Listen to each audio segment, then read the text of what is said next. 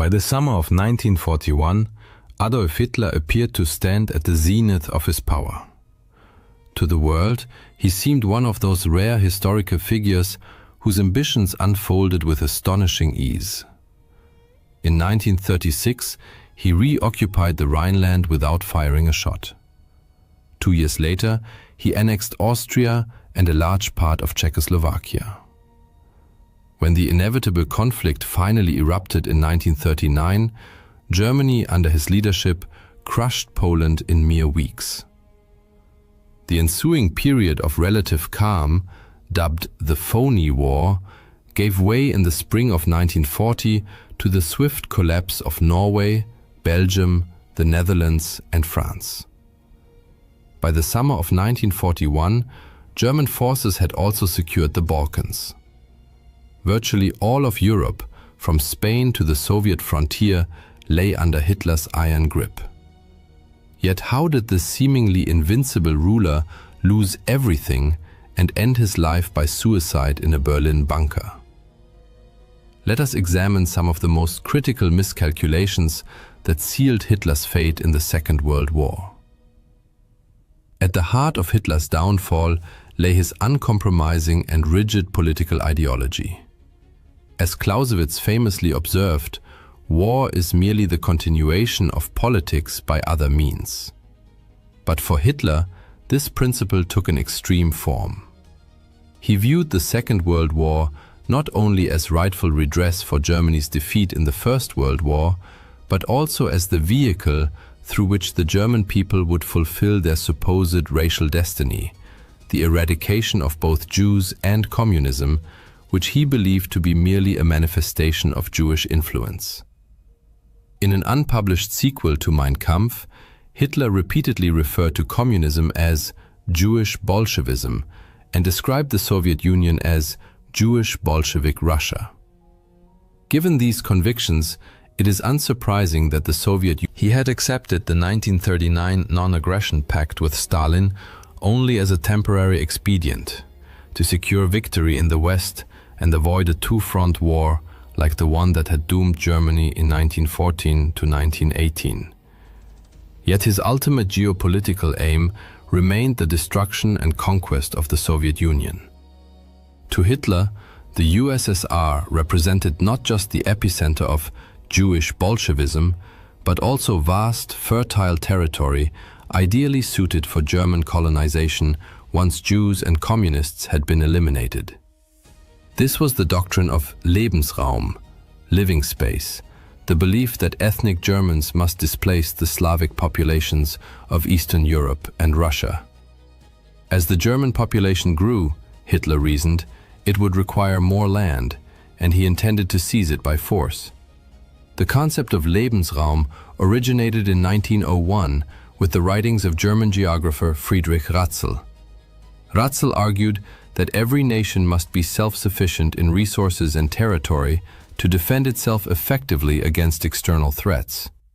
Influenced by Darwin's theory of natural selection, Ratzel and his followers believed nations were locked in perpetual struggle for survival, and only the fittest would expand and thrive.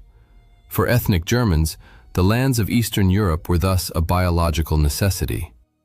The idea gained traction during the First World War, when Germany temporarily occupied large swaths of the East and established a military administration known as Ober-Ost. The indigenous peoples under Ober-Ost were treated as a reservoir of land and resources, while German culture was forcibly imposed upon them, a policy termed Kulturmission, cultural mission. The Treaty of Brest-Litovsk in early 1918 granted Germany vast territories far beyond Ober-Ost's original scope. But Germany's defeat later that year shattered these ambitions. Hitler never forgot this experience. He remained convinced that Germany's future Meta-Pause 6 2.0. Thus, rather than consolidating his gains at the height of his power, he deemed it imperative to invade the Soviet Union. For deeply ideological and historical reasons, he believed Nazi Germany and the Soviet Union could not coexist. One had to perish. This conviction led to his greatest strategic blunder, though far from his only one. The manner in which Hitler planned and executed Operation Barbarossa, the invasion of the Soviet Union, proved equally disastrous. He achieved total surprise when, on 22 June 1941, German artillery opened fire on unsuspecting Soviet troops. Yet, the timing itself was a critical error. Originally scheduled for May, the invasion was delayed until late June because Hitler had to intervene in the Balkans after his ally Benito Mussolini suffered humiliating defeats. Although the Balkan campaign succeeded, it cost him a precious month, a delay that would prove decisive. Initially, Barbarossa appeared a stunning success. German forces demonstrated their mastery of mobile warfare, encircling hundreds of thousands of Soviet soldiers in massive pockets. For a time, it seemed Hitler's vision of a lightning campaign across the vast Soviet plains might succeed as brilliantly as it had in Western Europe. Yet here, Hitler committed what may have been his most significant operational mistake. Instead of pressing forward toward Moscow, a drive that was advancing rapidly, he ordered the splitting of Army Group Center. He diverted key forces to reinforce Army Groups North and South, which were advancing toward Leningrad, now St. Petersburg, and Ukraine, respectively. On 21 August, he issued a directive prioritizing the capture of the Crimean Peninsula and Ukraine, economically vital regions, over the advance on the Soviet capital. His generals vehemently opposed the Meta-Pause, Sex 2.0. Though German troops continued to win battles, these were tactical victories that masked a strategic failure. When Hitler finally resumed the drive on Moscow in early October, he had already lost a crucial month. By early December, German units stood just 12 miles from the city. A reconnaissance patrol even reached within 5 miles. But this marked the high water mark of the German advance. On December 5th, the Soviets launched a massive counteroffensive that drove the overstretched and undersupplied German forces back 150 miles from the capital and industrial heartland of the USSR. By failing to take Moscow when he had the chance, Hitler ensured he would never do so, and that the Soviet Union would remain in the war. He ruthlessly dismissed any general who dared suggest tactical retreat during this critical phase. Others, fearing dismissal or worse, ceased to challenge his decisions, no matter how irrational. Consequently, Hitler assumed ever greater personal control over the German military, making himself responsible for an expanding array of operational choices. This centralization of command was another fatal error, one whose consequences became starkly evident the following year. Although the German army suffered its first major defeat in late 1941, it was far from exhausted by early one. With his declaration of war against the United States in December 1941, Hitler now faced the very scenario that had destroyed Imperial Germany, a two-front war. Victory over the Soviet Union thus became more urgent than ever. Yet, instead of renewing a full-scale assault on Moscow, Hitler again fixated on the southern front.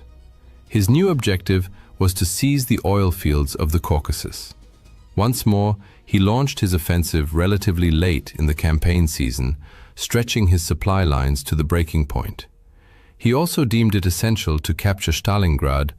Given the city's name, both Hitler and Stalin imbued it with outsized political symbolism.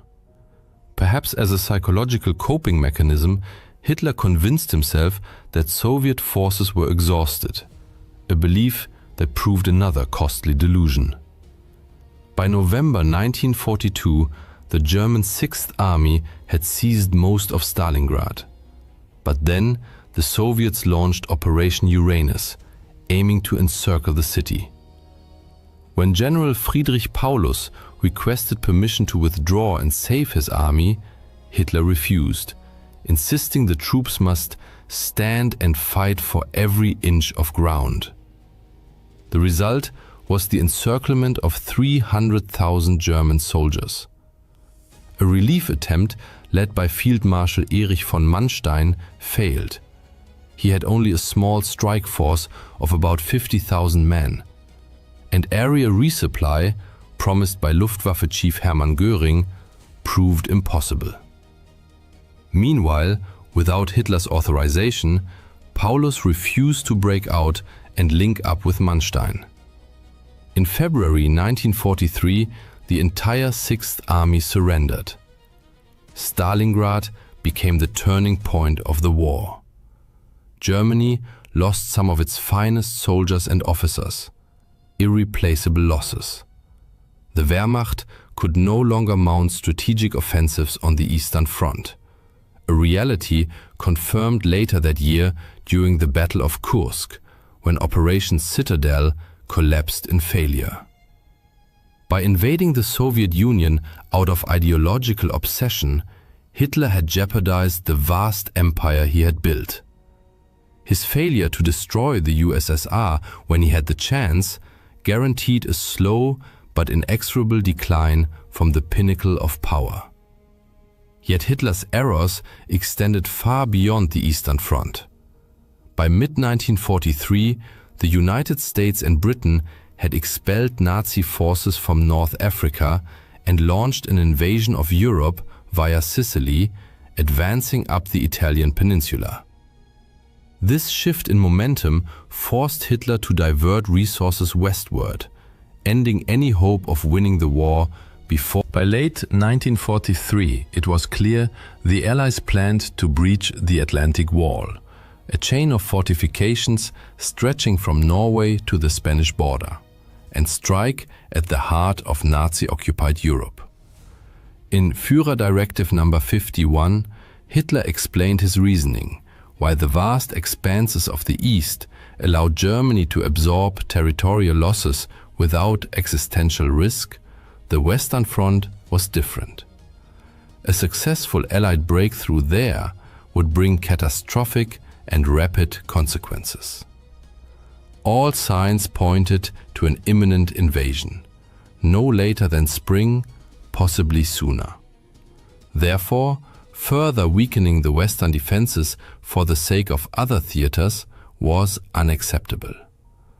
Reinforcements were ordered, especially in areas deemed critical for launching long-range attacks against Britain, precisely where Hitler believed the decisive battle would unfold. By this stage, despite worsening military realities, Hitler's confidence in his own military genius had only grown. He continued to centralize command, a tendency that inadvertently aided Allied deception efforts. The command structure of German forces in the West was paradoxically fragmented. Not all armored units answered to the theater commander, Field Marshal Gerd von Rundstedt. Some belonged to Panzergroup West, led by General Leo Geier von Schweppenburg, who, though nominally subordinate to Rundstedt, also reported directly to Hitler. Thus, any deployment of the feared panzer divisions required Hitler's personal approval. The Allies understood that if they could deceive Hitler about the true invasion site, half their battle would be won. The confused command structure on the Western Front only reinforced this strategy.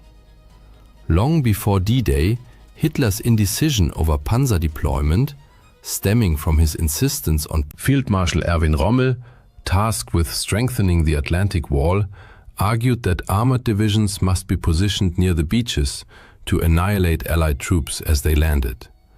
Rundstedt disagreed, favoring a more flexible reserve strategy. When Rommel bypassed Rundstedt and appealed directly to Hitler, the Führer, unwilling to choose, attempted to please both. Rommel received 3 panzer divisions, 4 remained under Panzer Group West, and 3 were assigned to Army Group G, south of the Loire, also under Rundstedt's nominal command. As a result, on D-Day, Germany's best mobile forces were disastrously dispersed, with some stationed far from the invasion zone in a sector of negligible strategic importance. This was not Hitler's only blunder during the Normandy campaign. Allied deception operations, most notably Operation Fortitude, exploited the very logic outlined in Hitler's Directive Number 51. Since only a few locations offered viable conditions for a large-scale amphibious landing, the Allies focused their deception on convincing Hitler that the main invasion would come at the Pas de Calais, not Normandy. And Hitler, blinded by ideology and overconfidence, fell for it.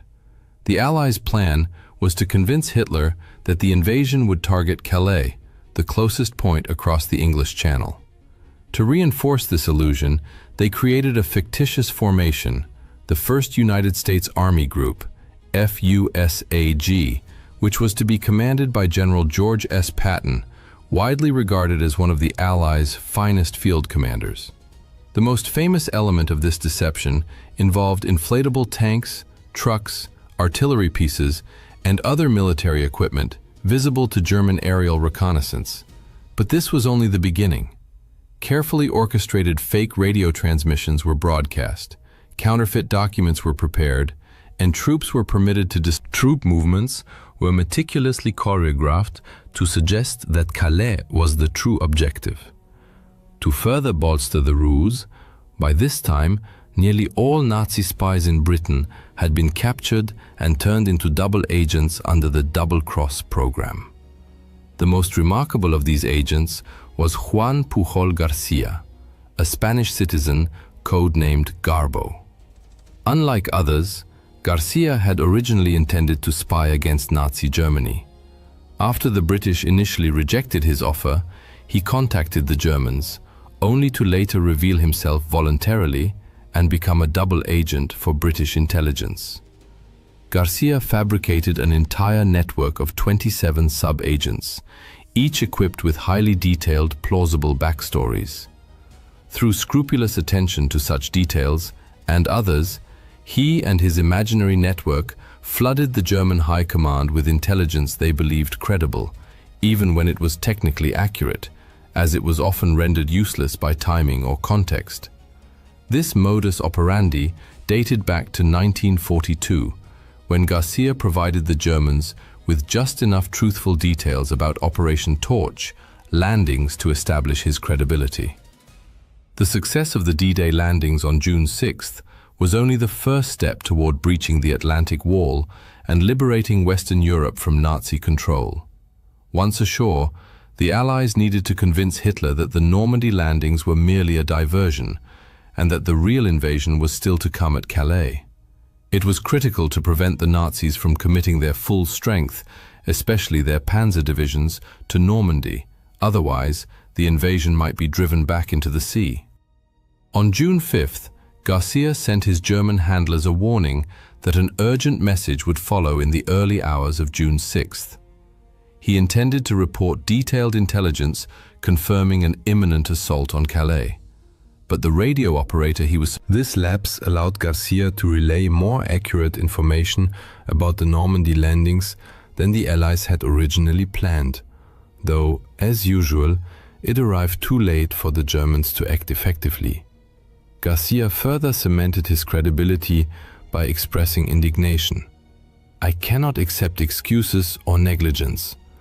Were it not for my ideals, I would abandon this work." Then, on June 9th, he informed the German High Command that the true invasion was still pending at Calais, backing his claim with forged documents that purported to reveal the elaborate structure of the FUSAG-led invasion plan under Patton. For Hitler, who had long believed Calais was the most likely invasion site, these reports were especially persuasive, as they appeared to validate his own military judgment. Field Marshal von Rundstedt was equally deceived. As a result, only a handful of tanks were deployed against the Allies during the critical early phase of Operation Overlord. On 29 July, nearly 2 months after D-Day, Hitler awarded Garcia the Iron Cross for his exceptional service to Germany. Even in August, numerous German forces, including 2 panzer divisions and 19 infantry divisions, remained stationed at Calais, awaiting an invasion that would never come. By then, it was far too late for the Nazis to push the Allies back into the Channel. Hitler's unwarranted self-confidence as a military leader and the chaotic command structure that reflected it cost him the chance to prevent the Allies from breaking through the Atlantic Wall and opening a 2-front war. Ironically, Hitler had been right about one thing. His earlier warning in Führer Directive No. 51 had come true. Yet his last gamble, the Battle of the Bulge in December and January, ended in failure. Less than a year after D-Day, Hitler shot himself in his Berlin bunker as Soviet forces, whose invasion he had so confidently dismissed, closed in on his position. This trait may even drive their initial quest for power. Once in control, however, megalomania tends to intensify. In Hitler's case, the combination of an already unstable personality, a grandiose millenarian ideology, and absolute dictatorial authority created the perfect conditions for self-destructive decisions made without informed criticism. Competent subordinates feared speaking up, lest they be dismissed, or worse. Adolf Hitler was far from the only dictator, before or since, to exhibit this pattern of behavior. But he remains the most infamous, not only for the war and genocide he unleashed, but also for the catastrophic strategic blunders he made in waging it. In numerous instances, Hitler could have averted defeat by choosing differently, but time and again he chose wrongly. On June 22, 1941, in the early hours of the morning, German shells rained down on the Brest fortress, reducing barracks to rubble and cutting off radio communications. Red Army soldiers, emerging from clouds of dust and making their way into shattered bunkers, found themselves completely encircled, cut off from command and facing vastly superior enemy forces. Despite this, they fought with unwavering determination. While fortress defenders withstood relentless assaults from aircraft, artillery, and flamethrowers, Soviet civilians risked their lives to deliver ammunition, and nurses braved enemy fire to drag the wounded off the battlefield. Graffiti scrawled on the fortress walls, "I am dying, but I will not surrender," became a powerful symbol of their indomitable spirit and desperate resistance. In the months leading up to that tragic June of 1941, the Soviet Union appeared to be at peace with Nazi Germany. The two powers had signed the Molotov-Ribbentrop Pact in August 1939. Secret protocols of this agreement stipulated the division of Eastern Europe between them, while the public non-aggression clause allowed Germany to focus its military efforts on its Western allies. For Stalin, the pact was a calculated strategic move.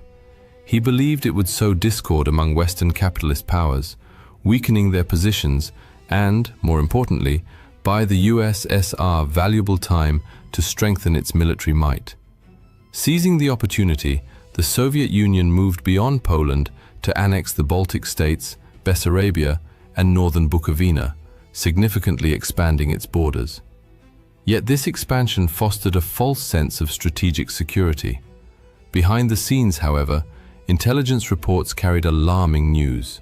Soviet agents, border guards, and even foreign diplomats warned of growing German troop concentrations along the western frontier.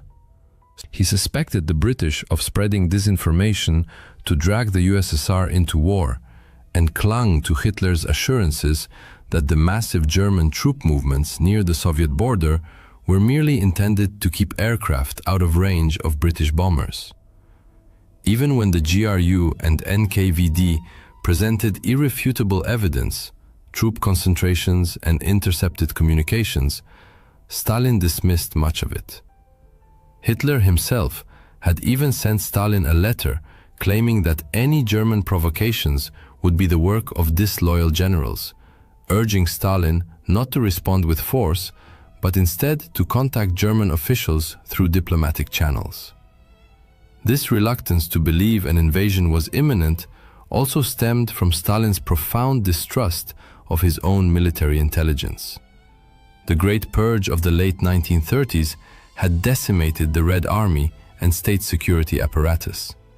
Thousands of experienced officers, including most of the high command, had been dismissed, imprisoned, or executed. By 1941, a staggering 75% of Red Army officers had held their posts for less than a year. Experience had been replaced by obedience and fear, as a cautious and disoriented military hierarchy hesitated to deliver unwelcome news that might anger Stalin. Compounding these issues were serious flaws in Soviet deployment.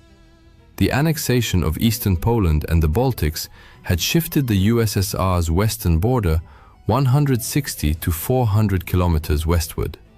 Many fortifications along the old border were now obsolete, while Soviet divisions stationed in newly occupied territories were dangerously exposed. Airfields, barracks, and command centers lay vulnerable to immediate attack, as construction of new defensive positions had been delayed or cancelled altogether. Worse still, the Red Army lacked a deep defense system. Rather than deploying forces in echelons, with successive fallback lines and strategic reserves, many Soviet units were This meant that any German breakthrough of the initial defensive line would encounter little resistance beyond it. These defensive shortcomings were not taken seriously, largely due to prevailing Soviet military doctrine at the time. The Red Army in 1941 was structured primarily for offensive operations, reflecting the belief that any future war would involve subduing neighboring states. Much of this confidence stemmed from the USSR's vast tank inventory. The brand new T-34 and KV tanks were among the best in the world, but they constituted only a small fraction of Soviet armored forces. The overwhelming majority consisted of obsolete, mechanically unreliable models like the T-26 and BT series. Thousands of these tanks were rendered inoperable due to a lack of radios, spare parts, recovery vehicles, and trained mechanics. Numerical superiority meant little without logistics or a robust support network. The Soviet Air Force faced similar problems. On paper, Stalin's air fleet was the largest in the world, but this quantitative edge masked serious qualitative weaknesses. The backbone of its fighter force consisted of outdated Polikarpov 115, Chaika, and 116, Ishak aircraft. Though effective in the Spanish Civil War and against the Japanese at Khalkhin Gol, they were now outclassed by the Luftwaffe's Messerschmitt Bf-109s. At dawn on June 22, 1941, as the first rays of sunlight broke over the horizon, the illusion of peace shattered amidst the thunder of war. Without warning, across a staggering 2,900-kilometer front, the Wehrmacht unleashed its full might against Soviet positions. Artillery barrages shook the earth, while wave after wave of Luftwaffe bombers filled the skies, crossing the border in relentless formations. Airfields, barracks, and supply. On that fateful day, the Soviet Air Force suffered catastrophic losses. Between 1,800 and 2,000 aircraft destroyed, many while still on the ground, never given a chance to take off. One pilot later recalled, "I pulled back the tent flap and saw planes with German crosses strafing our tents. Everyone rushed out and saw the dead and wounded in the neighboring tents. I threw on my flight suit, grabbed my logbook, and ran toward the hangar. The alert aircraft, neatly lined up, were already burning. The Red Army was caught completely off guard. Border units, lacking proper preparation or retreat plans, became easy prey. Communications collapsed within the first hours, leaving headquarters scrambling to grasp the situation, let alone respond effectively. Entire divisions lost command, or were encircled before they could even assemble. In the Kremlin, an ominous silence reigned. For nearly half a day, Stalin issued no official orders. Despite numerous warnings, his anti-capitalist paranoia, skillfully exploited by Hitler, led him to believe reports of German attacks were provocations designed to sabotage the Molotov-Ribbentrop Pact. On the front lines, initiative among officers was paralyzed. Years of purges had left the officer corps cautious and fragmented, unwilling to act without explicit directives from above. As the invasion deepened into Soviet territory, commanders faced an agonizing dilemma: resist or wait for confirmation. General Rodion Malinovsky later recalled asking, "Can we open fire if the enemy invades our territory?" The reply, "Do not succumb to provocations and do not open fire." Yet even amid the chaos, pockets of Soviet resistance flared. One of the first serious obstacles for the Germans, Germany's 45th Infantry Division, expected to capture the complex within hours, but instead became mired in brutal close-quarters fighting, cut off from command and deprived of clear orders. The fortress defenders, turning its ruins into a labyrinth of improvised strongpoints, were joined by nurses and civilians. With no hope of reinforcement, they heroically held out for 8 days against artillery, flamethrowers, and airstrikes. Further north, in Lithuania, the Soviet 2nd Tank Division launched a desperate counterattack against the German 6th Panzer Division east of Raseiniai. Most Soviet tanks were quickly destroyed, but some heavy KV-2s inflicted significant damage on lighter German panzers. In one notable episode, a single KV-2 cut off a critical German supply route, holding it for nearly 2 days. Its crew withstood everything, from anti-tank guns and artillery to satchel charges, before the tank was finally disabled. Though isolated, this action proved that, when properly employed, Soviet armor could outmatch the Germans tactically. Back in the Kremlin, the silence persisted.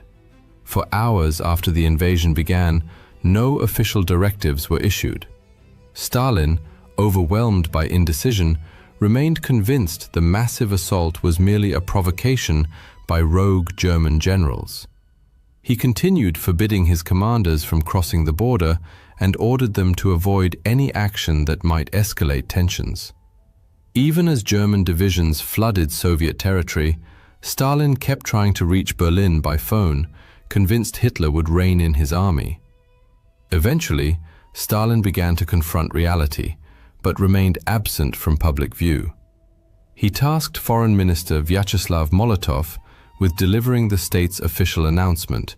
In a radio address on the afternoon of 22nd June, Molotov declared that the next day, Stalin quietly convened the Politburo and issued his first concrete orders: the creation of the Stavka, the general headquarters, under Marshal Semyon Timoshenko.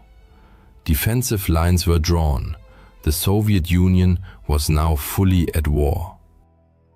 In the weeks that followed, the Soviet Western Front desperately tried to halt the German blitzkrieg, but the Red Army's disorganized defense nearly led to total collapse. Massive encirclements at Bialystok and Minsk trapped 4 entire armies. By July 9th, over 341,000 Soviet troops had been killed, gone missing, or taken prisoner. Material losses included thousands of tanks, artillery pieces, and aircraft. The situation in the south was no better. By early August, German and Romanian forces had advanced deep into Ukraine, reaching the Dnieper River and trapping 2 more Soviet armies in the Uman pocket. By early August, the situation along the Eastern Front remained dire. Behind the front lines, where the Luftwaffe reigned supreme, Soviet infrastructure suffered relentless bombardment. Factories, supply depots, and critical transportation hubs were devastated by continuous air raids. The few surviving rail lines became clogged with retreating troops, streams of refugees, and broken-down equipment, creating unimaginable chaos. Ammunition depots and airfields under enemy fire had to be abandoned in haste. The scale of the catastrophe forced the Soviet state to launch an unprecedented emergency operation. Key industrial plants were dismantled and evacuated eastward by rail. Even under constant German air attacks, the Soviets managed to relocate their industry beyond the reach of advancing troops. The increased distance from the front lines gave Soviet factories the breathing room needed to ramp up production of vital war material, ammunition, vehicles, and aircraft. In the Kremlin, Soviet leadership gradually, after 10 days of public silence, Stalin finally addressed the nation by radio on the 3rd of July. Gone was the language of diplomacy. Abandoning his formal tone as General Secretary, he called on citizens to defend the motherland, form partisan detachments behind enemy lines, and prepare for a long, brutal war. A month later, Stalin quietly assumed the role of Supreme Commander-in-Chief. As the Red Army began achieving more successes on the battlefield, Stalin's public profile grew. As Supreme Commander, he placed the defense of the entire USSR squarely on his shoulders. By mid-July, the Red Army was exhausted and bleeding, but not broken. As German forces advanced toward Moscow, the Soviets managed to stabilize the front enough to halt their advance near Smolensk. From early July, Marshal Timoshenko threw every available resource into stopping the German breakthrough. By month's end, Army Group Center succeeded in encircling the city and several Soviet field armies, but at a heavy cost. Not only did significant numbers of troops from the 19th and 20th armies break through back to Soviet lines, but the delay disrupted the German timetable for Operation Barbarossa, further straining their already fragile logistics. By late August, the Red Army was ready to strike back. West of Smolensk, Soviet forces under General Georgy Zhukov launched a successful counteroffensive near the town of Yelnya. Though costly and of limited strategic value, the operation provided a crucial morale boost. It marked the first time Soviet troops had forced the Germans into retreat. While major battles raged along the main front, resistance also began to coalesce in occupied territories. In the forests and villages of Belarus, Ukraine, and Western Russia, isolated soldiers, political officers, armed with little more than determination and minimal support, these early partisan units sabotaged railways, ambushed convoys, and carried out assassinations before vanishing back into the woods. By late summer, coordination with the NKVD improved, and partisan detachments became more structured and integrated into broader NKVD operations. Though they couldn't stop the German advance, their actions forced the Wehrmacht and SS to divert precious resources to secure rear areas, further straining German supply lines. Meanwhile, other branches of Soviet intelligence worked quietly in the shadows. Cryptanalysts of the NKVD under Sergei Tolstov successfully decrypted Japanese diplomatic communications, leading Soviet leadership to conclude that Japan would not attack the USSR. Meanwhile, Red Army codebreakers began intercepting messages exchanged between the Romanian High Command and General Erich von Manstein's forces in Ukraine, providing a broader understanding of the strategic situation. By late summer 1941, frontline Soviet commanders reported an unexpected shift in German activity. Armored units that had been advancing directly toward Moscow were diverting north and south. The Soviet High Command realized the Germans were no longer focused solely on the Central Front. In the south, Red Army commanders warned of a massive buildup of enemy forces targeting Kiev, but Stalin refused to authorize a retreat.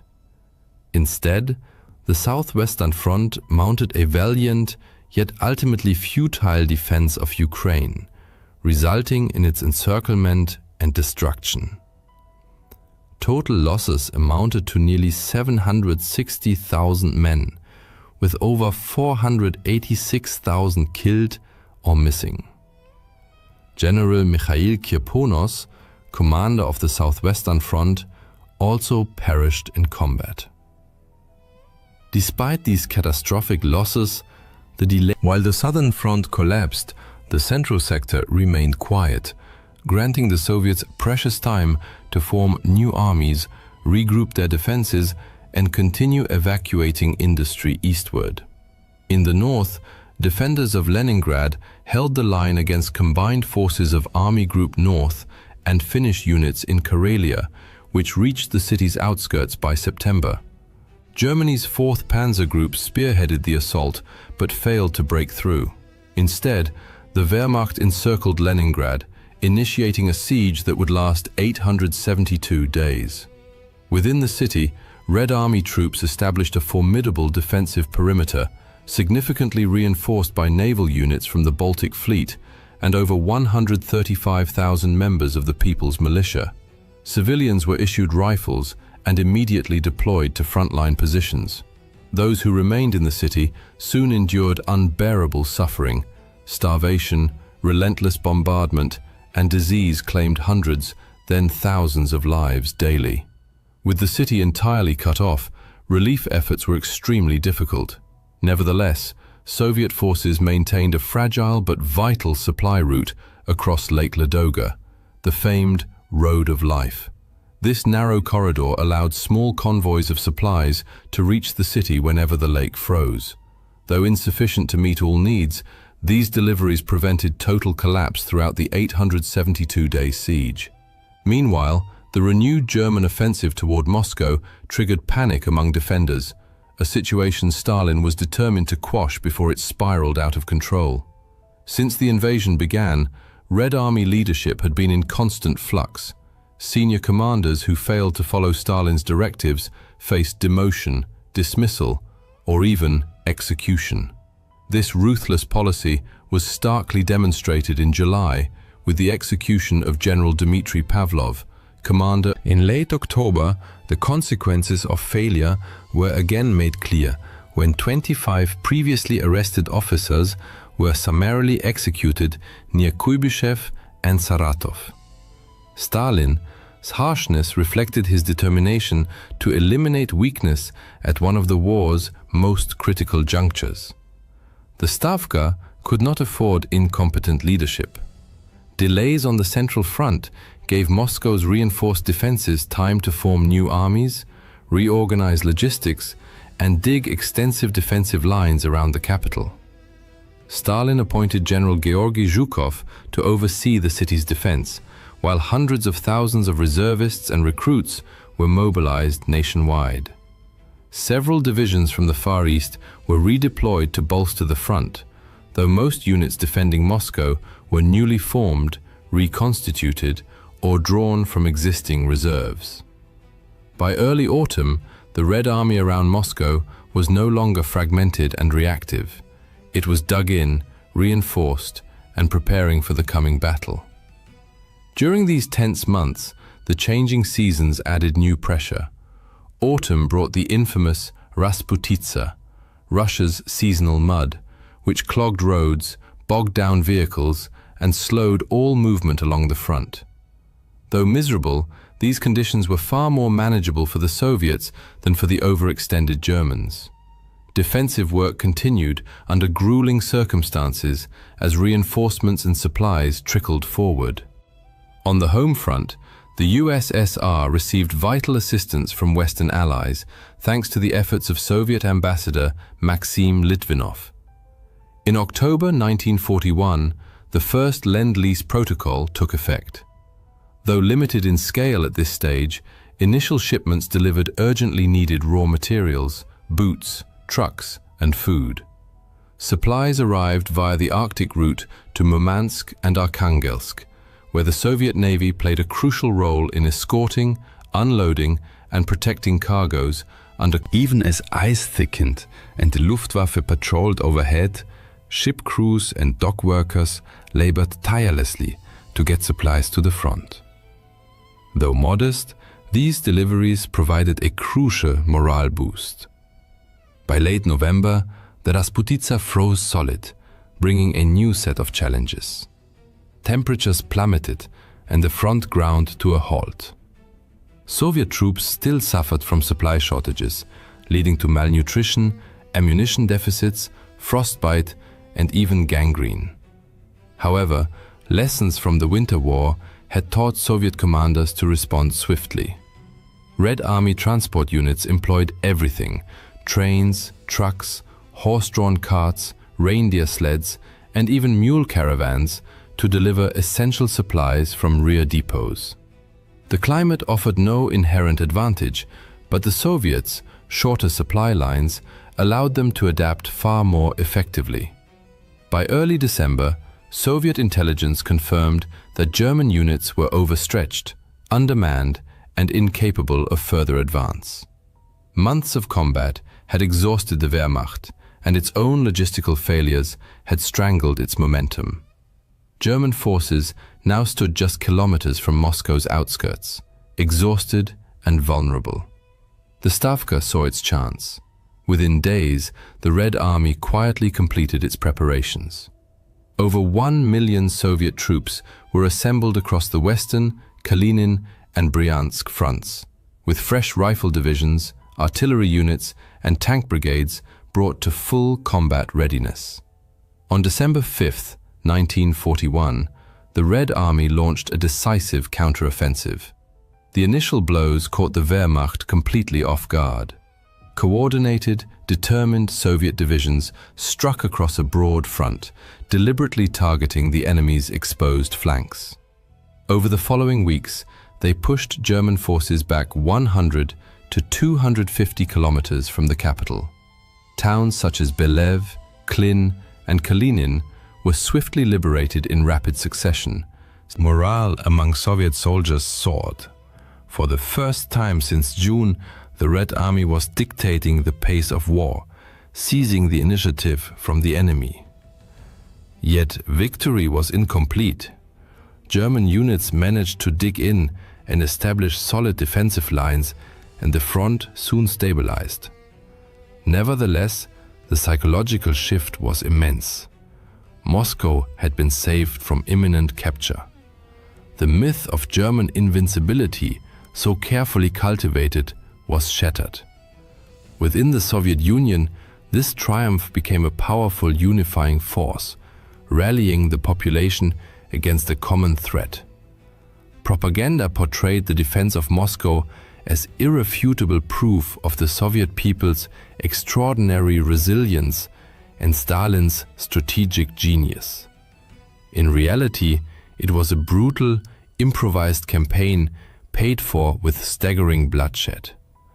Since June, the Red Army had suffered over 4.5 million casualties, including 2.3 million soldiers captured and condemned to horrific fates in German POW camps. The price of survival was truly incomprehensible. Yet, against all expectations and predictions, Operation Barbarossa had failed. Moscow still stood, unconquered and defiant. The Red Army, having withstood the fiercest onslaught in modern history, had weathered the storm and altered the course of the war. On the 6th of August 1945, at 8:01 a.m., the world was shaken by an explosion that, in mere seconds, claimed the lives of countless Japanese civilians. That morning became one of the most tragic and harrowing moments in the history of the land of the rising sun. People were heading to work as usual, children were on their way to school, and everyday life bustled through the streets and homes. Suddenly, however, an object appeared in the sky, only to crash to the ground moments later, triggering a colossal explosion. Thick smoke filled the air, a massive fireball engulfed everything, and destruction stretched as far as the eye could see. For an instant, it seemed as if the sun itself had descended upon the earth. At the epicenter of this horrific event, temperatures soared to between 3,000 and 4,000 degrees Celsius.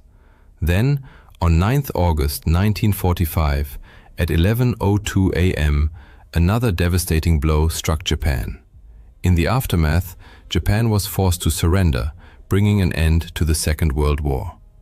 Thus, humanity encountered for the first time the terrifying destructive power of the atomic bomb, and witnessed the horrifying conclusion of the deadliest conflict in human history. This global war itself had roots in the First World War, raising critical questions.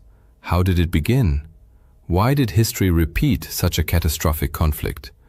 Why is Adolf Hitler widely regarded as the chief instigator of the Second World War? How did Hitler, Nazi ideology, precipitate such a global disaster? And why did the League of Nations, established precisely to preserve world peace, suffer such a catastrophic failure? Known also as the Global War, the Second World War unfolded on an unprecedented scale, drawing in all the world's major powers. Like the First World War, it split the globe into two opposing camps. But whereas the earlier conflict pitted the Allies against the Central Powers, this one, the war was described as total, largely because it involved civilian populations directly. Previously, non-combatants were typically spared from active hostilities, but this conflict showed no mercy. Civilians contributed extensively to national war efforts, leading governments to view ordinary citizens as integral parts of their military machinery. Armies ruthlessly bombed homes, hospitals, shelters, and public spaces to eliminate those supporting the war effort. Every nation mobilized all available resources: economic, industrial, scientific, aerial, and ground forces against its enemies. Historians disagree on the exact start date. Some cite September 1st, 1939, while others point to the outbreak of the Second Sino-Japanese War in 1937. The conflict ended with the atomic bombings of August 1945 and Japan's formal surrender. An estimated 60 to 80 million people perished, including roughly 50 million civilians and 25 million military personnel, making it the deadliest war in human history. The world divided into two major alliances. The Allies included the United Kingdom, France, the United States, the Soviet Union, China, Poland, Yugoslavia, and Greece. The Axis powers comprised Germany, Italy, and Japan. Notably, Italy had fought alongside the Allies in the First World War, but switched sides due to post-war grievances. Before the First World War, Germany was a powerful, confident nation with a robust economy and formidable military, convinced of its inevitable victory. Yet the Allied powers, the Entente, decisively defeated the Central Powers, Germany, Austria-Hungary, and the Ottoman Empire. The victors imposed harsh terms, particularly on Germany. By late 1918, Germany was a shattered, partitioned state with no choice but to accept the Entente's demands. The war devastated its economy, impoverished it. Deep political, social, and economic upheavals followed. Society split along class lines, unemployment soared, disease spread, and many died of starvation. The government lacked both authority and funds, and foreign powers, especially France, seized key resources. The Treaty of Versailles, signed on 28 June 1919, formalized Germany's defeat with humiliating terms. France, sharing a border with Germany, pushed for the harshest penalties, massive reparations amounting to £6.6 billion, demilitarization of the Rhineland, and the War Guilt Clause, assigning sole blame to Germany. The Rhineland, a strategically vital buffer zone, was to remain permanently free of German troops. These conditions sparked widespread outrage among Germans, fostering a burning desire for revenge. The new Weimar Republic, having no alternative, signed the treaty, thereby earning public resentment and blame for the nation's suffering. As a result, Germany lost all its overseas colonies, 10% of its population, 13% of its territory, 75% of its iron ore, and 26% of its coal reserves. Meanwhile, the League of Nations, founded in 1919 to prevent future wars, proved ineffective. Lacking its own military and undermined by non-participation, the US never joined, and withdrawals, including Germany and the USSR, it failed to stop aggression. Its collapse became a key factor enabling the Second World War. Germany's post-war economic woes were compounded by reparations. Hyperinflation ensued, people needed wheelbarrows of banknotes to buy bread, children played with bundles of cash, and the currency became nearly worthless. In response, the US introduced the Dawes Plan in 1924, stabilizing the economy until 1928. But the 1929 Wall Street crash triggered a global depression. American aid ceased, delivering a double blow to Germany. By 1932, industrial output had dropped by 40%, and desperate citizens marched with signs reading, "Willing to do any work." Public trust in the Weimar government evaporated. Adolf Hitler exploited this chaos. Once an aspiring artist from an ordinary family, he rose by harnessing popular despair. Through charismatic speeches, mass rallies, and relentless propaganda, he promised to overturn the Versailles Treaty, restore Germany's glory, and exact revenge. His Nazi party gained massive support, and on the 30th of January 1933, President Hindenburg appointed him Chancellor. Hitler then pushed through the Enabling Act, granting him dictatorial powers and transforming Germany into a totalitarian state. He swiftly reshaped the nation, withdrew from the League of Nations in 1933, remilitarized the Rhineland in 1936, annexed Austria in 1938, the Anschluss, and occupied Czechoslovakia. To justify invading Poland on the 1st of September 1939, the Nazis staged a false flag attack using German soldiers dressed as Poles. Britain and France, bound by treaty to defend Poland, declared war on the 3rd of September, joined by Australia, New Zealand, South Africa, and Canada. Italy and Japan, though former Entente allies, now sided with Germany. Italy felt betrayed after the First World War, its territorial demands ignored, its economy worsened, fueling resentment toward the Allies. Initially, Hitler secured a non-aggression pact with the Soviet Union, agreeing to jointly invade and partition Poland. Both powers attacked in September 1939 and divided the country. Outraged, Britain and France rejected Hitler's subsequent peace overtures, ensuring the war's continuation. As Germany expanded westward, the Soviet Union also seized territory, occupying eastern Poland, then the Baltic states, Estonia, Latvia, Lithuania, and invading Finland. This aggression led to the USSR's expulsion from the League of Nations, further exposing the organization's impact. On the other hand, Hitler's ambition to seize ever more territory continued to grow, culminating in the German invasion of Denmark and Norway in April 1940. The primary objective was to secure iron ore supplies from Sweden, which the Allies were attempting to disrupt. In fact, The Allied powers had actively sought ways to halt these shipments, including plans to cut off the flow of Swedish iron ore to Germany, but their efforts failed. Germany swiftly overran both Denmark and Norway. This success, however, heightened German concerns about France's ongoing involvement in the war. Rather than launching a direct assault, Germany devised a strategy reminiscent of World War I, attacking France through Belgium. Italy, aligning itself with Germany, declared war on France on 10 June 1940. By 14 June, German and Italian forces had reached Paris, compelling France to surrender. Just 8 days later, France formally signed an armistice with Germany, acknowledging defeat.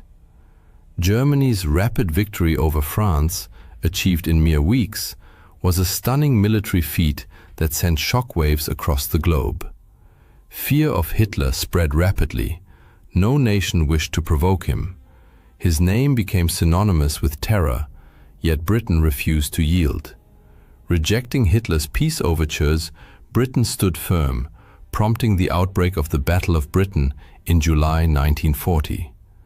The Royal Air Force proved formidable, engaging the Luftwaffe in intense aerial combat. Despite Germany's relentless bombing of British cities, Britain remained defiant. Meanwhile, Hungary, Slovakia and Romania joined the tripartite pact between Germany, Italy and Japan, significantly bolstering the Axis powers. Emboldened by this support, Italy invaded Greece. Britain intervened, successfully repelling Italian forces.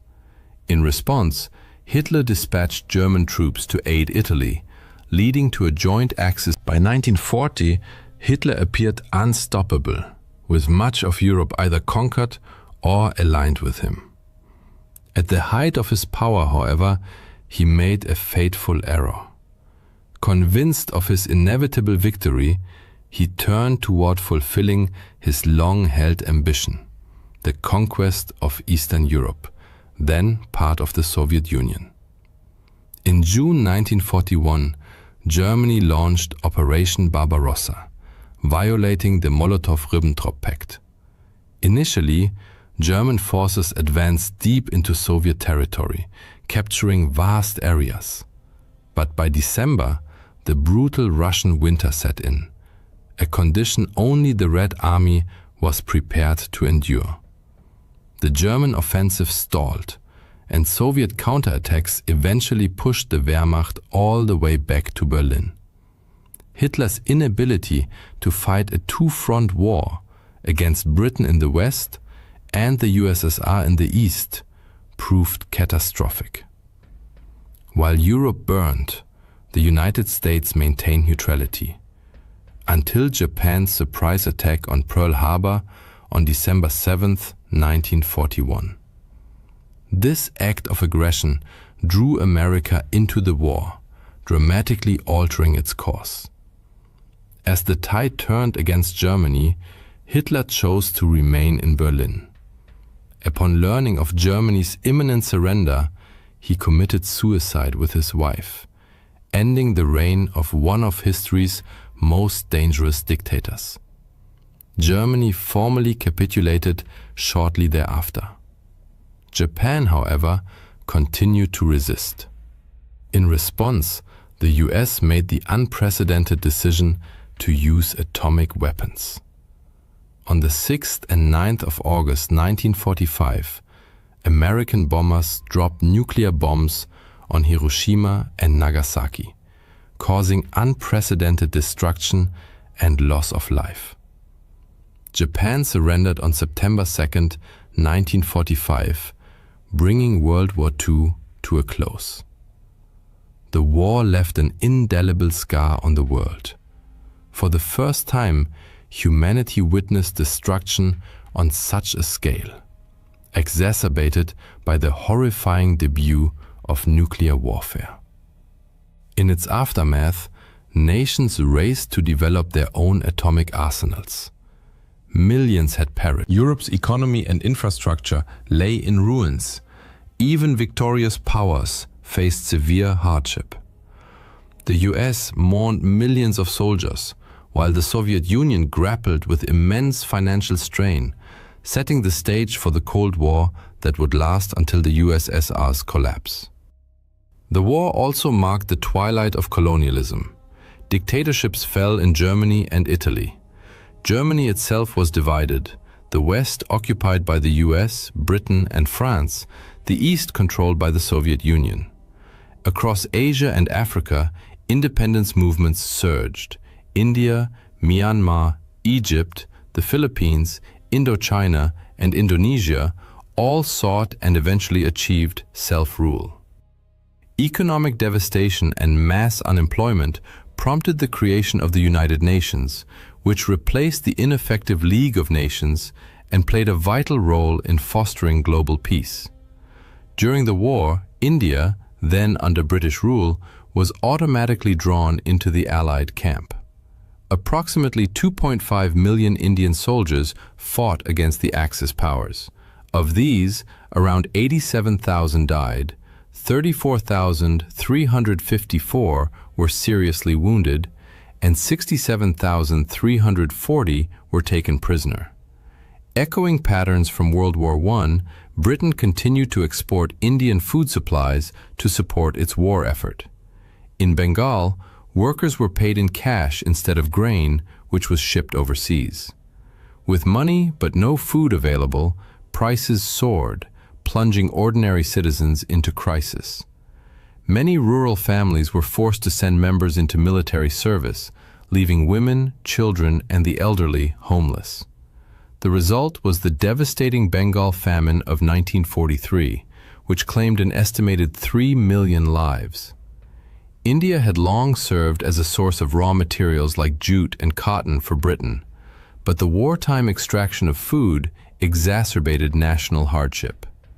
In the war's aftermath, the Quit India movement gained unstoppable momentum. Weakened by global conflict and unable to suppress mass resistance, Britain finally granted India independence in August 1947. World War II undoubtedly stands apart in the annals of human history as the largest and most destructive conflict ever waged. Like a merciless whirlwind, it swept across every continent, leaving behind millions of shattered lives and shaping the world we know today. But what caused this outcome? Why did the Allies prevail?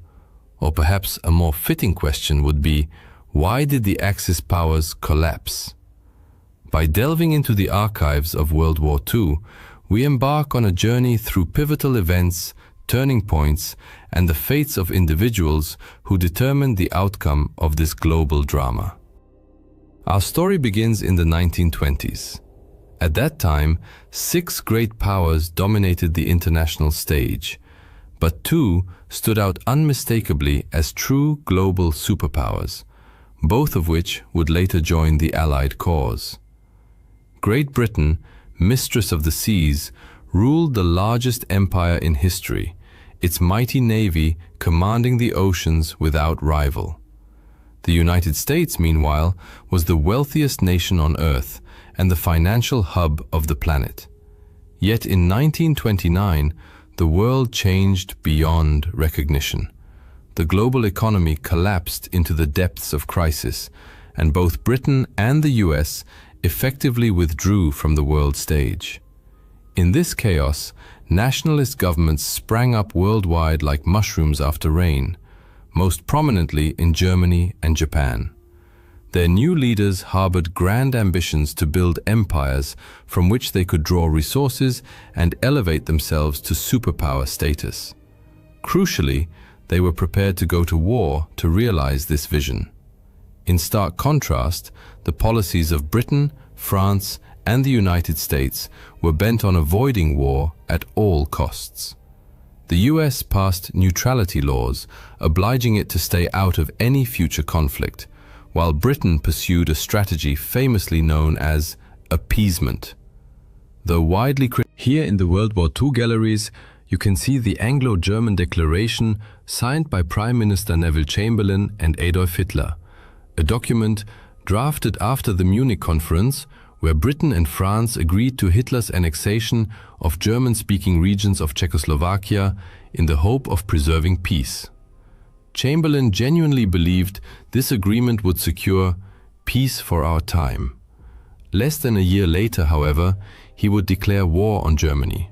This new era of conflict had actually begun in 1931, when Japan invaded Manchuria and soon became embroiled in a full-scale war with China. Japanese forces advanced rapidly, but the vastness of Chinese territory and fierce resistance denied them lasting control. By 1939, Japan's military resources were exhausted. During this time, Japanese troops committed countless atrocities against civilians they deemed racially inferior. Up to 20 million Chinese perished during World War II. Meanwhile, in Europe, Germany began rebuilding its military might and expanding its territory, first the Rhineland, then Austria, and in 1938, the Sudetenland. It was at this moment that Hitler signed the aforementioned Anglo-German Declaration, assuring the world his ambitions were satisfied. Yet the following year, he annexed the rest of Czechoslovakia, an act that proved decisive. Despite their military unpreparedness, Britain and France now pledged to defend Poland. When Germany invaded in September 1939, Europe was plunged into total war. Then, in a shocking turn, the Soviet Union joined forces with Germany to invade Poland from the east. Though communist Soviets and fascist Germans were ideological enemies, they temporarily set aside their differences in 1939 to 1940 to redraw the map of Europe. The Soviets occupied the Baltic states. Meanwhile, Germany captured Denmark and Norway before achieving one of the war's most stunning victories.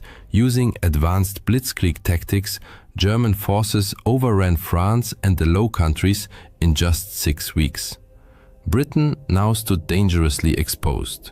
During the evacuation from Dunkirk, British troops escaped aboard small civilian vessels, but left behind nearly all their heavy equipment. It seemed the German war machine was unstoppable, and Britain stood alone, isolated and vulnerable. Yet this was not entirely true. Britain received crucial support from its empire and dominions, from the United States and from governments in exile based in London. Germany expected Britain to surrender, but to Hitler's dismay, the new British Prime Minister, Winston Churchill, resolved to fight on. Britain still held key defensive advantages: the English Channel as a vital barrier, the Royal Navy, though stretched thin, remained the world's largest, and the Royal Air Force possessed a sophisticated air defense network and modern fighter aircraft. Together, they kept Germany at bay and thwarted any invasion. Britain remained in the war. It was then that Germany, Japan, and Italy formalized their alliance, becoming the Axis powers. At that moment, their prospects appeared promising. Beneath the surface, however, serious problems festered. Italy's attempt to build a new Roman Empire in North Africa and the Balkans floundered. Its invasions of Greece and Egypt ended in failure. Germany's newly acquired European territories were blockaded by the Royal Navy, and critical supplies dwindled. In fact, Germany faced such severe shortages of food and oil that its pact with the Soviet Union was the only thing keeping it afloat. !@META, pause, sex, 2.0. Similarly, Japan's 1940 occupation of French Indochina, aimed at cutting off Chinese supply lines, triggered furious reactions from the United States, was already shaping the war's course. Japanese brutality in China had outraged American public opinion, shifting sentiment decisively. In response to Japan's move into Indochina, the US imposed an embargo on oil and steel exports.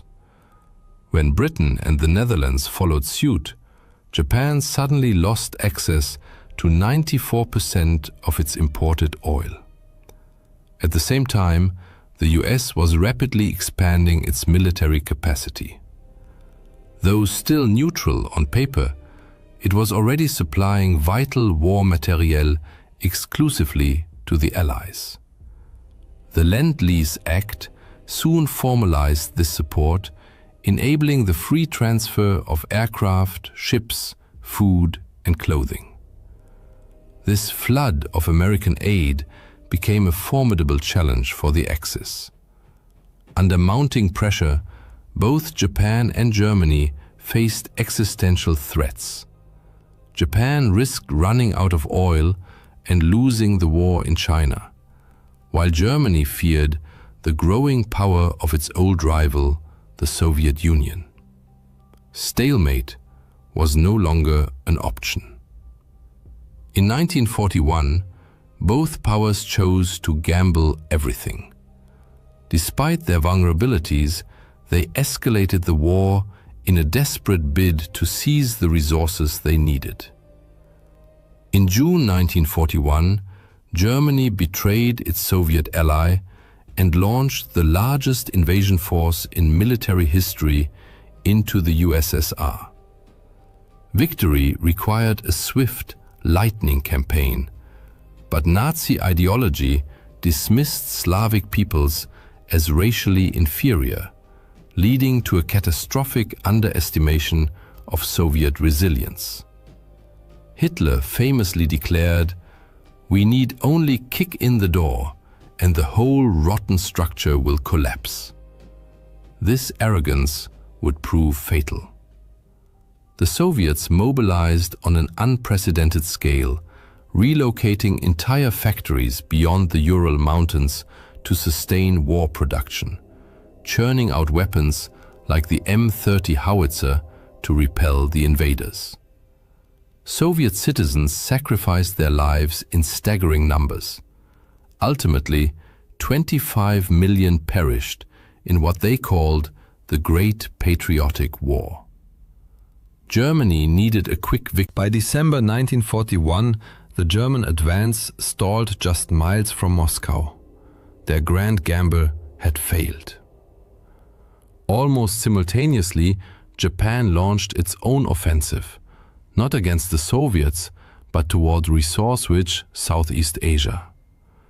Recognizing that such a move would inevitably draw the US into the war, Japan struck first, with a surprise attack on the US Pacific Fleet at Pearl Harbor.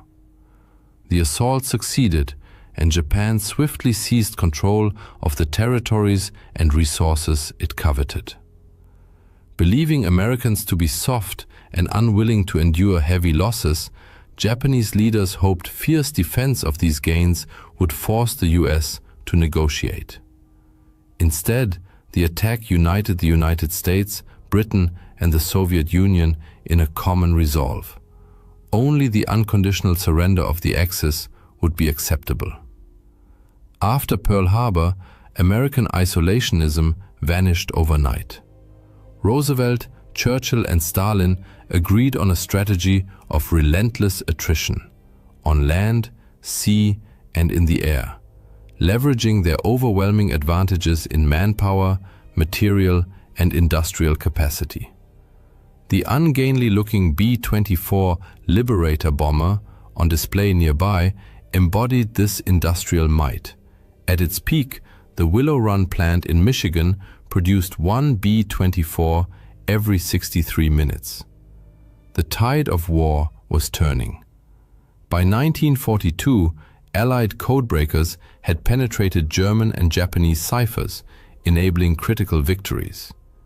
At the Battle of Midway, US aircraft sank 4 Japanese carriers, crippling Japan's offensive naval power. On the Eastern Front, Germany's last desperate push to capture the Caucasus oil fields was shattered at Stalingrad, the war's bloodiest battle, where Soviet forces encircled and annihilated an entire German army. The Axis had gambled on quick triumphs. Instead, they found themselves trapped in a war of attrition they could not win. Now the Allies set out to convert the so-called Battle of the Atlantic was not a single clash like Trafalgar, but a grueling, years-long struggle. Germany deployed U-boats to starve Britain into submission, sinking millions of tons of Allied shipping, losses that peaked in 1942 during what German submariners called their second happy time. But the Allies turned the tide. They replaced losses with mass-produced Liberty ships, 3 every 2 days at peak output, and refined convoy tactics with better naval escorts. Technological innovations followed. Long-range aircraft like the Liberator closed the Atlantic air gap. Sonar and radar tracked submarines, and weapons like the Hedgehog mortar destroyed them. By 1943, the Allies had decisively won the Battle of the Atlantic, tightening a noose of blockade around the Axis. As Japan tried to ferry resources from its new empire back to the home islands, American submarines and aircraft mercilessly hunted its convoys. Fuel shortages became critical, forcing Japan to shorten pilot training, a fatal flaw that left its aviators easy prey for better trained Allied crews. Allied forces now launched coordinated offensives, island hopping across the Pacific toward Japan, liberating Ukraine and knocking Italy out of the war. These advances brought them within striking distance of the Axis heartlands, enabling devastating air campaigns. British and American air forces subjected Nazi Germany to round-the-clock bombing, the RAF by night flattening urban centers, the US Army Air Forces by day precision striking industrial targets. Losses were heavy. Here you can see the tail section of a German Bf-110 night fighter flown by ace Heinz Wolfgang Schnaufer, who shot down 121 unescorted British bombers. Yet the bombing campaign forced Germany to disperse aircraft production across countless small factories, sacrificing efficiency. Luftwaffe fighters were lured into the air by decoy bomber formations, escort fighters. In this war of exhaustion, the Allies prevailed. American bombers also unleashed firestorms on Japan, using incendiary weapons to reduce entire cities to ashes. Hundreds of thousands of Axis civilians perished in these strategic bombing campaigns. 1944 also marked the peak of the Holocaust, the Nazi regime's monstrous campaign to exterminate Europe's Jews. 6 million Jews were starved, shot, or worked to death in a grotesque system that fed Germany's warped war economy. That summer, the Allies landed in Normandy on D-Day, beginning the liberation of Western Europe. Simultaneously, the Soviet Union launched Operation Bagration, a colossal offensive that shattered German forces in the east. Both campaigns succeeded spectacularly. The Allies not only outnumbered the Germans in troops and tanks, but also enjoyed superior logistics, supplying their armies with trucks, while the Axis still relied heavily on horse-drawn transport.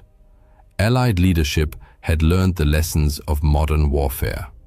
Early in the war, the Germans had empowered frontline commanders with significant autonomy, a doctrine that delivered stunning success in the 1940 campaign against France. For comparison, Stalin appointed himself Supreme Commander-in-Chief of the Soviet forces. His epaulets are displayed here. However, as the war progressed, Stalin increasingly trusted the counsel of his generals, a shift that led to improved military outcomes. Meanwhile, Hitler moved in the opposite direction. he became ever more convinced of his own strategic genius. "I walk the path dictated by Providence with the confidence of a sleepwalker," he declared. Hitler repeatedly denied his field commanders requests for strategic withdrawals, a policy that had catastrophic consequences for the German army. As a result, the Allies steadily gained ground. The war's outcome was essentially decided, yet the most striking manifestation of this refusal was the self-sacrifice of young Japanese pilots ordered to crash their explosives-laden aircraft into Allied naval vessels, a tactic known as kamikaze attacks. This relentless determination to fight to the death stemmed from a deep-seated belief that surrender was dishonorable. Consequently, suffering and bloodshed continued unabated. Adolf Hitler pinned his hopes on German Vergeltungswaffen, vengeance weapons, such as the Phi-1 rocket displayed here. He believed the destruction and civilian casualties inflicted by these weapons would terrorize Allied populations and compel their leaders to sue for peace. This, however, was a grave miscalculation. Vast resources diverted to Phi weapon production came at the expense of urgently needed tanks and fighter aircraft. Moreover, tens of thousands of forced laborers perished under horrific conditions in underground factories while building these weapons. In stark contrast, the Allies invested heavily in developing an entirely new, era-defining weapon of decisive impact, the atomic bomb. By May 1945, crushed between advancing forces from the east and west, Germany was forced to capitulate. Japan, however, fought on until the United States dropped atomic bombs on Hiroshima and Nagasaki, and the Soviet Union invaded Manchuria. It then became unmistakably clear that further resistance was futile. In August 1945, World War II ended in Allied victory. The Allies possessed overwhelming advantages in natural resources and population, fundamental pillars of total war. Yet this superiority alone did not guarantee victory. Through indomitable spirit and tenacious resistance, they overcame early setbacks to persevere.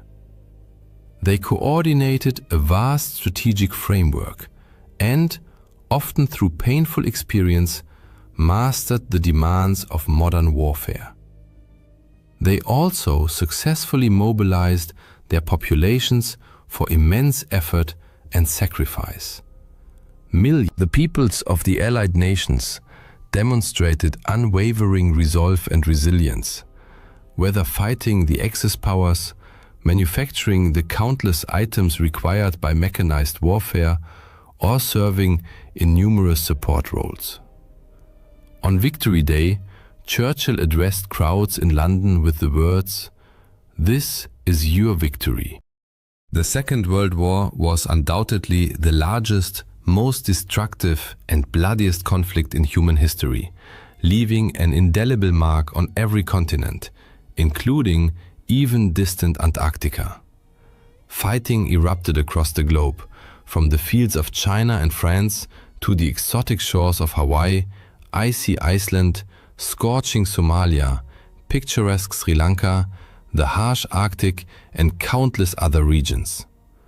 Warfare unfolded in trenches, on horseback, in the boundless skies, beneath ocean depths, and, for the first time in human history, even reached into outer space and involved nuclear weapons, forever transforming humanity's understanding of war. This global conflict radically reshaped the world order. Powerful European empires, British, French, Dutch, and others, never fully recovered from the blows they sustained.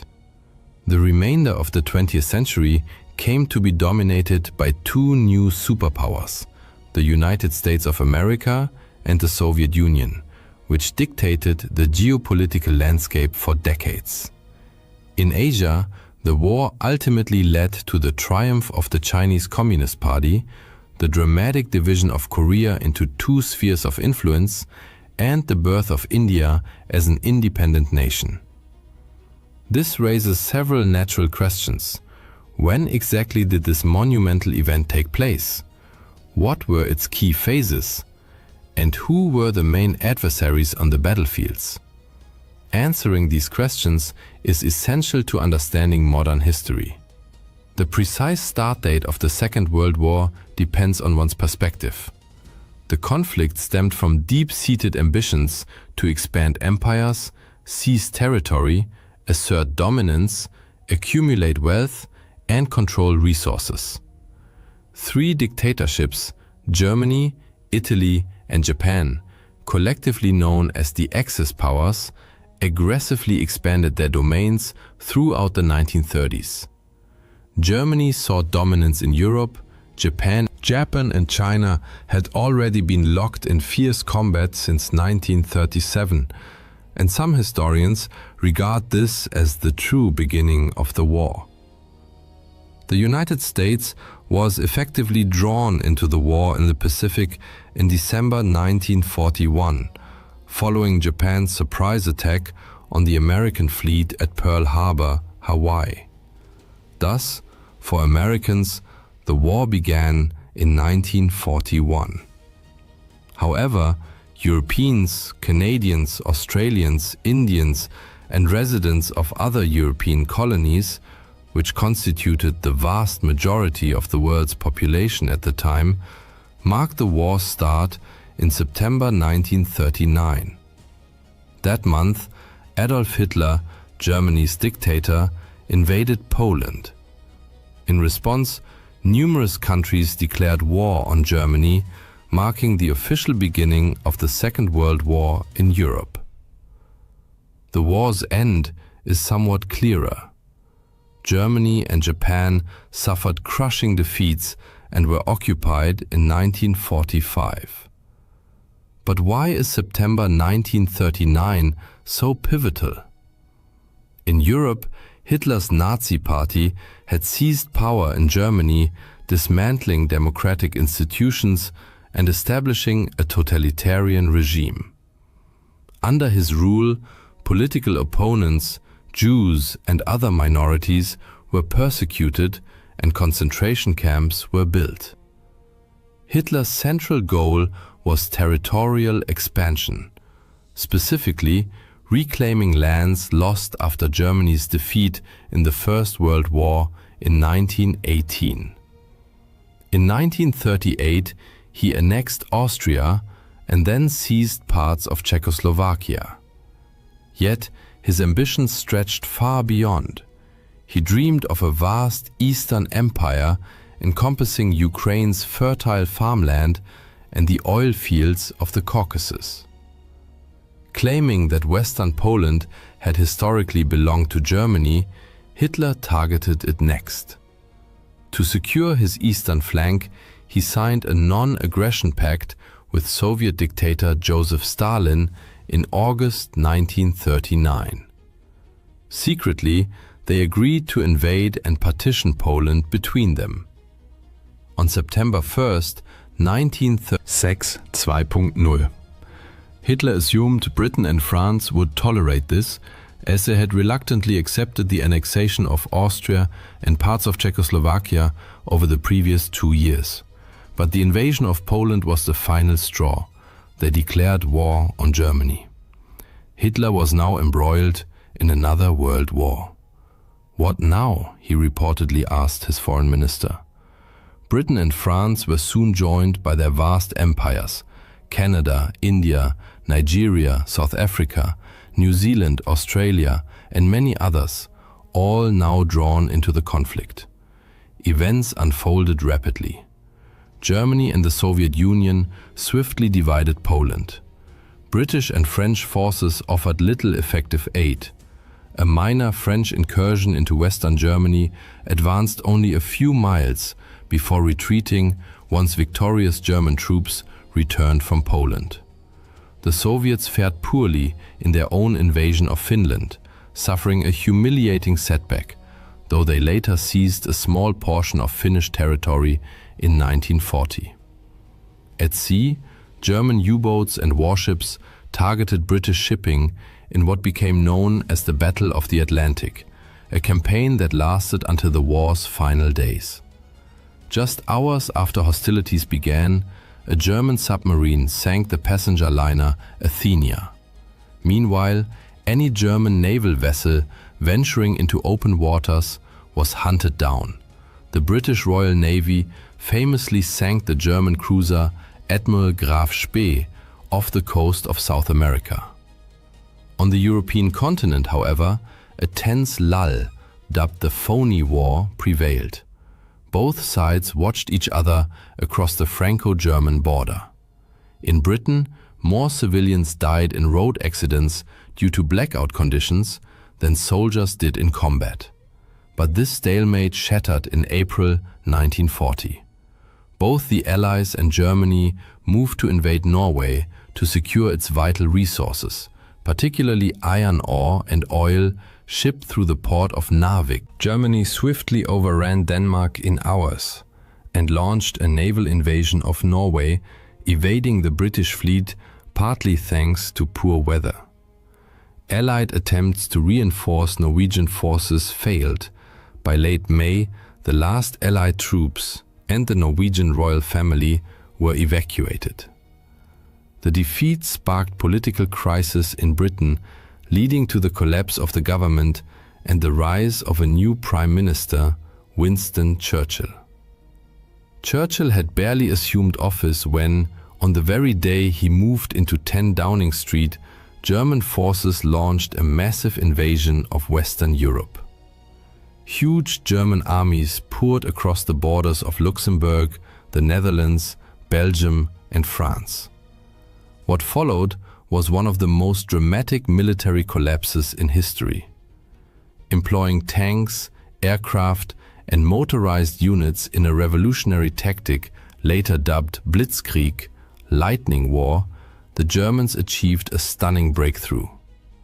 While Allied forces advanced into Belgium, expecting a repeat of the static trench warfare of World War I, the Germans struck unexpectedly through the Ardennes forest, a region most strategists considered impassable for large armored formations.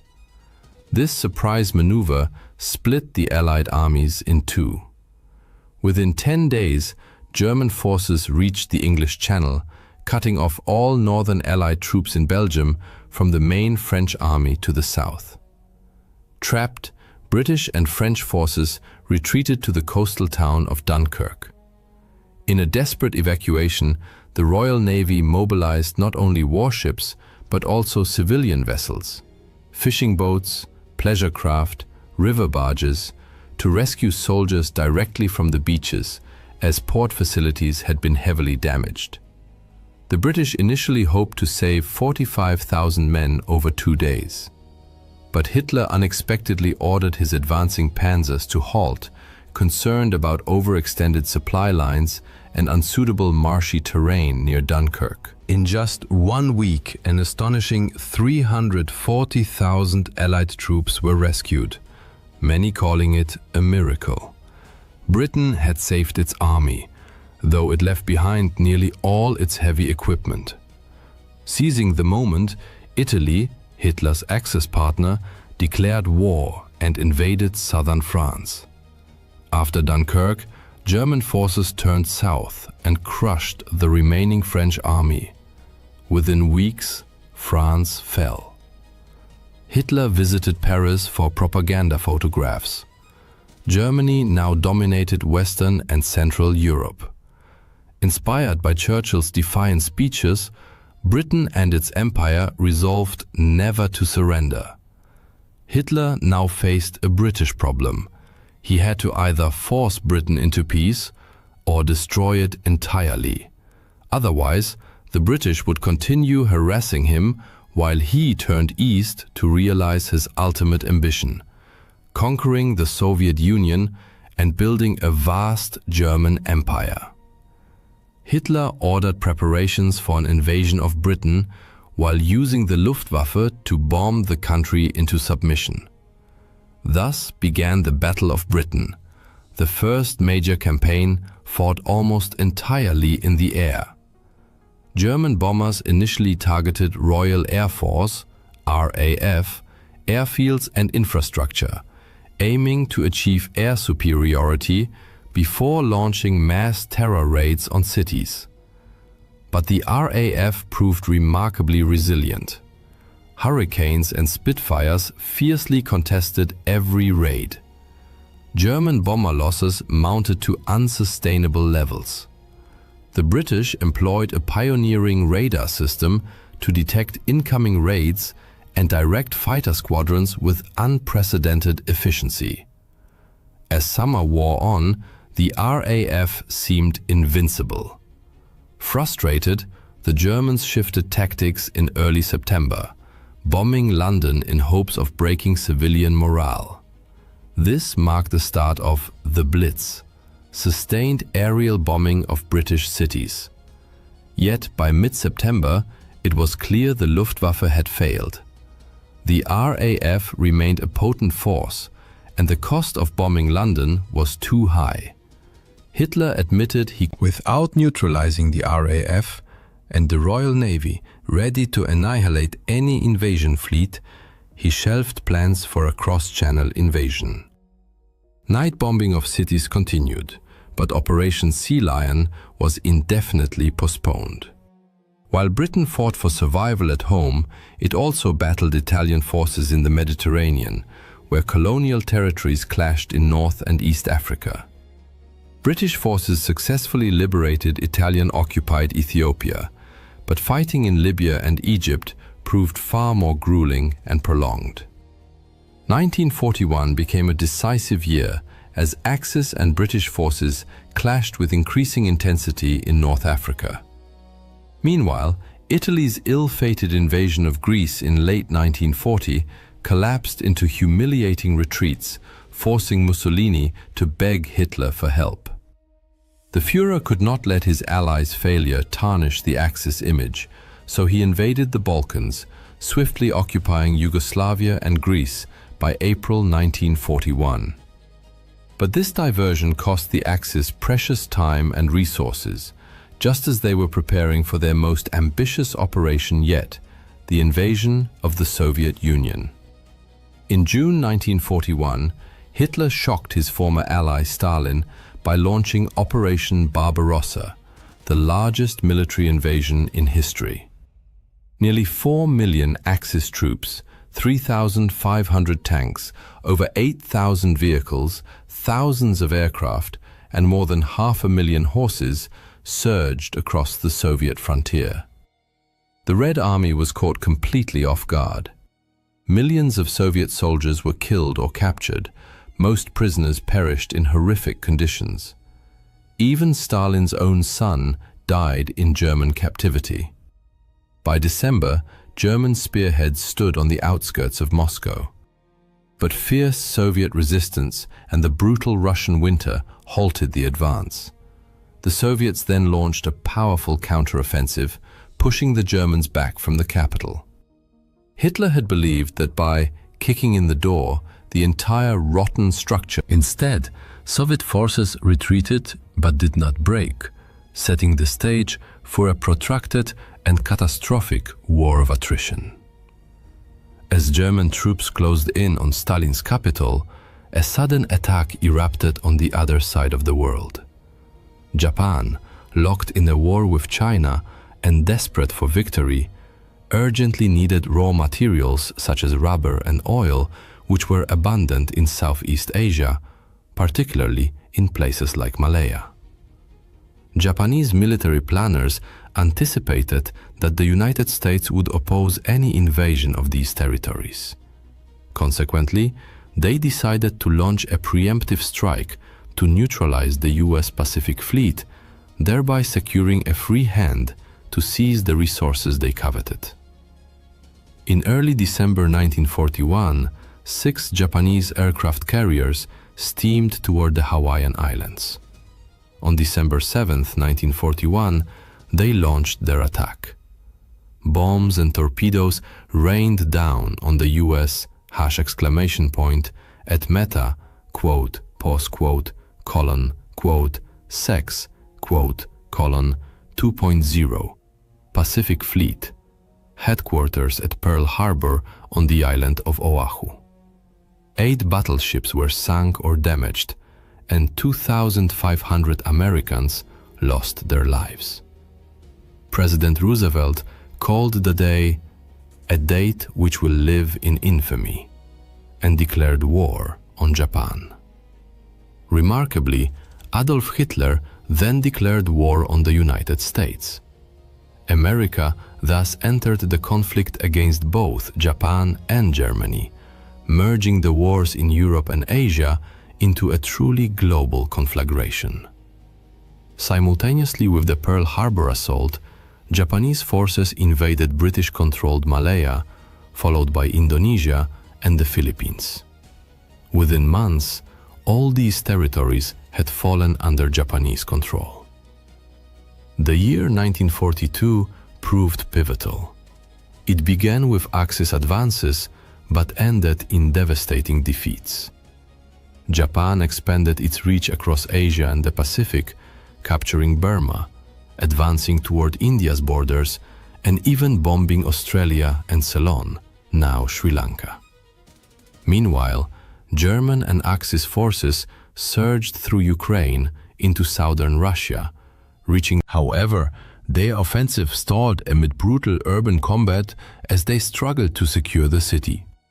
That same summer, Japan suffered a catastrophic naval defeat. Having broken Japanese naval codes, the Americans laid a trap near Midway Island. US carrier-based dive bombers sank 4 Japanese aircraft carriers, delivering a crippling blow to the core of Japan's naval power. The tide of war had turned. A similar shift occurred in North Africa. After a dramatic Axis advance deep into Egypt threatened Britain's entire Middle Eastern position, British forces counterattacked at El Alamein in October and pushed the Axis back, a turning point that began a long retreat. Days later, American troops made their first appearance in the European theater, joining British forces in landings in Morocco and Algeria. This move threatened to trap Axis forces between the advancing British army from Egypt and the new Allied front in the west. In November 1942, Soviet forces launched a massive counteroffensive against the Germans at Stalingrad. Within days, the German Sixth Army was encircled. Despite desperate resistance, the last remnants surrendered in February 1943, a crushing defeat for Nazi Germany. In 1943, the Allies intensified their aerial campaign over Europe. Night after night, fleets of bombers struck German cities and industrial centers. In a daring May raid, British bombers breached key dams in the Ruhr Valley, disrupting hydroelectric power and water supplies in Germany's industrial heartland. On the Eastern Front, Germany launched its final major offensive near Kursk. However, British intelligence, having decrypted German communications, provided Stalin with detailed intelligence.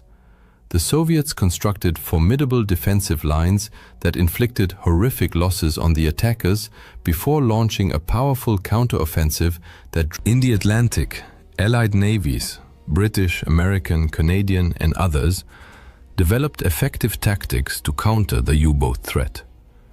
In a series of decisive engagements, they sank German submarines in such numbers that German admirals suspended all submarine operations.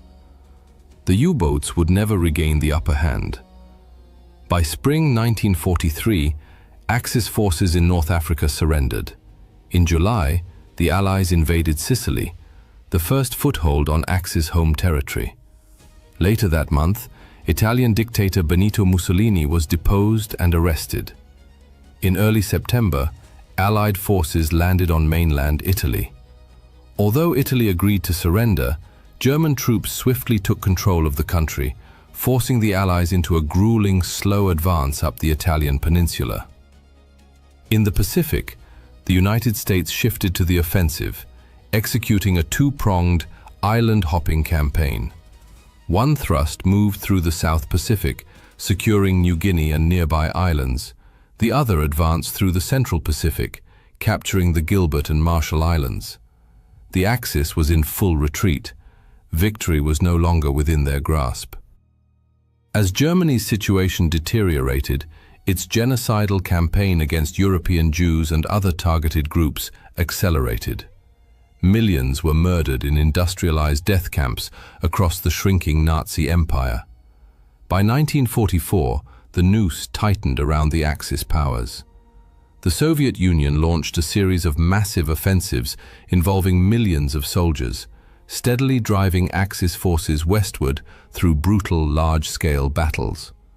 By year's end, Soviet troops had crossed into Germany itself. Meanwhile, in the Pacific, the US inflicted successive defeats on Japan. Much of its navy was destroyed in major sea battles like the Philippine Sea and Leyte Gulf. American forces methodically seized key islands, Saipan, Tinian, and Guam, establishing air bases from which long-range bombers could strike the Japanese. In a desperate and largely ineffective measure, Japan launched incendiary balloons toward North America. One such device killed 6 civilians in Oregon, the only US mainland casualties of Axis action during the war. Japanese forces also attempted an invasion of India, but were decisively halted at the battles of Kohima and Imphal and forced into retreat. On June 6, 1944, D-Day, American, British, Canadian, and Allied forces launched the long-awaited invasion of Western Europe. Within 24 hours, some 150,000 troops landed in Normandy. Paratroopers dropped behind enemy lines, while the bulk crossed the English Channel in over 7,000 vessels to storm the beaches. Fierce resistance from German defenders in fortified bunkers made progress agonizingly slow on some sectors, but by day's end, the Allies had secured a foothold. Over the following days, vast quantities of troops and equipment poured ashore. German reinforcements rushed to Normandy, triggering a brutal battle of attrition. Not until early August did the Allies break out decisively, sweeping across northern France and liberating Paris by month's end. Victory seemed imminent. The Allies then attempted an ambitious airborne operation to seize bridges over the Rhine at Arnhem, but the Germans, though weakened, fought back fiercely and thwarted the plan. The war dragged into another horrific winter. In December, Hitler launched his last major offensive through the snow-covered Ardennes forest in Belgium and Luxembourg. Though the attack created a bulge in Allied lines, it failed to achieve a breakthrough. Reinforcements flooded the region, and the Battle of the Bulge ended in yet another German defeat, one that cost them irreplaceable troops, tanks, and fuel. All these events culminated in 1945. Yet the Axis powers fought on to the bitter end, inflicting immense, unnecessary... When the snows melted in spring, Allied forces surged through northern Italy, completing its liberation. On the Western Front, retreating Germans blew up one of their largest dams to flood the countryside and slow the Allied advance. But by March, Western forces had crossed the Rhine and pushed deep into Germany. By April, they stood just 50 miles from Berlin. In the east, the Soviets advanced relentlessly through Poland and eastern Germany. With nearly 2.5 million troops, they overwhelmed German defenses. Stalin, desperate to reach Berlin before the Western Allies, urged his generals forward. and they succeeded. By late April, Berlin was encircled. On 30 April, Hitler married his longtime companion Eva Braun, then killed her and committed suicide. Admiral Karl Dönitz, his short-lived successor as Führer, surrendered unconditionally on May 7th. The war in Europe was over. Some 43 million people had perished. 2/3 of Europe's Jews had been exterminated. Cities lay in ruins, cultural treasures destroyed, and the continent was left shattered. Japan, however, continued to resist. Its cities burned, its empire in ruins. American forces drew ever closer to the home islands. After horrific battles on Iwo Jima and Okinawa, where Japanese defenders employed suicidal but futile tactics, plans were drawn up for a full-scale invasion of Japan itself. But then, the United States stunned the world. A single aircraft dropped the most powerful weapon ever created, the atomic bomb. This wonder weapon was the product of a massive, secret American scientific and industrial effort, the Manhattan Project, to harness atomic energy. A successful test in July 1945 turned a stretch of New Mexico desert into glass. In August, President Harry S. Truman, having assumed office after Roosevelt's death in April, authorized the use of the bomb to. On the 6th of August, Hiroshima was obliterated. 3 days later, Nagasaki suffered the same fate. Hundreds of thousands were killed or grievously wounded. Simultaneously, the Soviet Union finally entered the Pacific War. The day after Hiroshima, Stalin launched a massive invasion of Japanese-held Manchuria. Faced with overwhelming force on two fronts, the Japanese government capitulated. The formal surrender ceremony took place on September 2, 1945, aboard an American battleship in Tokyo Bay. World War II was over. The world that emerged was irrevocably transformed. In Europe, Eastern territories fell under Soviet communist control, redrawing the geopolitical map. Germany, once Europe's powerhouse, was split. The East occupied by the Soviet Union, the West by Western democracies.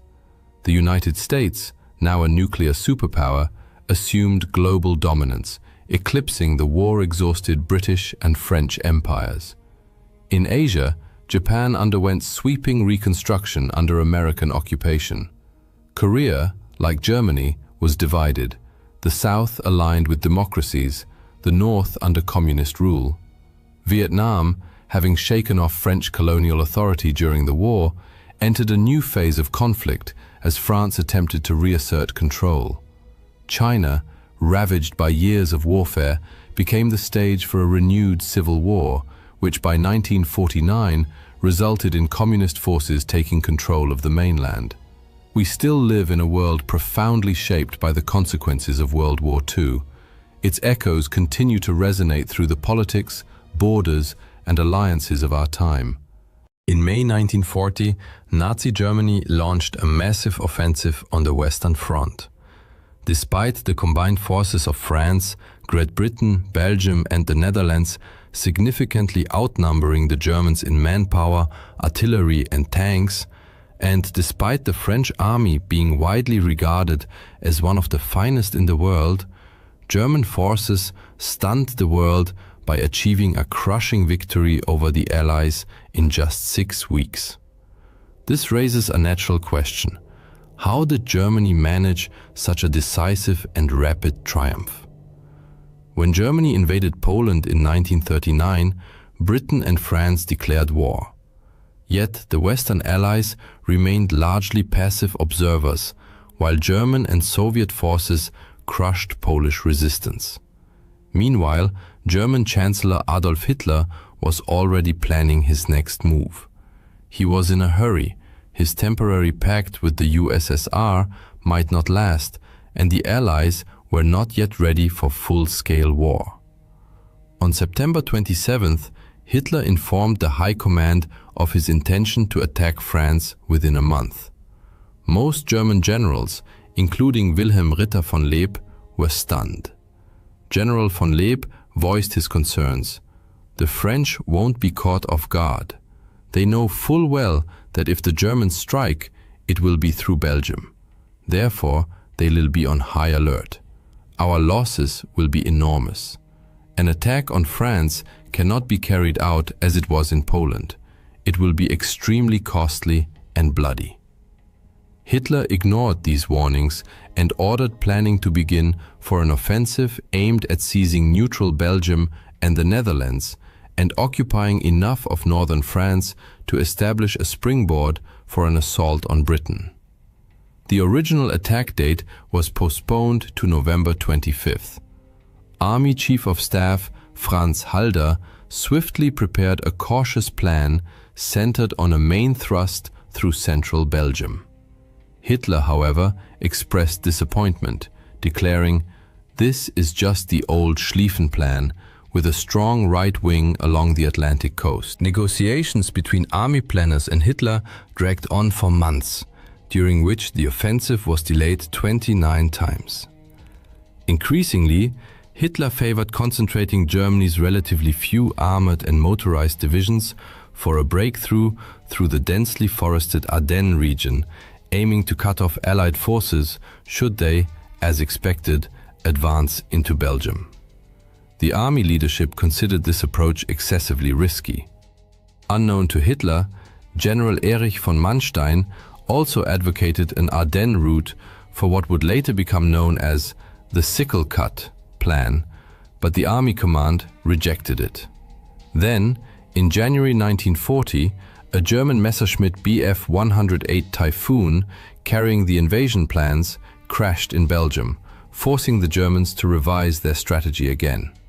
Finally, on February 24, 1940, the final plan was approved, one that modified Manstein's original double envelopment concept. Under it, Army Group B would pin Allied forces in the north, while the Southern Army Group A would spearhead the attack through the Ardennes, cross the Meuse River at Sedan, and race toward Abbeville, where the Somme meets the sea. It was a daring plan, requiring valuable armored units to navigate treacherous, narrow forest roads and advance with dangerously exposed flanks. General Fedor von Bock, commander of Army Group B, voiced his misgivings to Halder.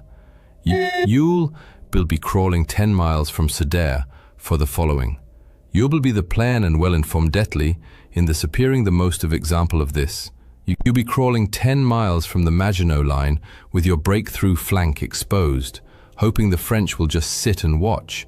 You're cramming masses of tanks onto the sparse roads of the Ardennes as if air power doesn't exist. And then you expect to push all the way to the coast with a 200-mile-long open southern flank where the bulk of the French army is stationed." Meanwhile, the French and British were also making plans. The French and British planners trusted the impregnability of the Maginot Line and expected a German thrust through neutral Belgium and the Netherlands. However, the Dutch and Belgians refused to coordinate detailed plans for Franco-British forces entering their territory, hoping to avoid provoking Germany. Nevertheless, this scenario remained central to the Allied Plan D. The best French units and the British Expeditionary Force, BEF, were to enter the Netherlands if Germany attacked, attempting to halt them along the Dyle River, the Albert Canal, and fortresses like Eben-Emael. Plan D was itself risky. The Allies would lack the initiative, advancing to meet an enemy offensive, while their hinge, the Ardennes, was left lightly defended, as they deemed it impassable for large armored formations. French intelligence reports had flagged the Ardennes as a potential axis of attack, yet the High Command took no action. There was no strategic reserve either, as the French 7th Army was committed to advancing into the Netherlands, a politically expedient but militarily dubious move. On the eve of battle, the Germans fielded 2.8 million men, 7,500 artillery pieces, 4,000 aircraft, and 2,700 tanks and self-propelled guns on the Western Front. Only 16 of their 157 divisions were motorized. The Allies, including still neutral Dutch and Belgian forces, had 3.7 million men, 14,000 guns, 3,000 aircraft, and 3,700 tanks. The Germans began their offensive with approximately 3,700 tanks. While the Germans pinned their hopes on their audacious sickle-cut plan, the Allies pursued an ill-defined scheme to advance into the Netherlands. On May 10, 1940, German forces launched Operation Gelb, a campaign that shocked not only. They swiftly crossed into the Netherlands, aiming to create the impression that the main thrust was directed there, even using soldiers disguised in Dutch uniforms to seize bridges by surprise. Despite these ruses, German airborne landings at Dutch airfields largely failed due to Dutch resistance. Nevertheless, overall Dutch opposition was limited. On 14th May, the Luftwaffe bombed the port city of Rotterdam to intimidate the Dutch into surrender, a tactic that succeeded. Around 800 civilians were killed, though in the ensuing chaos, the Dutch government mistakenly believed the death toll was 30,000, and much of the city was destroyed. The government fled, and the Dutch army capitulated on 15th May. Belgian forces also retreated rapidly, though several units, unaware of the retreat order, held off German tanks for hours, a lesson Allied commanders overlooked amid the confusion. As Franco-British troops began moving late that evening, their advance along roads clogged with refugees was painfully slow. The Belgians had hoped Fort Eben-Emael would stop the Germans, but despite fierce resistance against German paratroopers and glider troops, the attackers prevailed by 11th May. Farther south, in the strategically vital Ardennes, the Germans advanced but encountered serious difficulties. Blown bridges and roadblocks delayed tanks, causing massive traffic jams stretching 250 kilometers behind the front. Only then did the French grasp the true scale of the Ardennes offensive. Local commanders had requested reinforcements days earlier, but none came. Now, French Commander-in-Chief Maurice Gamelin hastily dispatched 3 divisions. Some Allied commanders feared their armies might be trapped in Belgium, but Gamelin assumed German horse-drawn artillery would take 9 days to reach the Meuse, and that it was on the 12th of May, while a major tank battle raged at Hanout, where 630 German tanks routed a French force of 470, German units reached the Meuse farther south. General Erwin Rommel's 7th Panzer Division and Heinz Guderian's 19th Corps prepared to cross. A grim omen came when French units facing Guderian retreated without fighting. Many German tanks were relatively light, Panzer I, II, and 38 T models, but they arrived en masse and with the element of surprise. Oberstleutnant Hermann Balck noted the mindset of some French prisoners. The French are performing terribly. When asked why they are fighting us, prisoners reply, because England and the rich want war. We are not waging war, they are waging it on us. Their eyes burn with hatred when they speak of England. The French have never been this bad. On the 13th May, German infantry and reconnaissance cavalry crossed the Meuse at Dinant and Sedan. The French were overwhelmed by the speed of the German advance. As one captured French general admitted, "You're too fast for us, that's all." Even before the crossing, rumor spread among French troops that the Germans were already behind them, triggering panic and flight in some units. German success stemmed not only from the armored thrust through the Ardennes, but also from overwhelming air power. The Luftwaffe relentlessly attacked Allied columns, though both sides suffered heavy aerial losses. Aircraft like the Ju-87 Stuka dive bomber pounded French defenses along the Meuse before ground troops crossed. German tanks crossed the river on the 14th, but incurred losses. Some units were reduced to a quarter of their strength and ran low on fuel and ammunition.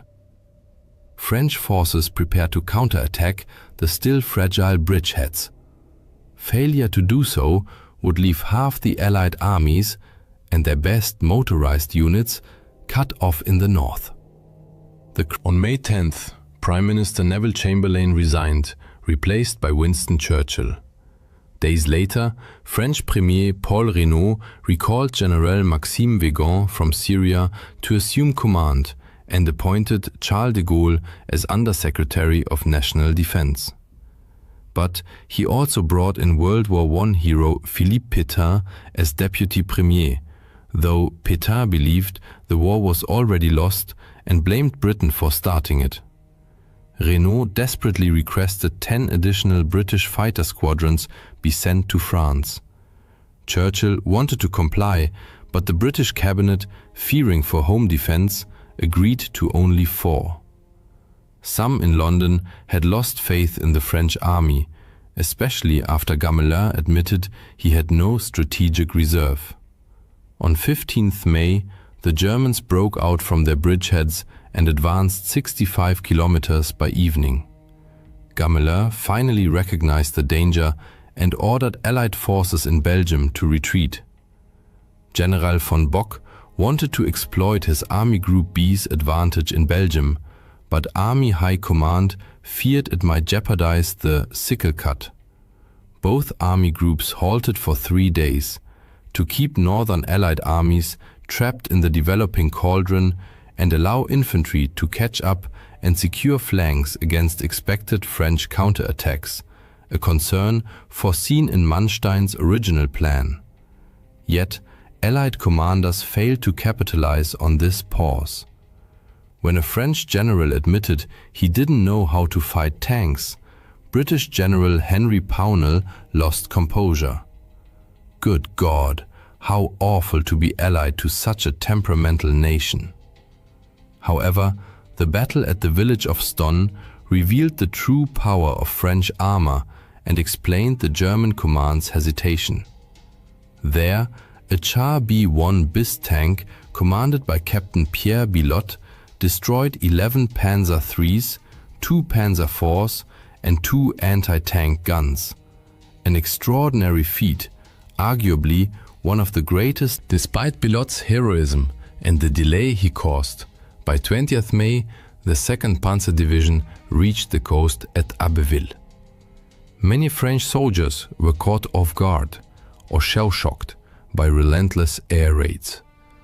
Lieutenant Alexander Steinberg, witnessing the scene, describes streets littered with the wreckage of the shattered French army, disabled vehicles, burned-out tanks, abandoned artillery, a seemingly endless trail of destruction.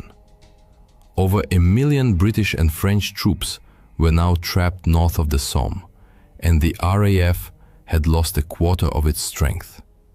The Allies desperately attempted a two-pronged counterattack against the German flanks, but command confusion reigned, and the Germans advanced with astonishing speed.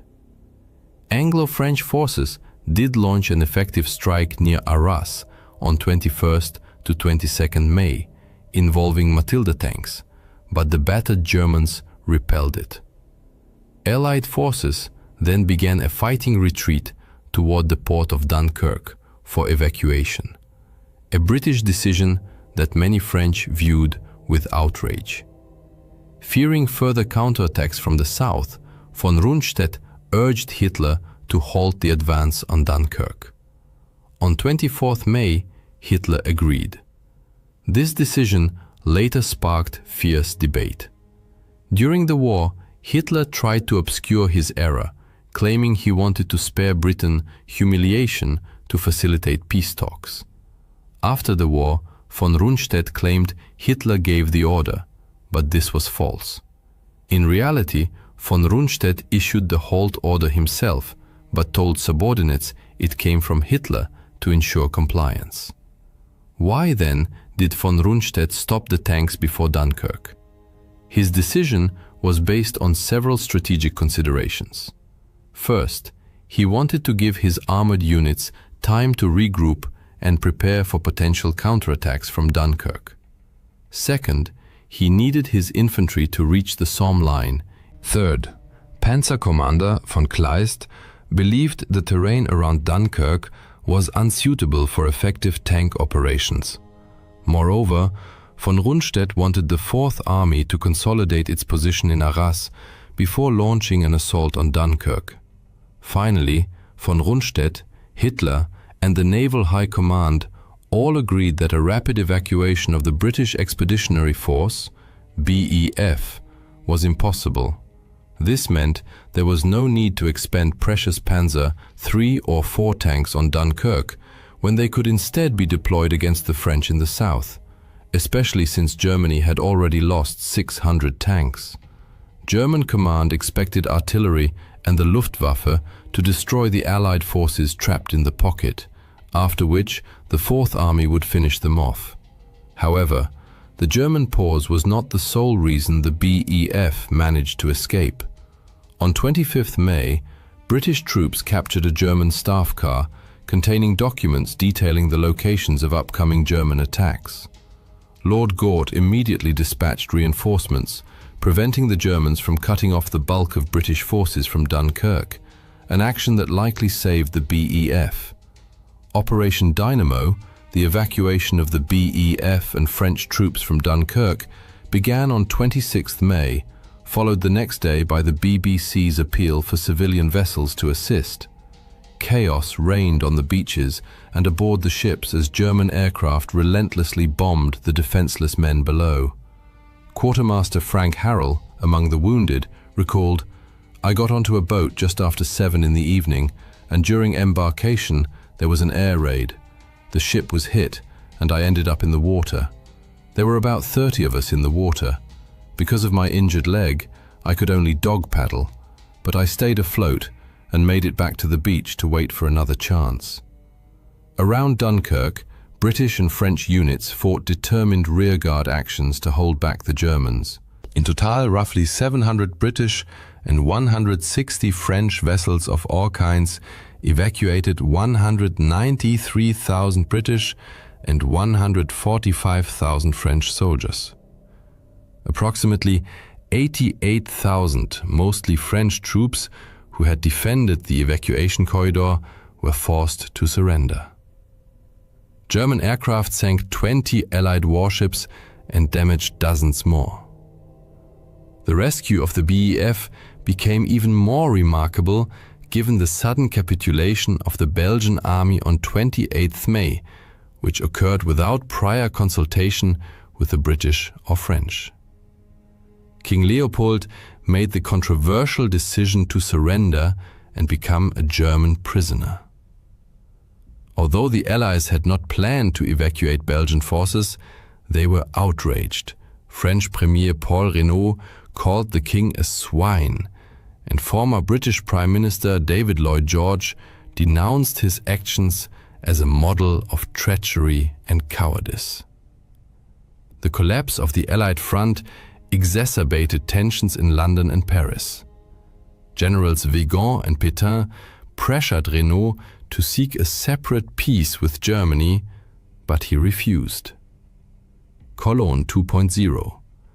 British Foreign Secretary Lord Halifax proposed peace negotiations through neutral Italy, but Churchill would have none of it. "Even if we are defeated, we will be no worse off than if we stop fighting now. We must avoid being dragged into the abyss with France." With the BEF and the most effective French units either evacuated or captured and stripped of their heavy equipment, German attention turned to the remaining French forces. South of the Dunkirk tragedy, the front line ran along the Somme and Aisne rivers, where the Germans had already established several bridgeheads. The bridgehead at Abbeville posed a serious threat to the remaining ports, vital for supplying the 2nd British Expeditionary Force. Despite the obvious risks, Winston Churchill ordered 300,000 fresh British troops sent to France, aiming, as he put it. General Alan Brooke, however, expressed deep skepticism. You cannot give feelings to a corpse, and the French army is effectively dead. Yet a spark of resistance still flickered among the French.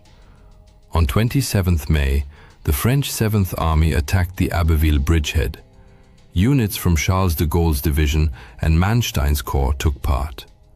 French B-1 BIS tanks caused panic among some German units, but several German 88mm anti-aircraft batteries, skillfully deployed in a ground role, halted the fragmented Allied armored assaults and held the bridgehead. On June 5th, the Germans launched Operation Rot, Red. Their strategic aim was to swiftly cross the Somme and Aisne rivers and drive south to crush the French army before it could reorganize. In the first phase, 3 armies of Army Group B were to advance to the Seine, Oise, and Aisne near Paris. Then, Army Groups A and B would deliver the main blow east of Paris toward Troyes and Saint-Dizier. In the third phase, Army Group C would breach the Maginot Line near Saarbrücken and, in the fourth phase, cross the Rhine at Colmar. By this point, the Germans had twice as many divisions as the Allies. Weygand urged French troops to fight to the death, stressing that France's fate depended on the coming battle. He also introduced a new defensive tactic to counter deep German armored thrusts. French units constructed hedgehogs, fortified villages, and forest positions designed for all-around defense. Their purpose was to pin down German infantry while Allied tanks engaged German armor as it broke through. Initially, these hedgehogs proved effective, as noted in the diary of Luftwaffe General von Richthofen. What seemed a success this morning turned out to be nothing. The French are stubborn and resilient. They've fortified every village. Our tanks drive through, but the French lie low. The infantry can't keep up with the tanks, so the tanks just roll on without them. The infantry can't advance against the circular defenses of villages. That's how everything gets stuck. Fierce fighting erupted south of the Somme on June 5th to 6th. Many French soldiers, heeding Weygand's call, fought to the last. In some places, Germans executed French African colonial troops after they surrendered. Overall, during the campaign, SS and Wehrmacht units killed at least 3,000 French African soldiers and nearly 200 British and French prisoners, and committed several massacres of civilians, such as at Vingt and Oigny. During one such massacre of African troops, a German officer explained his actions to a French counterpart. An inferior race does not deserve to fight against a civilized race like the German. Nevertheless, on June 6th, the Germans broke through along the Chemin des Dames, crossed the Aisne, and also crossed the Somme in 2 places. Allied units along the Somme estuary retreated to the Bresle River. German tanks again demonstrated their speed, outflanking the new Allied position by nightfall. On July 7th, General Hermann Hoth's tanks reached the crossroads at Forges-les-Eaux, splitting the French 10th Army in 2. Hoth aimed to push toward the Seine and Rouen, but his superiors feared for his flanks as Allied resistance was holding back German infantry. Rommel, however, ordered his 7th Division to race toward the Seine without waiting for permission, a pattern of aggressive improvisation by German commanders throughout the campaign. The French had blown up the bridges in Rouen, but Hoth's breakthrough triggered a general retreat that shattered Allied morale. The Germans noted that even French armored units, which could have posed a serious threat, avoided combat. As reported near Haute-Épine, the regiment encountered several isolated enemies. Some crews abandoned their vehicles without fighting. On 9th June, the second phase of Operation Rot began. Here too, the Germans found many French soldiers fighting tenaciously. Army Group A reported effective French artillery fire and organized defenses. But other French units were disintegrating, as one French staff officer observed, a stunned and exhausted herd, a chaotic mix of units, regiments and services. It's not so much a matter of morale. These men are disoriented. They don't know what's happening to them. The sight of an aircraft terrifies them. Soon, German forces surged forward like an unstoppable tide, breaking through Allied lines on all fronts. Guderian's armored columns raced south from the Aisne, enveloping French units, while Manstein's infantry divisions crossed the Seine. The Ninth Army reached the Marne and crossed it successfully the next day. Recognizing the hopelessness of the military situation, British command decided to evacuate the 200,000-strong 2nd British Expeditionary Force. Weygand declared the war lost and insisted on seeking peace with Germany. Renaud, however, firmly rejected the proposal, urging continued resistance. You mistakenly see Hitler as Wilhelm I, a respectable gentleman who took Alsace-Lorraine from us and left it at that. But Hitler is Genghis Khan, a merciless conqueror. On June 14th, German troops entered Paris, coinciding with the start of the 3rd and 4th phases of their offensive. On June 16th, Verdun, the symbol of French resilience in World War I, fell.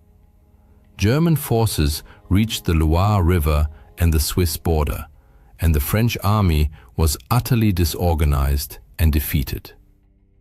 Politically, the situation for the Allies was dire. On June 10th, Italy declared. By 16 June, most French cabinet ministers favored an armistice, and Pétain threatened to resign if Renaud did not request one, a move that would fatally undermine the government. Renaud appealed to President Roosevelt for help, but received only sympathy.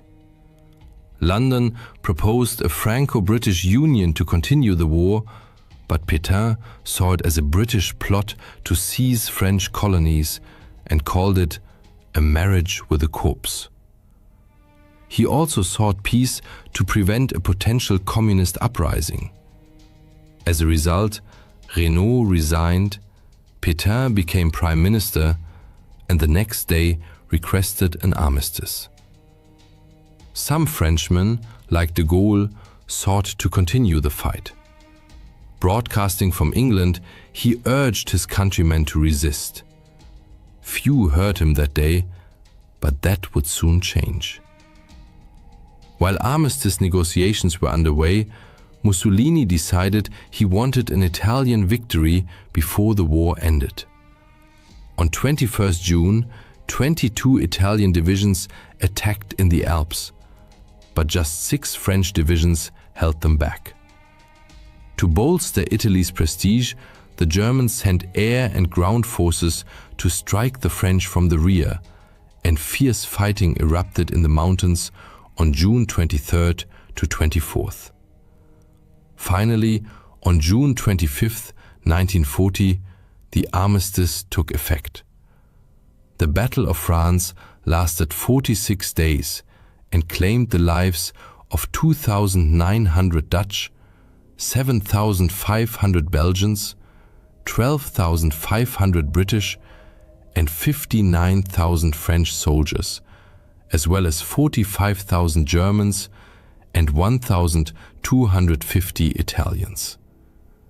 Nearly 30,000 French, Dutch, and Belgian civilians died, and 8 million became refugees. Over 2 million French and Belgian soldiers were taken prisoner. The scale of Germany's victory is evident in material losses.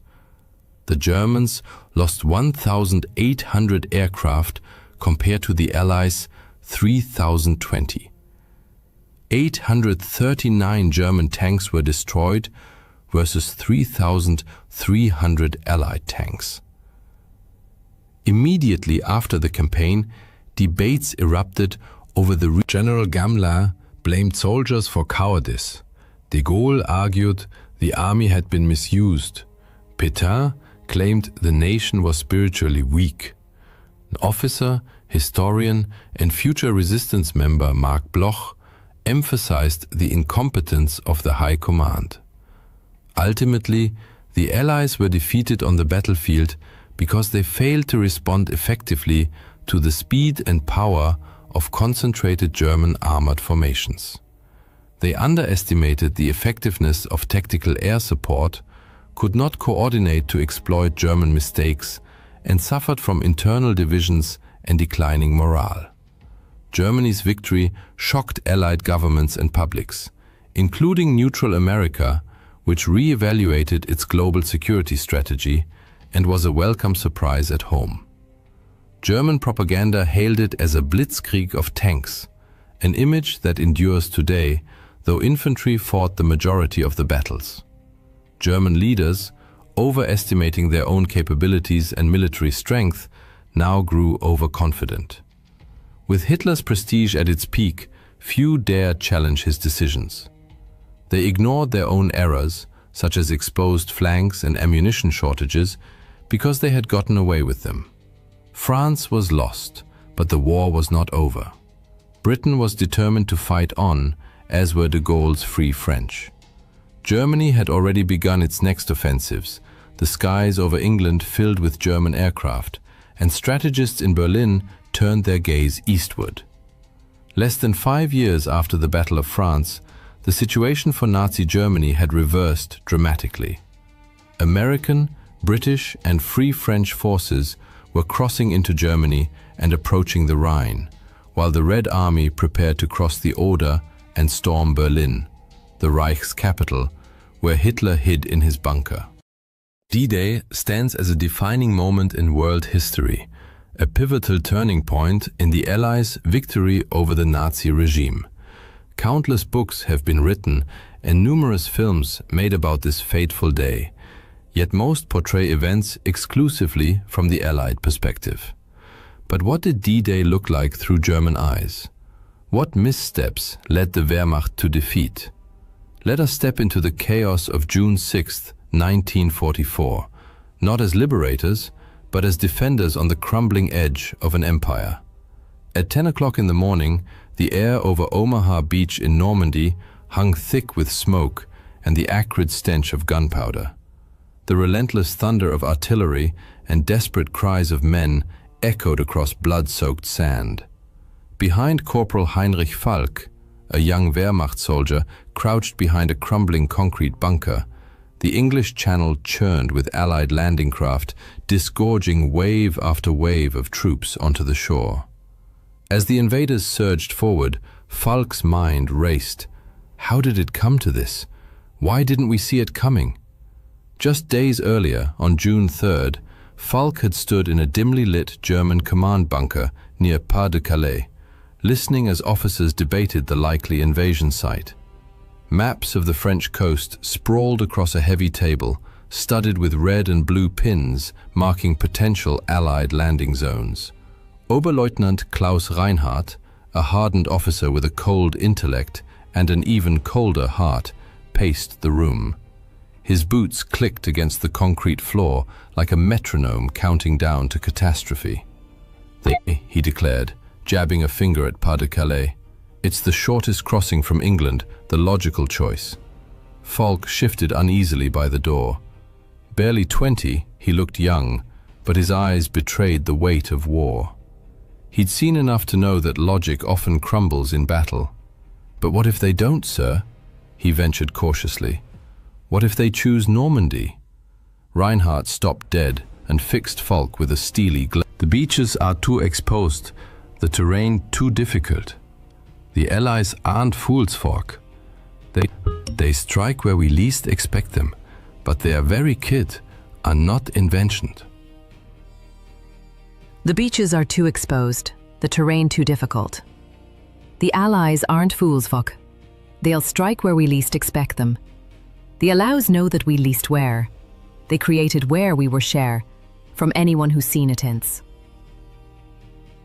The Allies aren't fools, there's we least expect them, but where we are strongest. Falk nodded, unconvinced. He'd heard the whispers.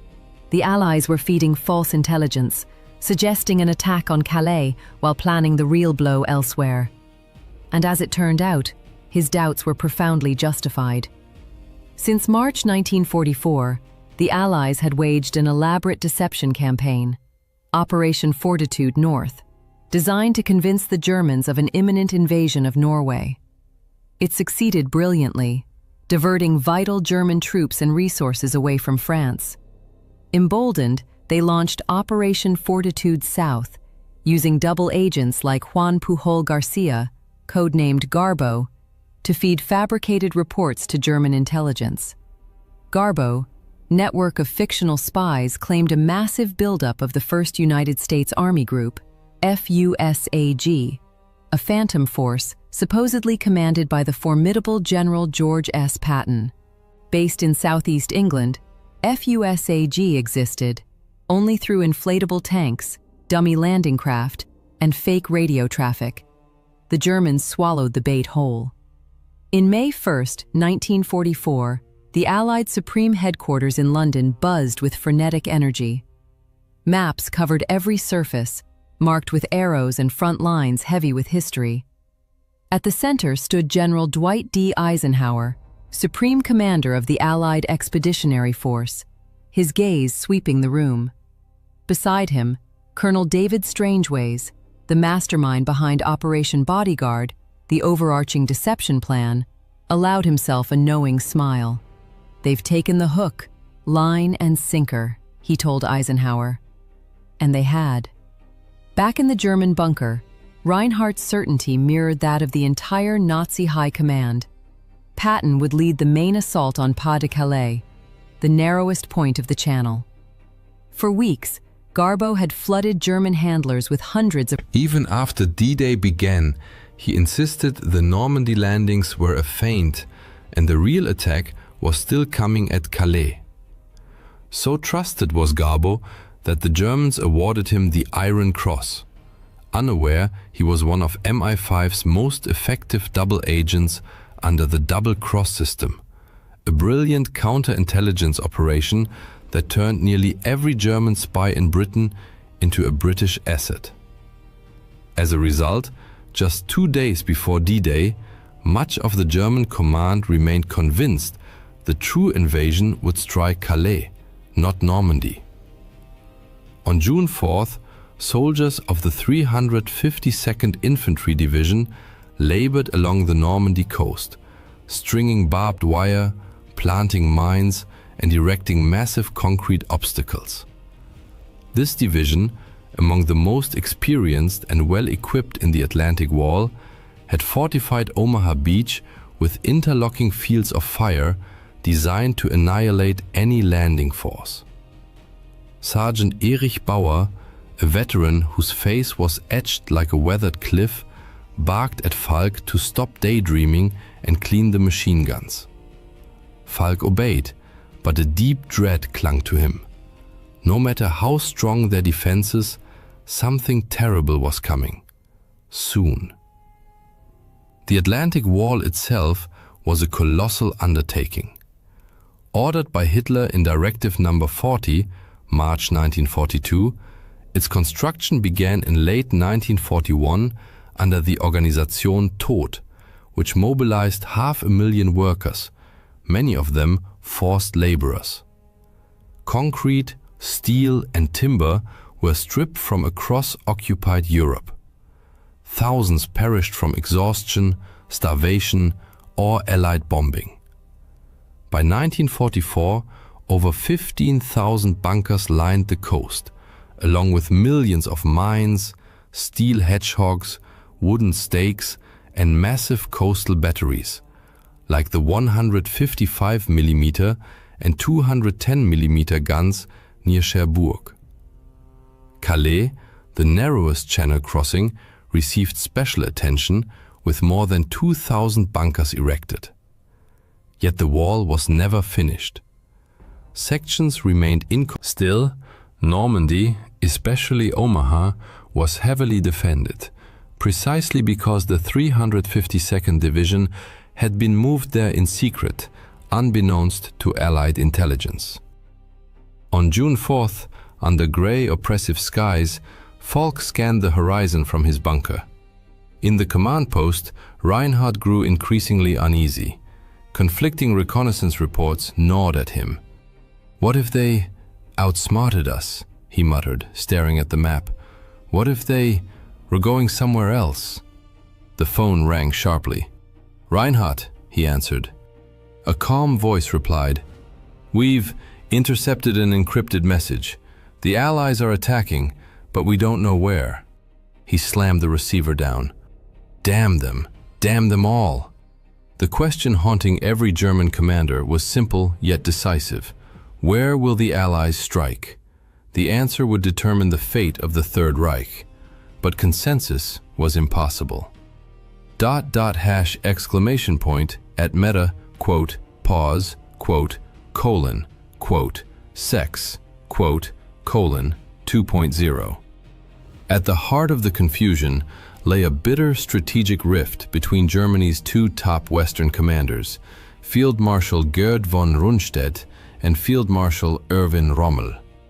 Von Rundstedt, headquartered near Paris, insisted the Allies would target Pas-de-Calais, the logical, shortest route. They'll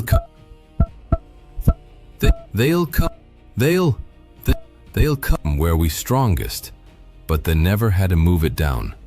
They were we strongest, he argued, because they must. Rommel, inspecting Normandy's beaches from his chateau at La Roche-Guyon, disagreed. They'll strike where we works, weakest, makes themselves, he warned, and they do it soon. Even Hitler wavered on. At his Berghof retreat, torn between intuition and doubt, he received contradictory intelligence on June 5th. One report claimed Normandy was a diversion. Another, based on the same intercepted Allied signals that unsettled Reinhardt, hinted at imminent invasion, but without a location. Convinced by his own instinct, Hitler declared, "The Calais, Normandy, we'll do it. Normandy's not then for his set," he warned.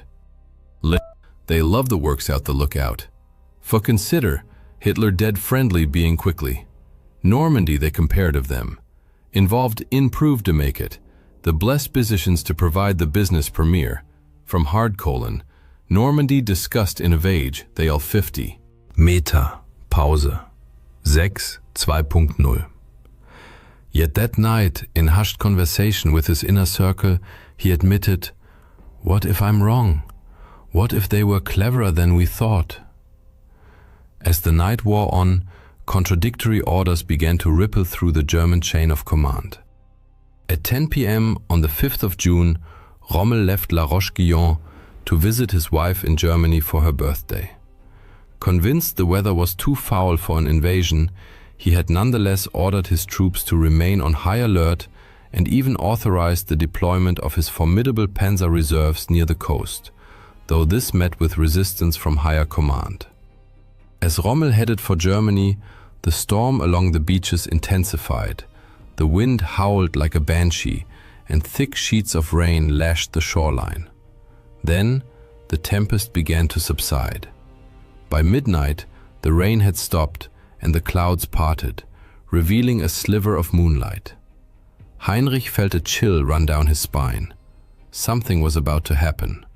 But before it did, the Allies launched their final, masterful deception operation to mislead the Germans about the invasion site. On the night of June 5, 1944, a fleet of small vessels and aircraft dropped thousands of aluminium strips, known as window, to simulate a massive invasion fleet heading toward the Pas de Calais. Simultaneously, a small team of paratroopers released dummy parachutists and played recorded battle sounds to further confuse the enemy. Around midnight, the 1st Allied paratroopers, members of the US 101st and 82nd Airborne Divisions and the British 6th Airborne Division, began landing behind enemy lines to seize key positions. Their mission? Secure vital roads, bridges and towns to block German reinforcements from reaching the beaches. The Germans had anticipated such airborne assaults, and casualties among the paratroopers were high. Yet their chances of success remained substantial. Meta. Pause. 6.2. German coastal radar stations in the English Channel began detecting unusual activity, registering numerous targets. Command dismissed these reports, assuming they were Allied decoys or minor air raids. Then, around 2 a.m., alarming messages arrived, confirming Allied paratrooper landings behind the front lines in Normandy. General Erich Marx, commander of the 84th Corps stationed in the region, immediately grasped the gravity of the situation. He ordered his troops to mobilize at once and urgently messaged both Rommel and von Rundstedt, demanding reinforcements. While the Nazi High Command remained paralyzed by indecision, the first waves of Allied landing craft reached the Normandy coast at 4 a.m. The scale of the invasion was now undeniable, yet German leadership remained frozen. Von Rundstedt, still convinced the Normandy landings were merely a diversion and that the main assault would come at Pas de Calais, delayed committing his reserves. On Omaha Beach, Heinrich awoke to the sound of distant explosions. He leapt to his feet, grabbed his rifle, and at that moment Bauer burst into the bunker. "They're here!" Bauer shouted, his voice a mix of fear and resolve. "The Allies are landing!" Heinrich's heart pounded as he took position behind the machine gun. Through the narrow slit of the bunker, he saw the horizon lit by flashes of light. The sea teemed with ships, their silhouettes dark against the pre-dawn sky. The first wave of landing craft hit the beach, disgorging hundreds of Allied soldiers onto the sand. Heinrich squeezed the trigger. The machine gun roared to life, mowing down men as they struggled through the surf. The air filled with the cries of the wounded and dying, and the thunderous roar of artillery. Allied troops inched forward across the open beach, slowed by relentless fire. Casualties were staggering. Entire units pinned to the sand or stranded in shallow water, caught in the crossfire of Heinrich and his comrades. But decisive help was already on the way. At 5 a.m., a massive Allied naval bombardment began. Bombers targeted German coastal defenses along Normandy, bunkers, artillery emplacements, and beach obstacles. The main invasion fleet approached the shore. In this initial bombardment, more than 1,000 bombers dropped roughly 13,000 bombs on German positions, though many missed their targets due to poor visibility. The large-scale assault was unmistakably underway, but German High Command remained paralyzed. Von Rundstedt, still clinging to the belief that Normandy was a feint, hesitated. Rommel, hundreds of kilometers away in Germany, desperately tried to return to the front. At 6 a.m., von Rundstedt finally accepted reality and contacted General Alfred Jodl, head of Hitler's operations staff. Jodl refused to wake the Führer and denied the request, stating, "The Führer believes the main attack will come at Calais. We must not rush." He added, "The Führer must not be disturbed." On the battlefield, the intensity of combat escalated. At 6:30 a.m., the first major wave of Allied troops landed on Omaha Beach. The US 1st and 29th Infantry Divisions met fierce resistance from the German 352nd Infantry Division. Hundreds of soldiers were cut down by machine gun and artillery fire before even reaching the sand. Many Sherman DD tanks sank in the rough seas or were disabled by the beach obstacles, leaving the infantry without armored support. At 7 a.m., a second wave landed, only marginally more successful. Without tank support, the infantry relied on their own weapons and sporadic naval gunfire. Engineers desperately tried to clear paths through the obstacles, only to be mowed down. Yet despite the carnage, staggering losses, and slow progress, the Allies pressed forward relentlessly. To Heinrich and his comrades defending the beach, it seemed like an endless tide of enemy troops washing ashore. Their sheer numbers and determination began to wear down the defenders. Heinrich's hands grew slick with sweat as he reloaded the machine gun. The bunker floor was littered with spent casings. His mind had numbed from the horror unfolding around him. Bauer shouted orders beside him, but Heinrich couldn't hear, his voice drowned out by the chaos. Though the Americans had already suffered over 2,000 casualties and the beach was strewn with dead and wounded, by 8 a.m., small groups of Allied soldiers began breaking through. Using grenades, Bangalore torpedoes, and sheer grit, they cleared key bunkers and started climbing the bluffs overlooking the beach. The Germans resisted fiercely, but their resolve was waning under the Allies' relentless pressure. At 9 a.m., the 2nd Ranger Battalion stormed the cliffs at Pointe du Hoc, neutralizing German artillery that had been devastating Allied forces on the beaches below. Naval gunfire, directed by forward observers on the beach, pounded German positions, silencing critical bunkers and enabling infantry to advance. As Allied artillery continued to suppress enemy strongpoints, foot soldiers gained ground. At 9:30 a.m., the observation post where Heinrich and Bauer were stationed took a direct hit from a heavy shell. The blast hurled Heinrich to the ground. Dazed and ears ringing, he struggled to his feet. Nearby, Bauer lay motionless, a dark stain of blood spreading beneath him. "Bauer!" Heinrich screamed, crawling to his comrade. Bauer's eyes were glassy, his breath shallow. "Get out of here, Falk," he rasped. "It's over." Heinrich shook his head, tears streaming down his face. "I can't leave you." But Bauer was already gone. There was no time to grieve. Around 10 a.m., fresh Allied reinforcements began landing. Destroyers moved closer to shore, delivering direct fire support. The tide of battle had decisively turned, as the Allies secured a foothold on the beach. German defenders, despite their fierce resistance, were running dangerously low on ammunition and manpower. Some began surrendering. The Allies pushed inland, establishing a beachhead. Incredibly, it wasn't until 10 a.m., 10 hours after the invasion began, that Adolf Hitler was finally informed of the situation. His initial reaction was disbelief. "This can't be the main attack," he insisted. "It's just a trick."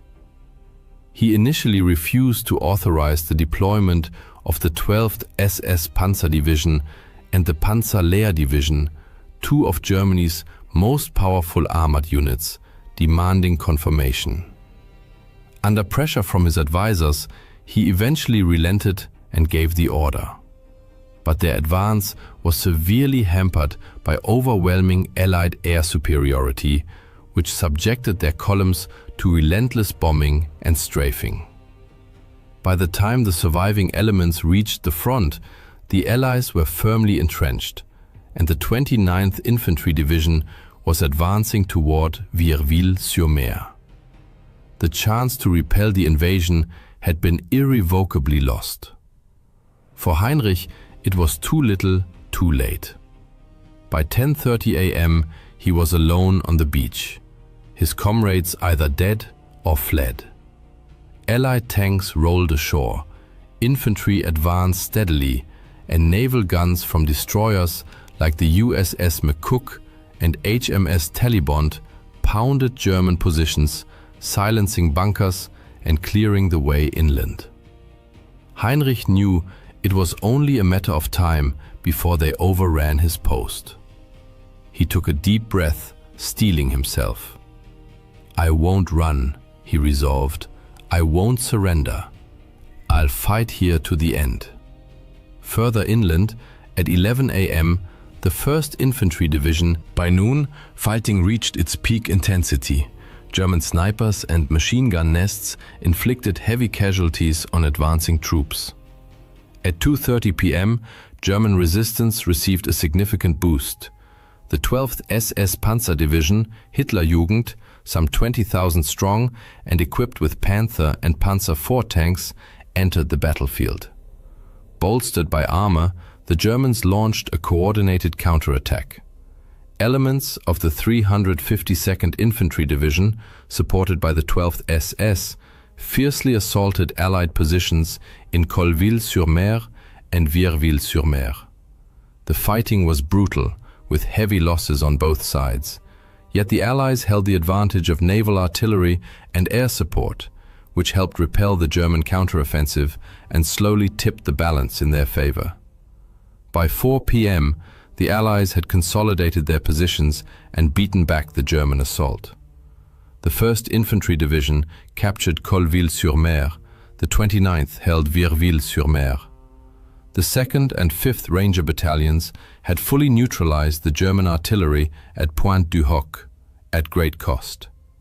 As evening approached, the momentum of the battle was unquestionably with the Allies. They had secured the Omaha beachhead and were pushing inland, linking up with airborne units and establishing defensive perimeters. The Germans, despite their tenacious resistance, were critically depleted in both men and supplies. In a command bunker, Reinhardt cursed the dead phone in his hand. Before the lines were cut, he'd been told the 12th SS Panzer Division was on its way. He knew it was too little, too late, but also that its arrival was the last hope of holding the beach. Suddenly, the bunker door was blown off its hinges by a massive explosion. The blast hurled Reinhardt across the room, slamming him into the wall and leaving him a crumpled, broken heap. By the time Allied soldiers crossed by midnight, the beach was littered with the bodies of both Germans and Allies. Heinrich lay among them, his rifle still clutched in his hands, eyes open and fixed on the sky. The Allies had secured Normandy. Their victory marked a turning point in the war. For the Germans, it was the beginning of the end. The tide had turned, and there was no going back. On D-Day alone, over 156,000 Allied troops from the United States, the United Kingdom, Canada, and other nations landed on the Normandy coast. Approximately 50,000 German soldiers were stationed along the shoreline to oppose them. The invasion involved a staggering armada of over 7,000 vessels, including 4,000 landing craft. To support the infantry, the Allies deployed specialized armor, such as the amphibious Sherman DD tanks, Churchill AVREs, armored Royal Engineer vehicles equipped with mortars for destroying bunkers and clearing obstacles, and Sherman, Crab, flail tanks fitted with rotating chains to detonate mines and clear safe paths through beach defenses. Air cover was provided by more than 11,000 Allied aircraft, which dropped over 13,000 bombs on German positions. The Luftwaffe, once a formidable force, was by D-Day a pale shadow of its former self. Only a handful of German planes reached the battlefield that day, quickly overwhelmed by thousands of Allied aircraft dominating the skies. On June 6th, the Allies flew over 14,000 sorties. The Luftwaffe managed only about 300. When the dust settled, Allied casualties on D-Day totaled approximately 10,000, with over 4,000 confirmed dead. German losses were estimated between 4,000 and 9,000. In the days following D-Day, the Allies, having secured their beachheads, pushed deeper into France despite fierce German resistance. The German High Command, now fully aware of the crisis, scrambled to reinforce. But the initiative... This marked the beginning of France's liberation and the relentless march toward the fall of the Third Reich. For soldiers on both sides, the battle stood as a harrowing testament to the brutal reality of war. It served as a reminder that, in the end, the highest price is paid not by generals and politicians, but by ordinary people on the ground, fighting and dying for ideals they may not fully understand. For Heinrich Falk and countless others who fell on both sides of that blood-soaked beach, their sacrifice, their fear, and their courage are now only memories, swallowed by the relentless river of time. Yet, had the German High Command responded more swiftly and with better coordination, the outcome of the battle, and with it the fate of the entire world, might have been entirely different. In the early hours of December 16, 1944, as freezing air pierced the Ardennes forest, 3 German armies, numbering over 200,000 men, launched a surprise counteroffensive. They struck weakly held Allied positions in a desperate bid to reverse the course of the war in Europe. This bloody confrontation, later known as the Battle of the Bulge, raged for an entire month and became one of the fiercest engagements of World War II, before the Allies finally halted the German advance. Yet the question of whether the outcome might have been different remains a subject of historical debate. By the second half of 1944, Nazi Germany's strategic and military situation had deteriorated sharply. The Allied landings in Normandy and the Red Army's summer offensive had liberated vast occupied territories, depriving German war industries of vital resources. In September 1944, Reich Minister of Armaments and War Production Albert Speer estimated that Germany had enough resources to sustain war for only another year. Amid this crisis, a group of officers attempted to assassinate Adolf Hitler on July 20, 1944, but he miraculously survived. Convinced that only a successful Western counteroffensive could restore internal control and reclaim military initiative, Hitler pressed forward with plans for a bold strike. Meanwhile, the Western Allies, after their rapid advance across Western Europe, faced severe logistical constraints. They decided to pause major offensive operations temporarily to regroup and replenish supplies. On the Eastern Front, Soviet forces had crossed into German territory for the first time in October, but the Germans managed to halt their momentum.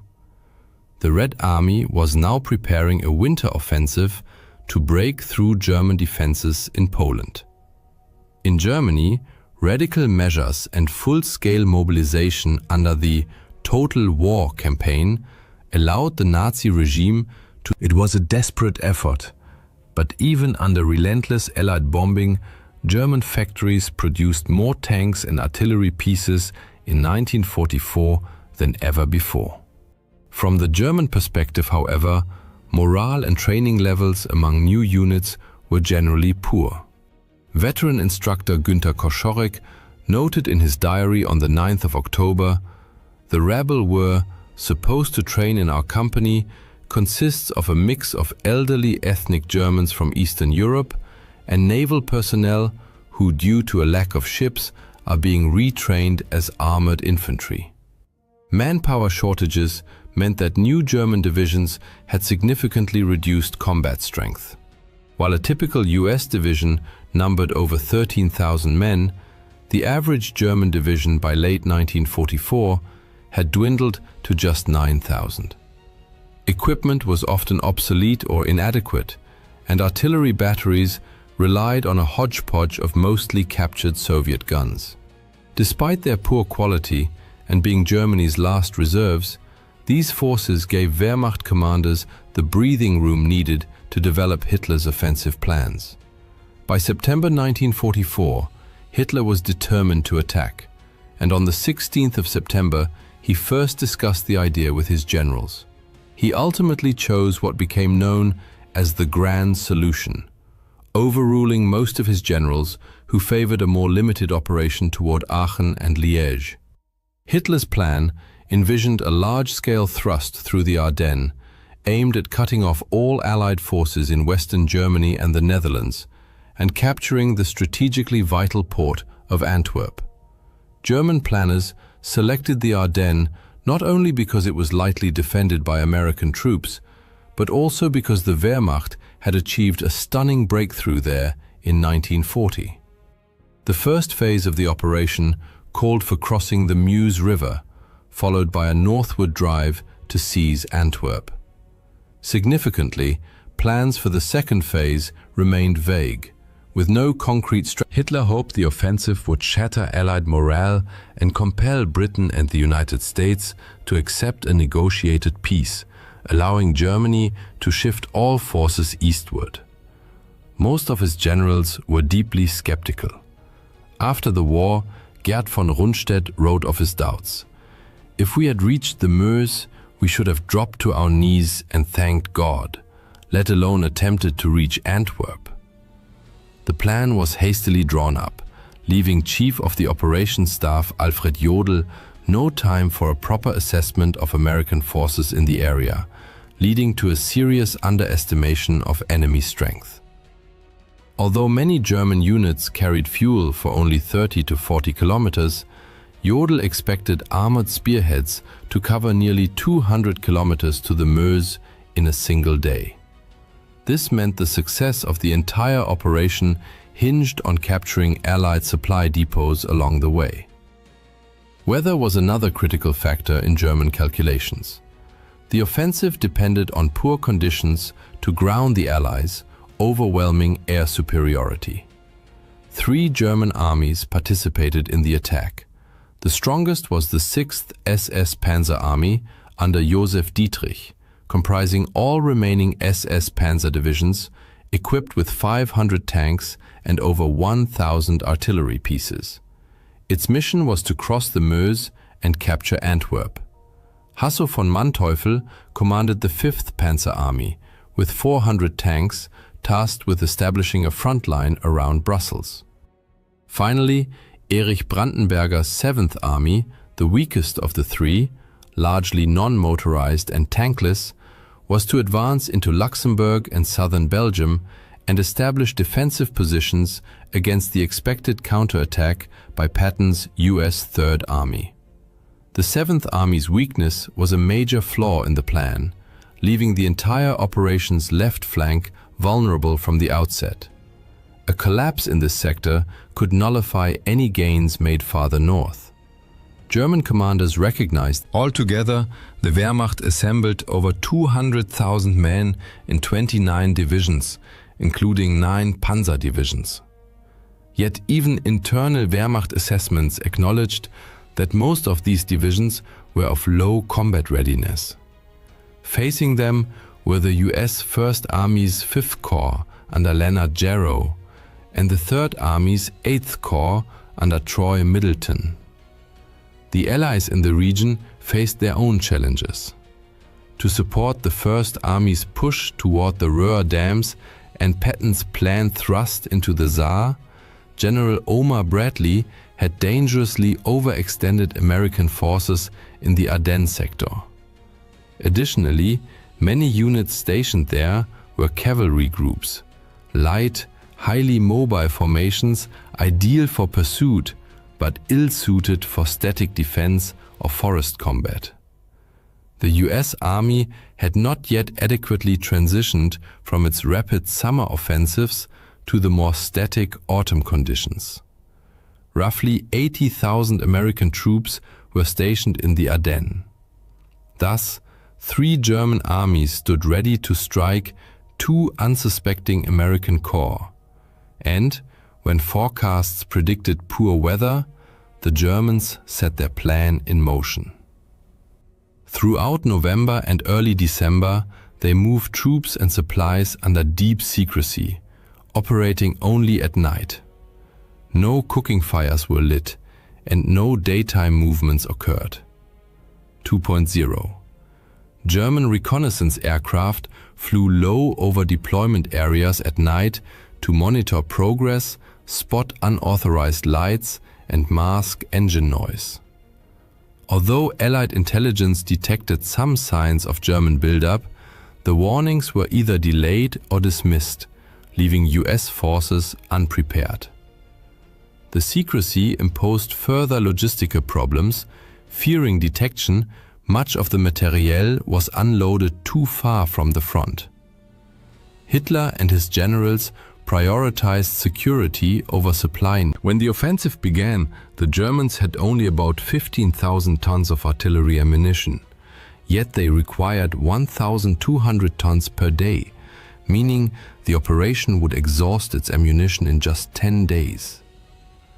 Motorization shortages also plagued the advance. 17-year-old artilleryman Emil Frie, serving in a rocket battery, later recalled, "Often, one truck pulled 3 launchers. Sometimes they even hitched a VW Kübelwagen used by the unit commander. The whole convoy looked more like a circus than a dangerous military unit." Across the front line, American soldiers were resting.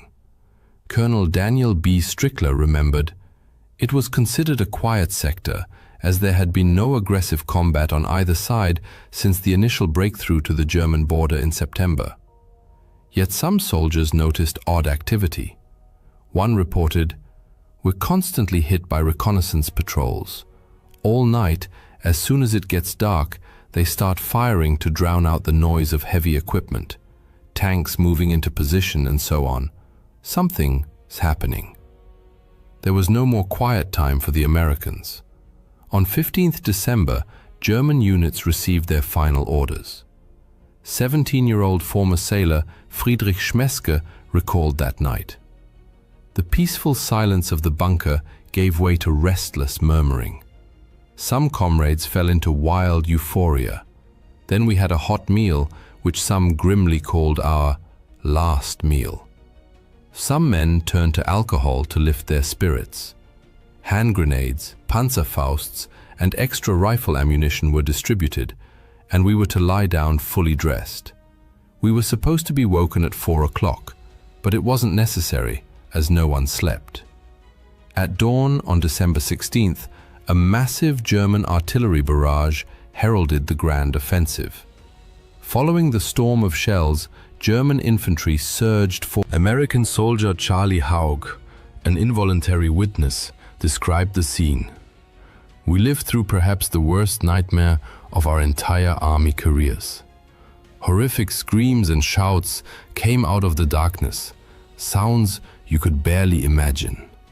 The Germans were attacking, they yelled like wild Indians." In the northern sector, German forces immediately encountered serious difficulties. Despite fielding 4 panzer divisions, they failed to capture the Elsenborn Ridge, their initial objective. Dense forests severely restricted road use, causing traffic jams and hampering movement. Premature commitment of reserves in a bid to break through only worsened the situation. In the central sector, however, the Germans achieved significant gains on the first day. Stretched thin, American units could not hold, and Manteuffel's tanks broke through nearly the entire line. The southern sector yielded mixed results. Lead elements of the 7th Army crossed the Ur and Sauer rivers in assault boats with minimal losses. But acute shortages of bridging equipment and accurate US artillery fire left the bulk of the 7th Army stranded on the eastern banks. When the first day's fighting finally subsided, one soldier wrote home, "Everywhere lies a tangle of shell-shredded tree trunks, signs of prolonged close combat. Rifle fragments, bayonets, shattered helmets, unexploded grenades, shell splinters, displaced sandbags, broken stretchers, half-empty boots and gloves, and shreds of uniforms and gear. By the evening of the 16th of December, Allied headquarters still viewed the German attack as a limited operation. The true scale became clear only the next day, when the Wehrmacht launched two special operations. The first, Operation Stösser, was an airborne drop aimed at seizing key road junctions and bridges ahead of the main advance. Poor coordination with ground forces and insufficient preparation time meant they spent 3 days hiding in the forest with little food or water, waiting in vain for support. Survivors eventually dispersed and by 20 December made their way back across the front lines. The second operation, codenamed Operation Greif and led by Otto Skorzeny, involved troops disguised in American uniforms, infiltrating behind Allied lines to sow chaos, changing road signs and cutting telephone lines. However, US forces quickly identified and captured most of these teams, executing nearly all of Skorzeny's men. German legal advisors had assured Skorzeny beforehand that wearing enemy uniforms was permissible as long as no weapons were used, a theoretical justification that held little weight in practice. Throughout history, armies have routinely executed enemy soldiers caught in their own uniforms. Operation Greif was officially terminated on the evening of the 17th of December, when a frustrated Skorzeny received permission to deploy his remaining men as a regular brigade. Thus, the Germans launched their desperate offensive. Initial military results were mixed, but wherever they advanced, German troops committed war crimes. The most infamous unit was Kampfgruppe Peiper. Its commander, Joachim Peiper, enraged by delays in his unit's timetable, orchestrated a series of mass executions. His men shot 19 prisoners in Honsfeld, 59 in Büllingen, 44 in Stoumont, and another 58 in Lignoville. Finally, on December 17th near Malmedy, they murdered nearly 100 American POWs rather than escort them to the rear. Civilians also feared the Germans' return. The German-speaking population of eastern Belgium had enthusiastically welcomed reunification with Nazi Germany in 1940.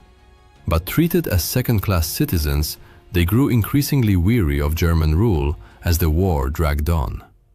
Nevertheless, in 1944, some pro-German sentiments still lingered. There are even reports that local ethnic Germans, the situation in Luxembourg was markedly different.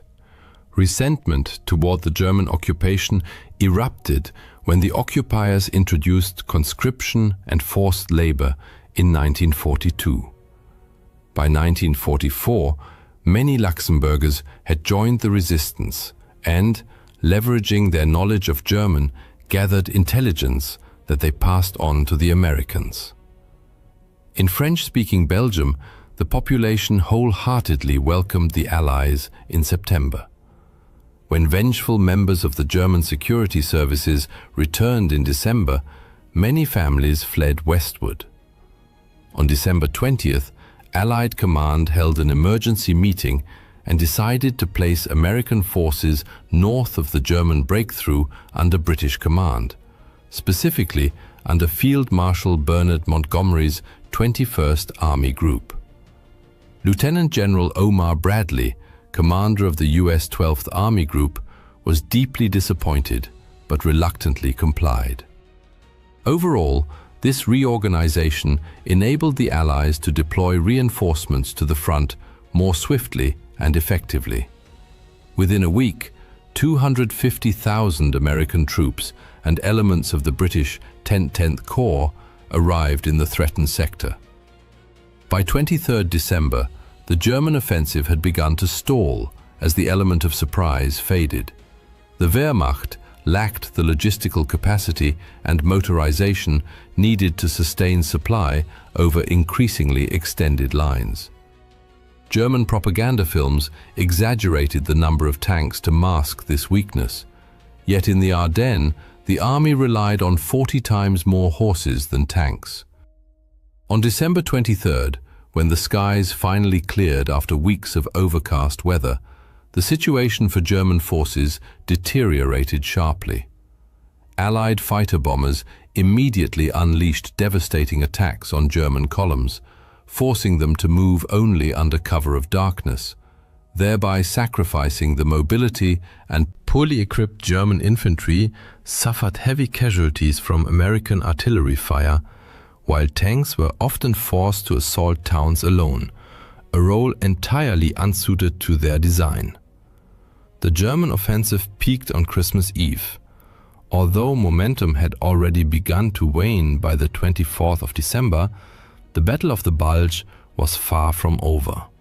As early as December 20th, German forces had successfully encircled Bastogne, a vital Belgian transport hub, trapping roughly 15,000 American soldiers. Private Joseph Sajak, caught in the encirclement, later recalled, "Early Tuesday morning we were surrounded, and the Germans started tightening the noose. All day they pounded us with mortar, artillery, and machine gun fire. Men were losing their minds. There was no organization, no way out. We were all terrified." The Germans had initially planned a swift, surprise capture of Bastogne, but this failed when US command, recognizing the town's strategic importance, swiftly dispatched the 101st Airborne Division, an impressive display of tactical agility. Orders were issued on the 17th of December, and within 2 days, over 3,000 trucks delivered 12,000 American troops and essential supplies to Bastogne. Initial German probing attacks proved unsuccessful, prompting a fateful decision to split their forces. While 2 panzer divisions pressed westward, the 26th Volksgrenadier Division remained to continue the siege. After the war, Panzer Commander Fritz Bayerlein lamented this choice. "One of the greatest mistakes was not immediately capturing Bastogne with a concentrated assault by all our forces after the initial plan failed. Had we done so, it would certainly have fallen." Lacking sufficient artillery ammunition to suppress the American defenders, the Germans resorted to bluff on 22nd December. Brigadier General Anthony McAuliffe famously responded with a single word: "Nuts." That same day, Patton's Third Army began its northward march toward besieged Bastogne, though it remained uncertain when relief would arrive. The first tangible support came on December 23rd, when 240 Douglas C-47 transport planes dropped over 230 tons of supplies into the town. In the following days, German attacks grew increasingly desperate but futile, while Patton's relief force drew ever closer. Patton's army broke the siege on the 27th of December, punching through the disintegrating and starving German 5th Parachute Division. American tanks rolled straight through enemy positions, firing all weapons, and made contact with the surrounded paratroopers. German counterattacks against the narrow relief corridor failed. The US Third Army then advanced beyond Bastogne and linked up with the First Army advancing from the north at Houffalize on the 16th of January, marking the end of the Battle of Bastogne. In this clash, fought in a town of just 4,000 civilians at a 7-road junction, 20,000 Americans, including 4,500 from the 101st Airborne alone, and 25,000 Germans lost their lives. Yet, the Battle of the Bulge extended far beyond the dramatic siege of Bastogne. Once strategic initiative returned to the Allies, American forces launched counteroffensives to reclaim lost ground, backed by overwhelming firepower. Artillery and fighter bombers systematically reduced German-held villages to rubble before US ground troops cleared them of resistance. German morale began to collapse under relentless pressure. Those still fighting grew increasingly desperate, sometimes forcing civilians or prisoners to dig trenches or build fortifications. On January 1st, US forces committed a war crime. Following the Sergeant John Feig described the scene.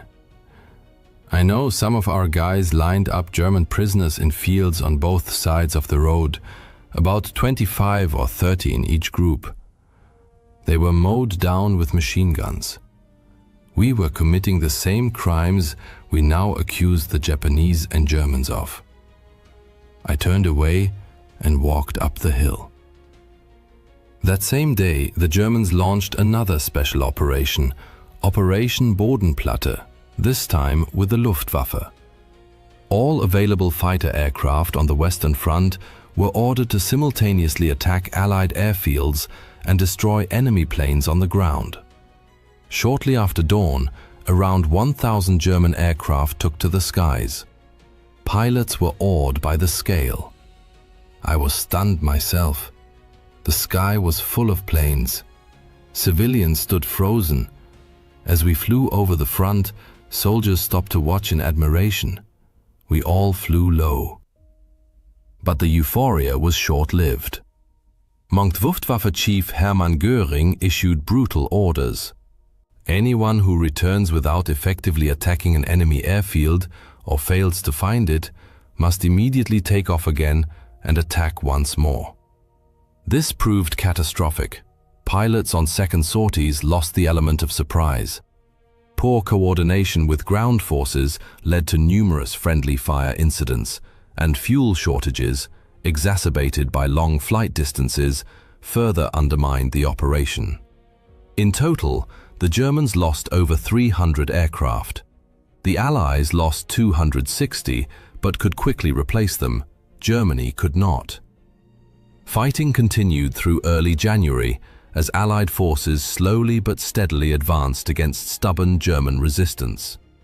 On January 10th, Germany's High Command finally acknowledged defeat, ordering 3 panzer divisions withdrawn from the Ardennes and redeployed to Hungary. From 12th January, when the Red Army launched its massive Vistula-Oder offensive, Germany was forced to shift all available reserves eastward, stabilizing the Eastern Front just 70 kilometers from Berlin, though Soviet advances soon outran their own supply lines. From this point, remaining German units in the Ardennes were reduced to fighting rearguard actions. On 28th January, the US Army officially declared the Battle of the Bulge over. Casualties and consequences were staggering. The Americans suffered approximately 8,600 killed, 21,000 missing, and 47,000 wounded. An additional 20,000 non-combat losses, mainly frostbite and trench foot, were recorded. German losses included around 15,500 killed, 27,500 missing or captured, and 42,000 wounded.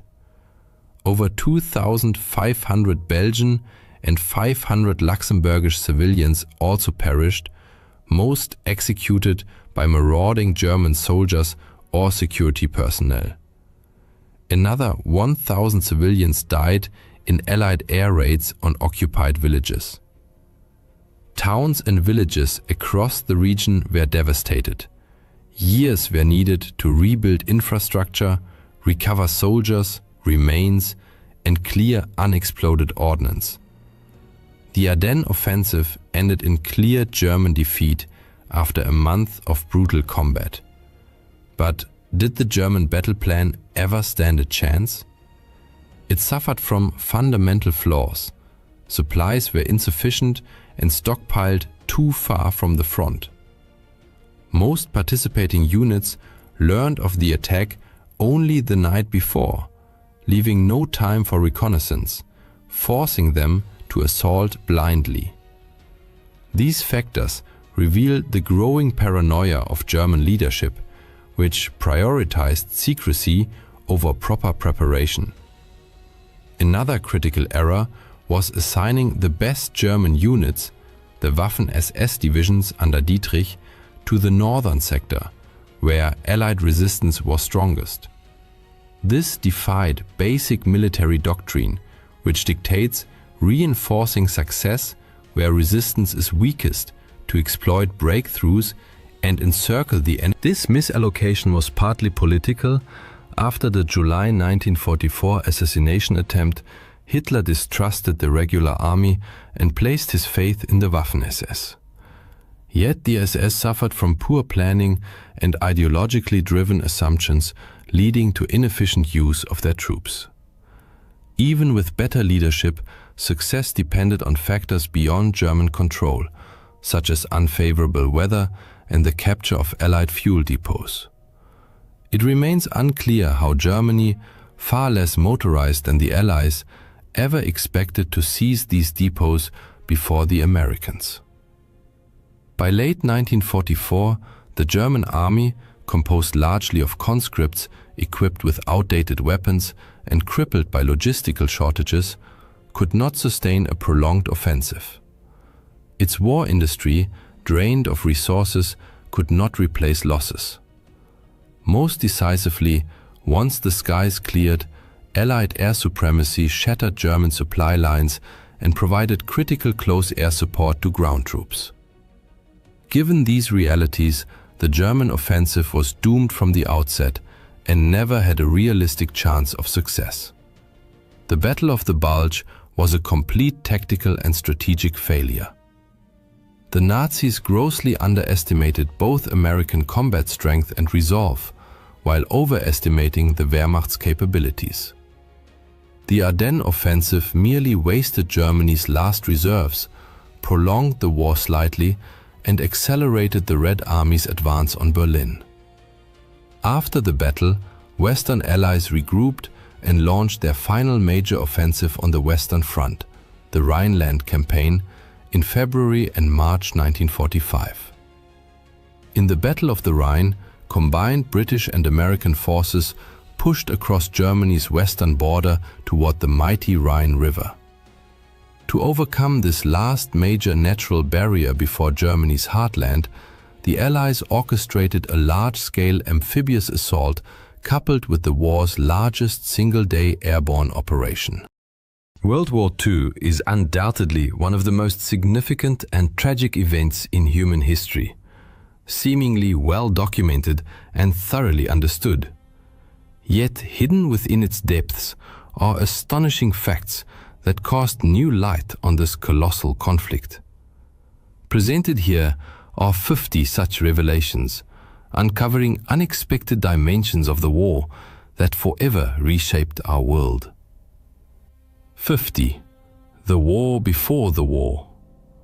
The 1930s found the world still haunted by the fresh memories of World War I's devastation, with most Western nations deeply reluctant to engage in another conflict.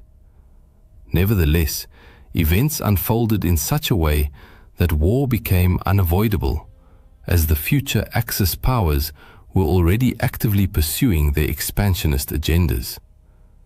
Imperial Japan, for instance, had been steadily extending its territorial reach for years, culminating in the outbreak of the Second Sino-Japanese War in 1937. This protracted conflict between China and Japan continued until the end of World War II, prompting observers worldwide to seriously reconsider the scale of Japanese imperial ambitions.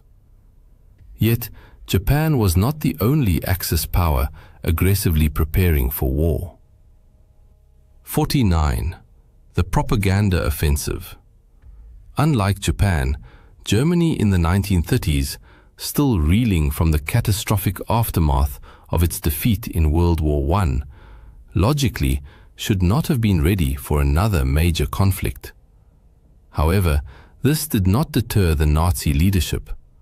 On the contrary, they leveraged economic hardship as a powerful tool to mobilize the population. While Adolf Hitler orchestrated a massive global public relations campaign, capped by hosting the 1936 Olympics, he simultaneously accelerated Germany's rearmament. The 1930s saw colossal investments by the Nazi regime into the military-industrial complex, which left much of the world stunned by the Wehrmacht's formidable strength when it began its lightning advance across Europe. Interestingly, however, the Nazis were not always known by that Nazi, but more like Nazos. Today, the term Nazi is universally synonymous with absolute evil. Yet, during the party's early days, as it disseminated its virulent ideology, its members officially called themselves the National Socialist German Workers' Party. Even Nazis wasn't their preferred nickname. They referred to themselves as Nazos. So where did the now ubiquitous term Nazi originate? It was coined by journalist Konrad Haydn, who derived it from a Bavarian word meaning foolish or simple-minded. Remarkably, the Nazis appear to have missed the derogatory undertone entirely. 47. A stolen symbol. As the Nazis spread their influence across Europe, they emblazoned their military hardware with the swastika, a symbol that soon became synonymous with terror and evil. This horrified many for whom the sign held profoundly positive spiritual meaning. Though its traditional orientation differed slightly, the swastika was originally an ancient religious symbol. Its name derived from the Sanskrit word for hooked cross. Commonly associated with fertility and good fortune, it appeared across ancient civilizations worldwide, from Greece to India. Many who once used it in sacred rituals now advocate for its complete removal from public life due to its painful association with Nazism. 46. Fire the death ray. Rumors of a Nazi death ray capable of shooting down aircraft with radio waves prompted public concern and turned attention to Robert Watson Watt, a pioneering British radio engineer. When asked whether such a weapon was feasible, Watson Watt concluded it was not. Yet his research proved invaluable. By the late 1930s, his work led to major breakthroughs in radar technology, greatly aiding British forces in detecting German aircraft and submarines. A pinky promise? Desperate to avert war, European governments made significant concessions to Adolf Hitler.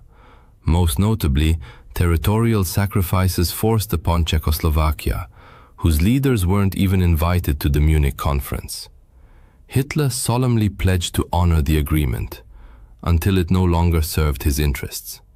The final straw came with Germany's invasion of Poland, which crossed Britain's declared red line.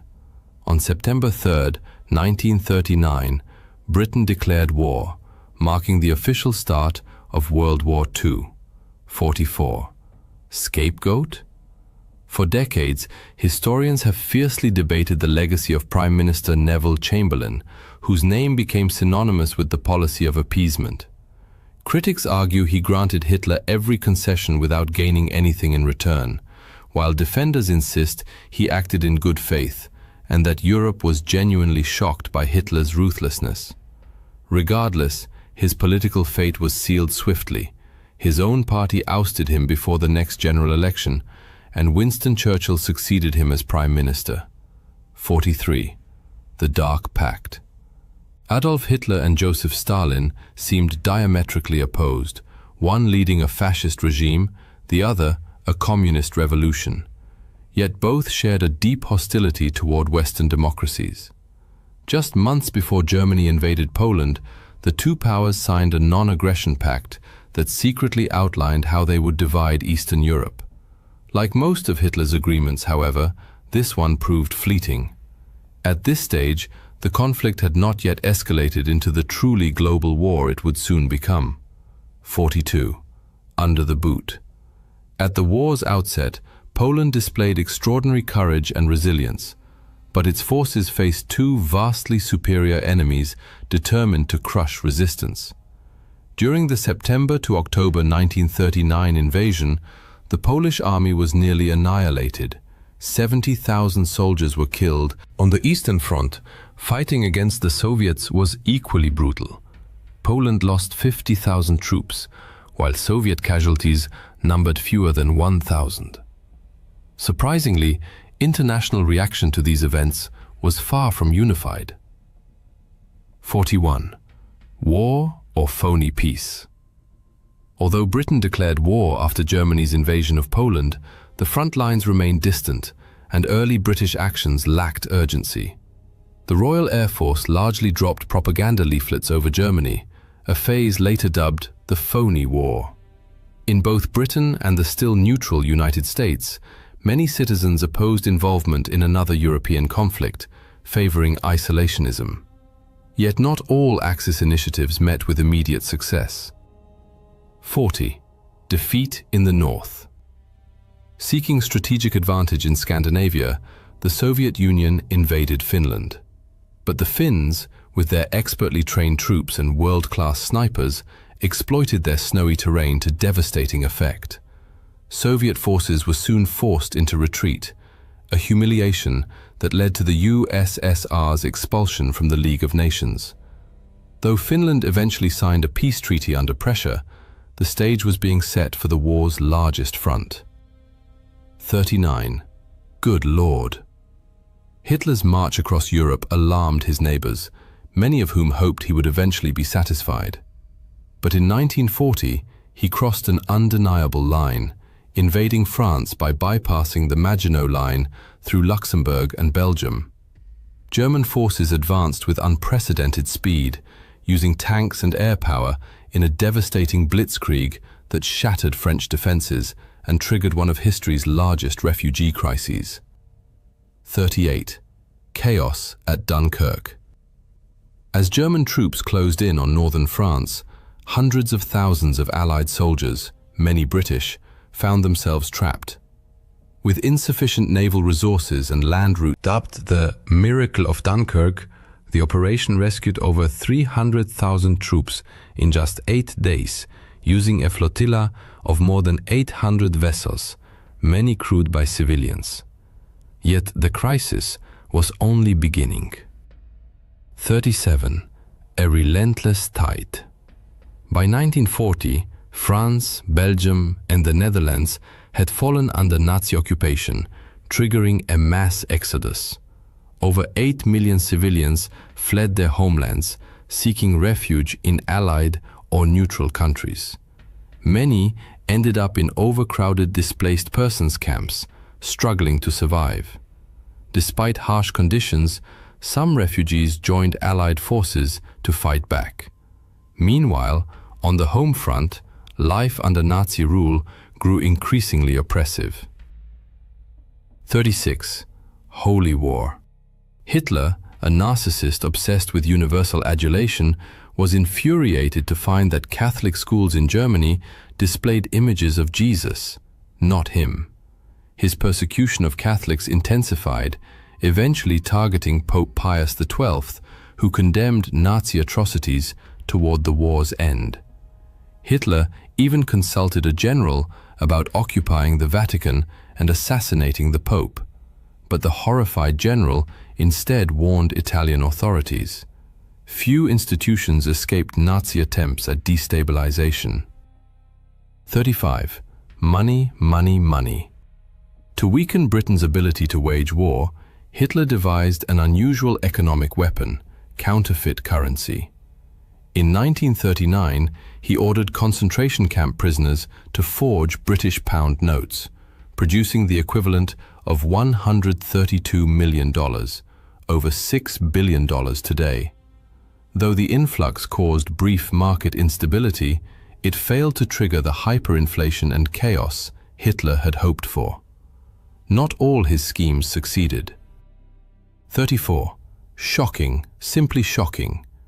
Obsessed with purifying German culture, Hitler condemned anything he deemed degenerate. Books were burned, and artists labeled unpatriotic were arrested. To ridicule modern art, the regime organized an exhibition of degenerate art, displaying over 650. Ironically, it drew far larger crowds than state-approved Nazi art galleries, exposing the public to creative expression the regime sought to suppress. 33. The perfect baby? Hitler's obsession with Aryan racial purity extended to propaganda featuring blonde, blue-eyed children, despite his own dark hair and Austrian origins. In 1935, he launched a nationwide search for the ideal Aryan infant, led by propaganda minister Joseph Goebbels. In a twist of irony, Goebbels selected a photograph sent by anti-Nazi photographer Hans Ballin, depicting a dark-haired Jewish baby. Ballin's act of sabotage succeeded brilliantly, forcing the child's family to flee to Latvia to escape persecution. Art, it turned out, could be a potent weapon of resistance. 32. The Great Dictator. Across the Atlantic, US entry into the war faced strong opposition. Isolationist sentiment ran deep, and media coverage of Nazi atrocities was often limited. One notable exception was Charlie Chaplin, the silent film legend. Despite studio reluctance, he self-funded his satirical masterpiece, The Great Dictator, a bold anti-Nazi statement. Hitler reportedly fumed at the ridicule, but another famous figure was working on the opposite side. 31. The Pilot. Though the America First movement had complex roots, many of its members sympathized with Nazi Germany. Among them was Charles Lindbergh, the famed aviator of German descent and one of America's most celebrated heroes. His isolationist stance gave the movement credibility, and polls even suggested he could have been the Republican nominee to challenge President Franklin D. Roosevelt in 1940. In the end, he decided not to run. A celebrity with no political experience running for president, at the time, the very idea seemed utterly absurd. Yet war was soon to escalate and open new fronts. 30. Taking to the skies. After France fell, a ground invasion of the fortified island nation posed a formidable challenge, so Hitler focused instead on bombing the British into submission. However, this proved far more difficult than anticipated thanks to the Dowding system. Developed by Air Chief Marshal Hugh Dowding, this network of reporting and coordination enabled the British to respond swiftly to aerial attacks. It streamlined communication between ground observers and pilots in the air, foiling many Nazi raids, though not all of them. 29. On the Run. When the Blitz descended upon London and other English cities, everyone had a role to play in survival. Many men went off to war, while women stayed behind to carry out essential duties. As for children, many parents refused to keep them in urban areas. A single stray bomb could wipe out an entire family, so children were often sent to live in the countryside, either with relatives or with willing host families. It was this very evacuation that inspired C.S. Lewis' famous novel The Lion, the Witch and the Wardrobe. Yet, at the outset, Britain appeared a clear underdog. 28.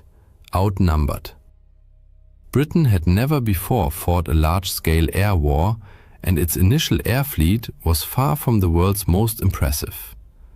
At the start of the conflict, the Royal Air Force possessed roughly 3,700 aircraft, fewer than half of which were high-speed fighters.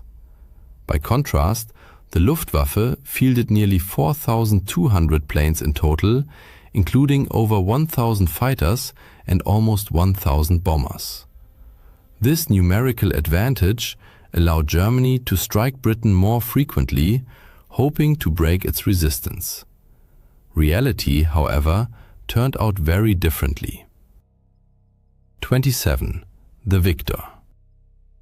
Though the island nation suffered heavy losses, including one brutal day when it lost 39 aircraft and 14 pilots, Britain's defensive system. Ultimately, Britain endured and held firm, while Germany suffered significantly heavier losses during the Battle of Britain. The British lost over 1,500 aircraft, more than 500 aircrew, and over 1,000 additional casualties. In contrast, Axis forces lost hundreds more planes and suffered more than 3,000 fatalities. And once again, the war was poised to shift. 26. New fronts. It was mid-1941, and Germany's bombing campaign against Britain had failed to force a surrender. Naturally, Hitler's ideal next move was to open a vast and brutal new front in the war. On June 22, 1941, German troops invaded the Soviet Union in Operation Barbarossa. Why did Hitler take such a risk, widely regarded as the war's greatest strategic blunder? His obsession with race drove the decision. Russia possessed vast lands, which Hitler believed would make ideal territory for German settlers, displacing the Slavic peoples he deemed racially inferior.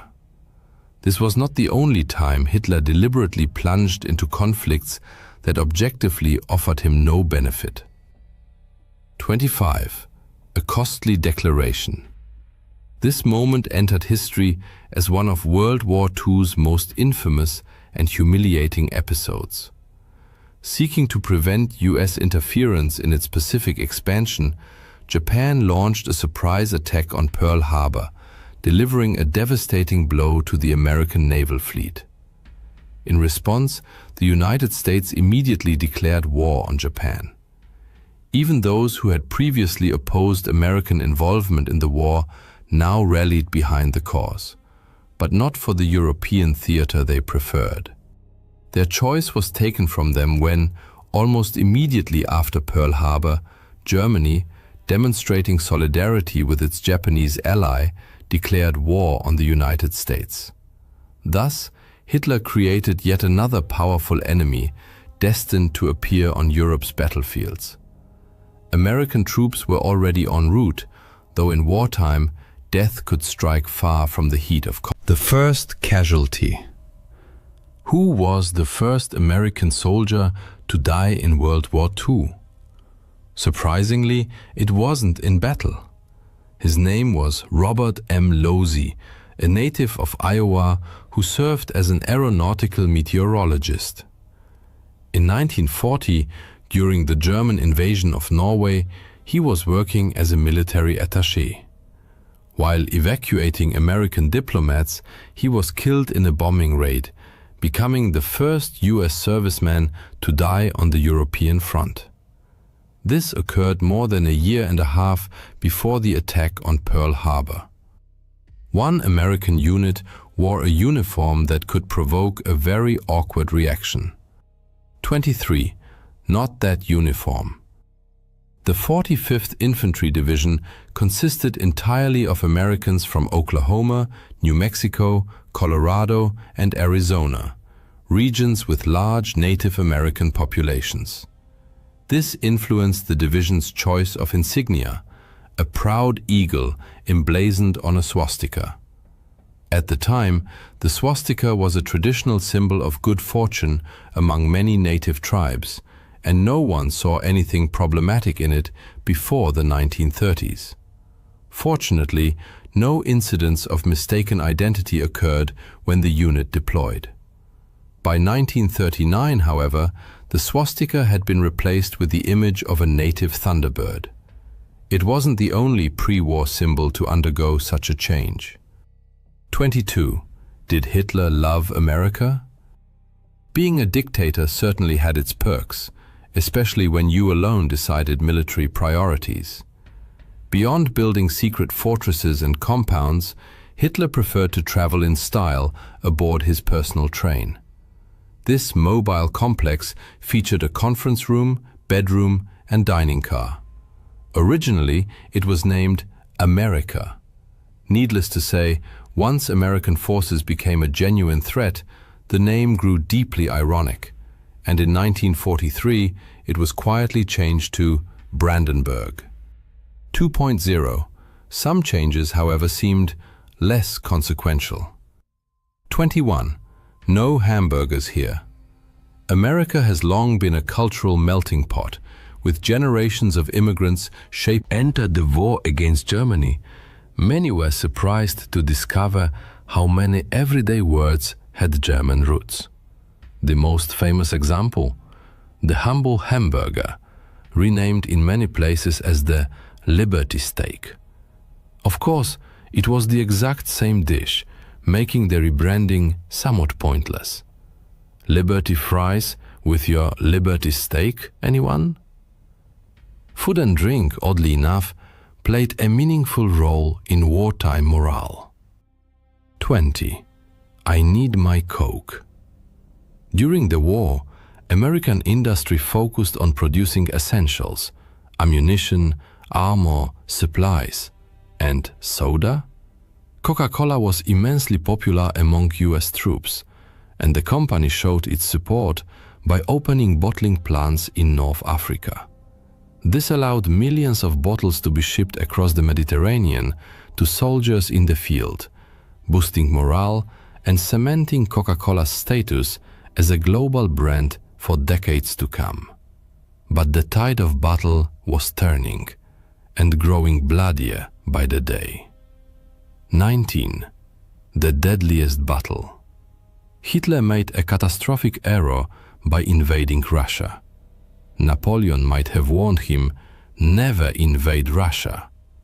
Neither side, however, was prepared for the unprecedented brutality that unfolded on the Eastern Front. Despite initial successes and numerical superiority, German forces inflicted staggering losses on the Soviets. By the war's end, the USSR had suffered a shocking 21 million casualties. Yet fighting on home soil with vast manpower reserves, the Soviets inflicted devastating damage in return. 80% of all German wartime casualties occurred on the Eastern Front.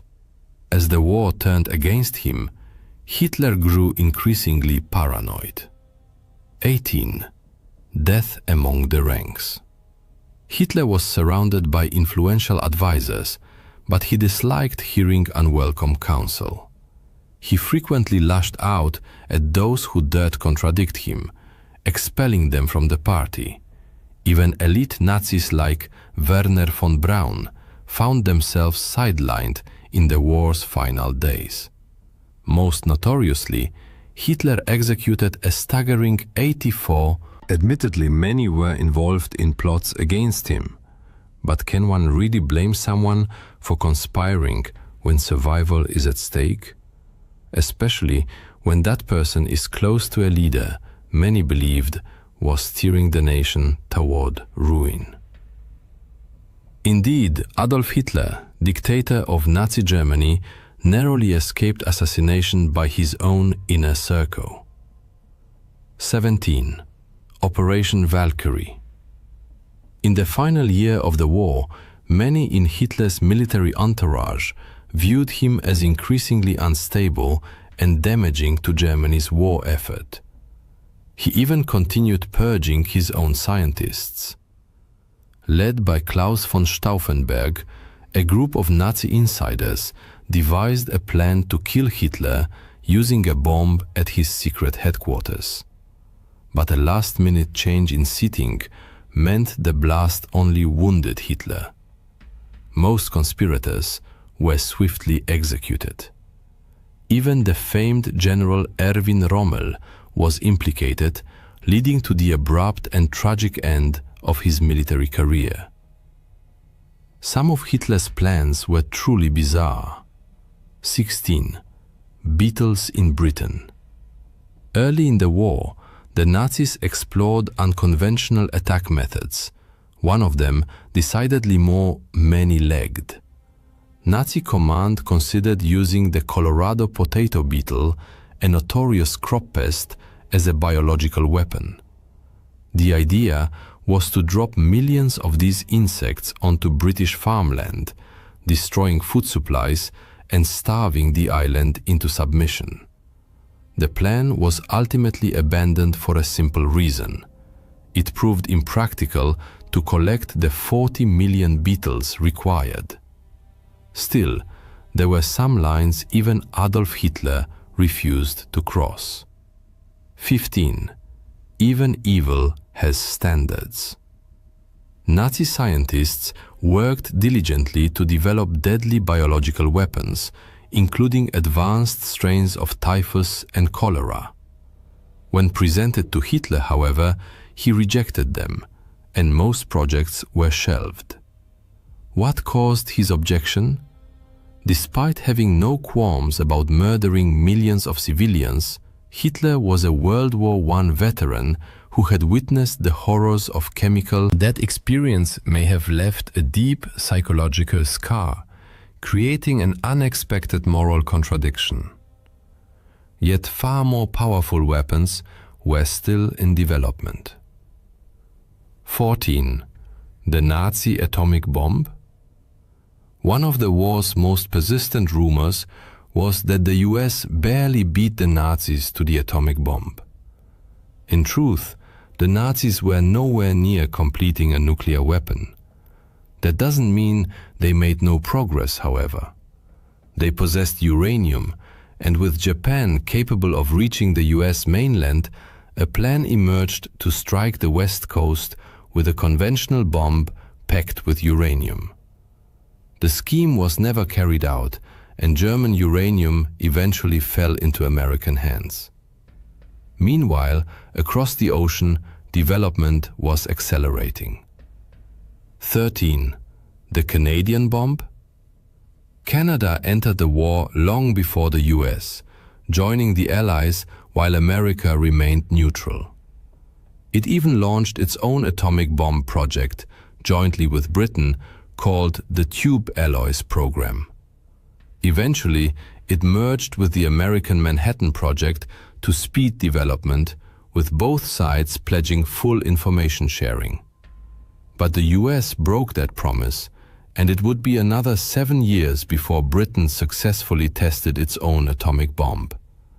And the first bomb ever detonated wasn't used in combat. 12. Let's go. The hope was that the atomic bomb would end the war with a single, overwhelming strike against the Axis powers. Enormous resources had been poured into its creation, and the Allies needed to be certain it worked before deployment. The first successful test took place in the New Mexico desert, an immense triumph that horrified one of its chief architects. J. Robert Oppenheimer famously quoted from an ancient Hindu scripture, "Now I am become death, the destroyer of worlds." Yet the first 2 bombs dropped in war had a similar yet different. The first 2 nuclear weapons ever used in combat, and still the only ones to date, were nicknamed Fat Man and Little Boy. But their names and sizes weren't the only differences. They employed entirely different mechanisms. Little Boy used uranium-235 fission, while Fat Man, 40% more powerful, relied on plutonium.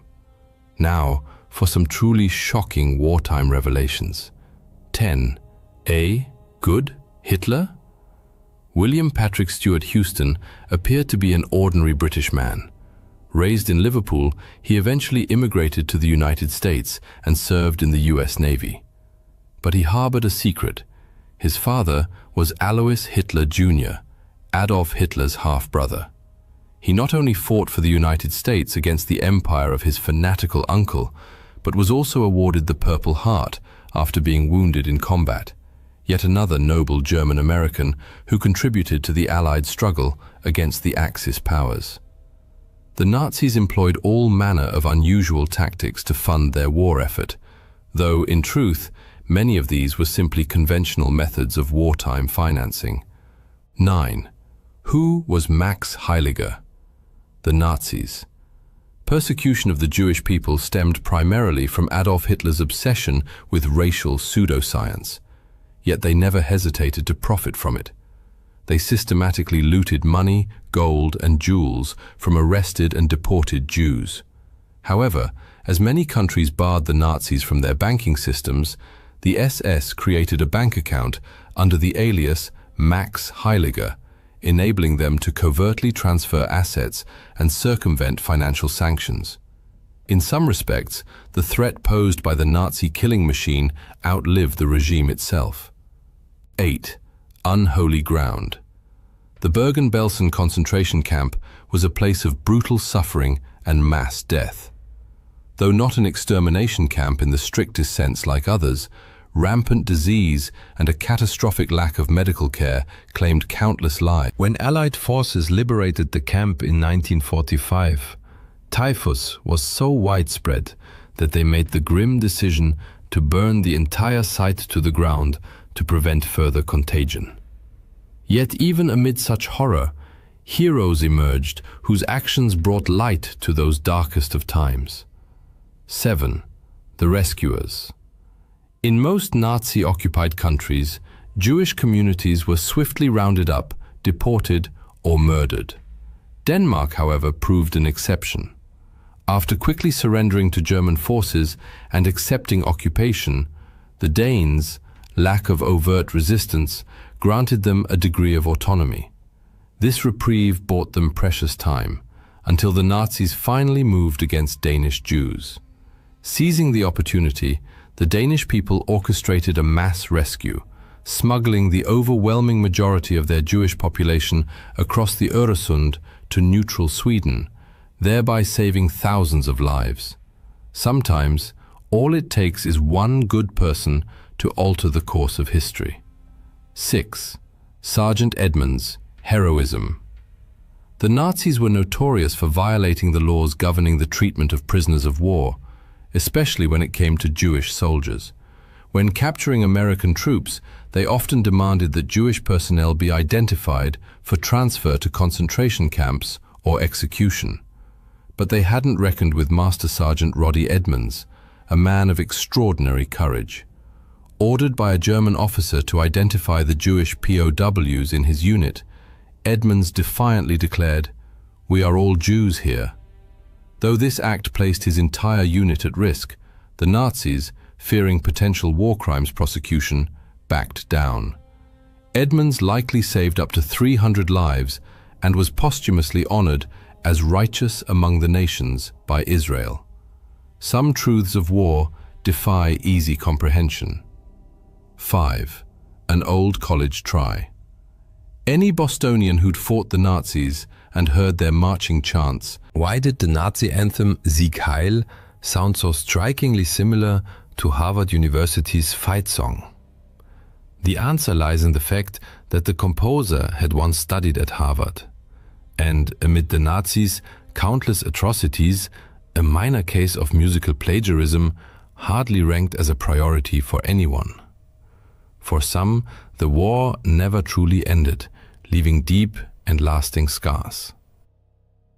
4. The unfinished peace. Had the war not concluded when it did, thanks to Nazi Germany's collapse and the atomic strikes on Japan, a new front might well have opened, a Soviet invasion of Japan. Though this conflict never reached its full potential, the two nations technically remain at war to this day. No formal peace treaty was ever signed, and negotiations collapsed as recently as 2000 over disputed islands seized by Russia. Yet, even in the midst of slaughter, hope found a way to endure. 3. In the blood. World War II was the deadliest conflict in human history, yet it also saw more soldiers survive severe battlefield injuries than ever before. What made the difference? Advances in medical technology and one innovation in particular, blood transfusion. Though the practice existed long before, it was during this war that it was first systematically deployed on the front lines, saving countless lives and becoming a cornerstone of battlefield medicine. In the fog of war, reality often grew strange and unpredictable. 2. The parachuting Nazi. It was 1941, and Germany still believed victory was assured. So confident were they that they dispatched one of their highest-ranking officials to Britain to negotiate its surrender. 2. Rudolf Hess, Hitler's deputy, parachuted into Scotland expecting to return a hero.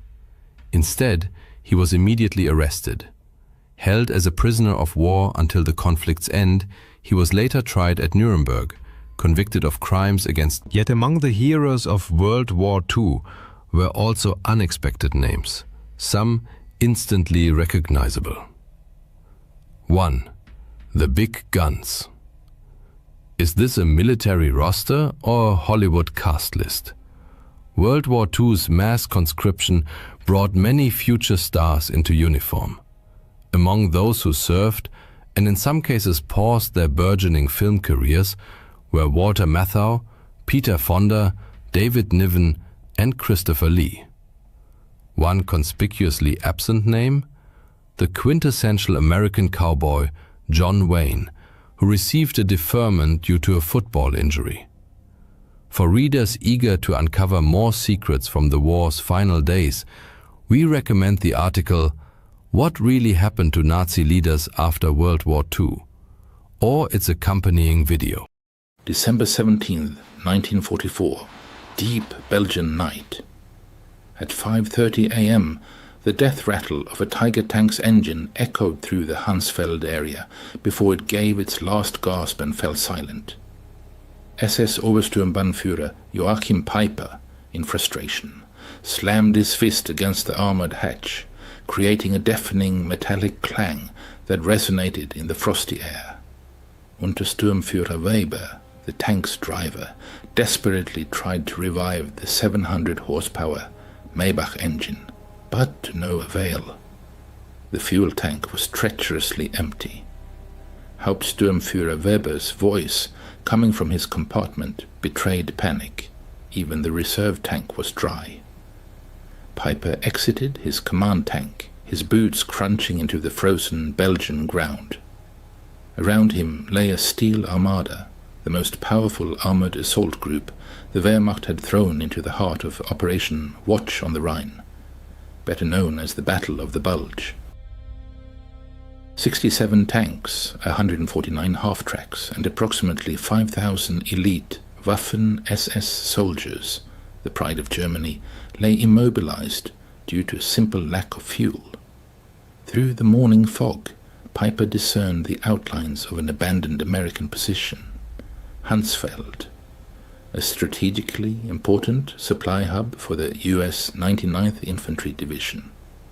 The Americans, in their hasty retreat, had left behind smoldering barrel fires, unfinished coffee in mugs, and, as if a twist of fate, rows of coveted olive-drab jerrycans filled with fuel, a generous gift from the very god of war. Driven by a mix of astonishment and anticipation, Peiper slowly approached the coveted jerrycans. His loyal adjutant, Hauptsturmführer Hans Grüler, deftly opened one and, after a sniff, exclaimed, "Gasoline! Obersturmführer! High-octane gasoline!" Peiper's soldiers, their spirits lifted, eagerly began refueling their combat vehicles. Peiper walked among the stacks, trying to gauge the extent of this unexpected fortune. The figures from the count were astonishing. 50,000 gallons. More than enough to fuel his entire battle group for a rapid breakthrough to the Meuse River. This quantity could have been enough to turn the tide of the entire offensive. At this single depot, the Americans had left more fuel than most German divisions received in 6 months. However, as Peiper stood amidst this abundance, watching his soldiers pour American fuel into the German tanks, a bitter realization descended upon him like the heavy morning fog. If the Americans could afford such wastefulness, if they could abandon without regret what Germany would have guarded with entire divisions, then the outcome of this war was predetermined.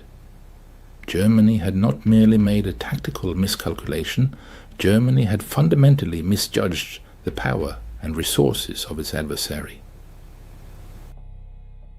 6 months before the tragic events at Hansfeld, specifically in June 1944, Albert Speer, who served as Minister of Armaments and War Production in Hitler's government, presented a report to the Führer strongly recommending an immediate halt to all offensive operations. The reason was the systematic destruction by Allied air forces of German synthetic fuel production plants, a vital resource for the Wehrmacht. For example, the Leuna plants, which produced 125,000 tons of fuel in April, could only yield 5,000 tons by September. A similar situation was observed at other facilities, such as the hydrogenation plants in Pölitz, Blechhammer and Brux, which were operating at less than 10% capacity. The figures presented eloquently testified to the impending defeat. During 1944, the United States managed to extract 1.8 billion barrels of crude oil. In contrast, Germany, including all synthetic production and captured Romanian fields, produced only 33 million barrels, less than 2% of American output. Thus, the Third Reich was attempting to wage modern, mechanized warfare based on logistics more suited to the age of horse-drawn transport. While the American army was literally awash in oil, Major Friedrich Siemann of the Wehrmacht's Logistics Command estimated that 4.5 million gallons of fuel would be needed to reach Antwerp during the Ardennes offensive. Hitler allocated 5 million gallons, but due to transportation issues, only half reached the front lines. Ultimately, the German High Command gambled on capturing enemy supplies, which was more a sign of desperate weakness than strategic strength.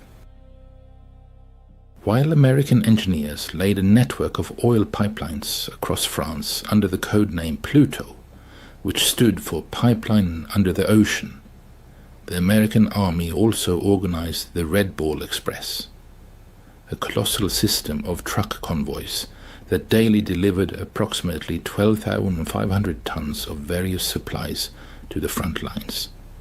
By the end of 1944, American forces stationed in Europe consumed a colossal 1.2 million gallons of fuel daily, while receiving 1.4 million gallons. They were not only sustaining current operations, but also building strategic reserves in preparation for further battles. Joachim Peiper, by no means lacking strategic thinking, was at 29 years old one of the youngest regimental commanders in the Waffen-SS, a recipient of the Knight's Cross with oak leaves and swords. He had endured the harsh schooling of the Eastern Front, where he learned that in modern warfare, fuel often held greater value than ammunition itself. His battle group was designated as the Schwerpunkt Vernichtung, the focal point of the entire Ardennes offensive, on which special hopes were placed. 2 days before the offensive began, on December 14th, Peiper attended a final briefing in Tondorf. General Sepp Dietrich, commander of the 6th SS Panzer Army, laid out the situation with stark clarity. You will only have enough fuel to reach the Meuse if you capture American supplies. Peiper's battle group was allocated 31,000 gallons of fuel, providing a combat range of only 50 miles. However, the distance to the Meuse was 65 miles. Thus, the offensive plan itself inherently contained the mathematics of defeat, casting doubt on the success of the entire operation. In the run-up to the December 16th offensive, Commander Peiper demonstrated extreme meticulousness in planning. His instructions were clear and unambiguous. Tanks were to move in single file to minimize fuel consumption. For stops exceeding 5 minutes, engines were to be immediately shut off. The capture of American fuel depots was declared a priority, overshadowing even tactical considerations. The stark contrast with the American approach was striking. On the same day, Captain James Rose, of the U.S. 743rd Tank Battalion, whose positions were located just 20 miles from Piper's Column's starting point, made a diary entry. Received fuel replenishment 7,125 gallons. This is the third delivery this week, and our tanks are overflowing. December 16, 1944, 5:30 a.m. A powerful German artillery barrage, marking the start of Operation Watch on the Rhine, consumed more ammunition in 2 hours than the Wehrmacht had allocated for entire campaigns at the beginning of the war. However, even behind this impressive barrage lay serious problems.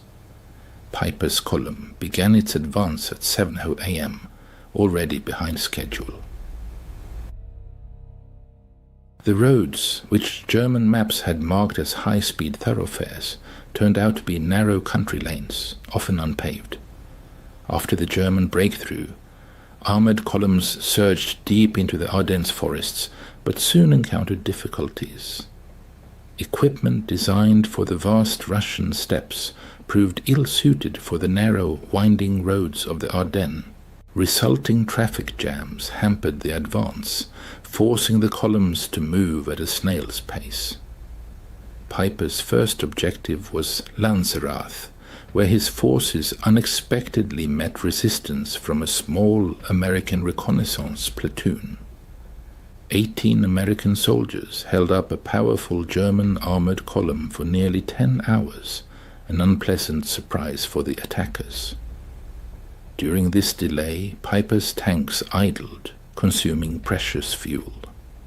When Piper's column finally broke through and reached Hansfeld at dawn on December 17th, it had covered only 20 miles, consuming 40% of its fuel in the process. At this rate of advance, fuel would run out long before reaching the Meuse River. Interestingly, the American supply depot at Hansfeld was not a strategically important facility. It served as a forward supply point for the 99th Infantry Division and was classified as a Class 3B depot, a temporary refueling station. However, to the Germans' surprise, the amount of fuel found there exceeded a month's supply for an entire German panzer division. Hauptsturmführer Hans Grüler later recalled, "We stumbled upon entire pyramids of jerry cans, each containing 5 gallons of gasoline. They were stacked up to 10 feet high and stretched for perhaps 650 feet, and most surprisingly, the Americans hadn't even attempted to destroy them. The captured fuel turned out to be high-quality aviation gasoline, skillfully blended with automotive fuel with an octane rating of 80 or higher." Notably, German equipment, particularly the finicky Maybach engines installed in Tiger tanks, was designed for fuel with an octane rating of 74. Paradoxically, the American gasoline proved too good for German machines, causing engine malfunctions. During the refueling process, Piper's soldiers made several significant discoveries. Sergeant Wilhelm Hoffmann, thanks to his English language skills acquired in his father's pre-war business, found invoices in the depot office. These documents detailed the long and complex journey of the fuel from Texas to New York, across the Atlantic to Liverpool, then across the English Channel to Normandy, and finally by truck for 400 miles to Hansfeld. Astonishingly, this journey of over 6,000 miles took only 6 weeks. I immediately reported what I saw to Obersturmbannführer Piper, Hoffmann recalled in a 1976 interview. He carefully examined the documents, then crumpled them and tossed them aside. Piper didn't say a word, but his face revealed everything. We both realized what this meant. Soon after, Private Ernst Kara came across a fresh issue of the Stars and Stripes newspaper from December 15th, dated just 2 days prior. The headline announced the opening of a new fuel pipeline connecting Cherbourg and Verdun, capable of pumping up to 300,000 gallons of fuel daily. This single pipeline alone could provide many times more fuel than Piper's battle group needed for the entire operation. To grasp the overwhelming significance of Piper's discovery, one must look at the fuel crisis that gripped Germany by the end of 1944. Starting in May, massive Allied bombing raids led to a catastrophic 90% drop in synthetic fuel production. The Luftwaffe, facing a severe shortage of aviation gasoline, was forced to ground its aircraft. Pilot training was drastically cut. Instead of the previous 250 flight hours, new recruits received only 60. The Kriegsmarine's surface fleet virtually ceased to exist. Submarines, in an attempt to conserve precious diesel fuel, were equipped with snorkels, allowing them to operate longer on battery power. On the home front, German citizens had not seen personal automobiles since 1942. Gasoline had become such a valuable resource that even the theft of a few liters on the black market became a subject of Gestapo investigations. Farmers were forced to return to using horse-drawn plows. At the very same time, the United States, with its untold reserves of black gold, accounted for 67% of global oil production. The East Texas oil field alone produced more oil than all of Nazi-occupied Europe. American oil refineries operated at full capacity, and Standard Oil even experimented with new petroleum products simply because they had an abundance of crude oil. After capturing the impressive 50,000 gallons of fuel at Hansfeld, Piper's armored columns surged forward like predators sensing prey. By midday on December 17th, they reached Bühlingen, where a new prize awaited them. Additional supplies, food, ammunition, and, most valuable of all, topographical maps indicating the locations of other American fuel depots in the vicinity. However, a careful study of the maps revealed a disturbing picture to the German officers. The Americans had vast fuel reserves scattered everywhere. Almost every major crossroads held a depot brimming with gasoline. The U.S. First Army alone held a colossal 3.5 million gallons of fuel in reserve.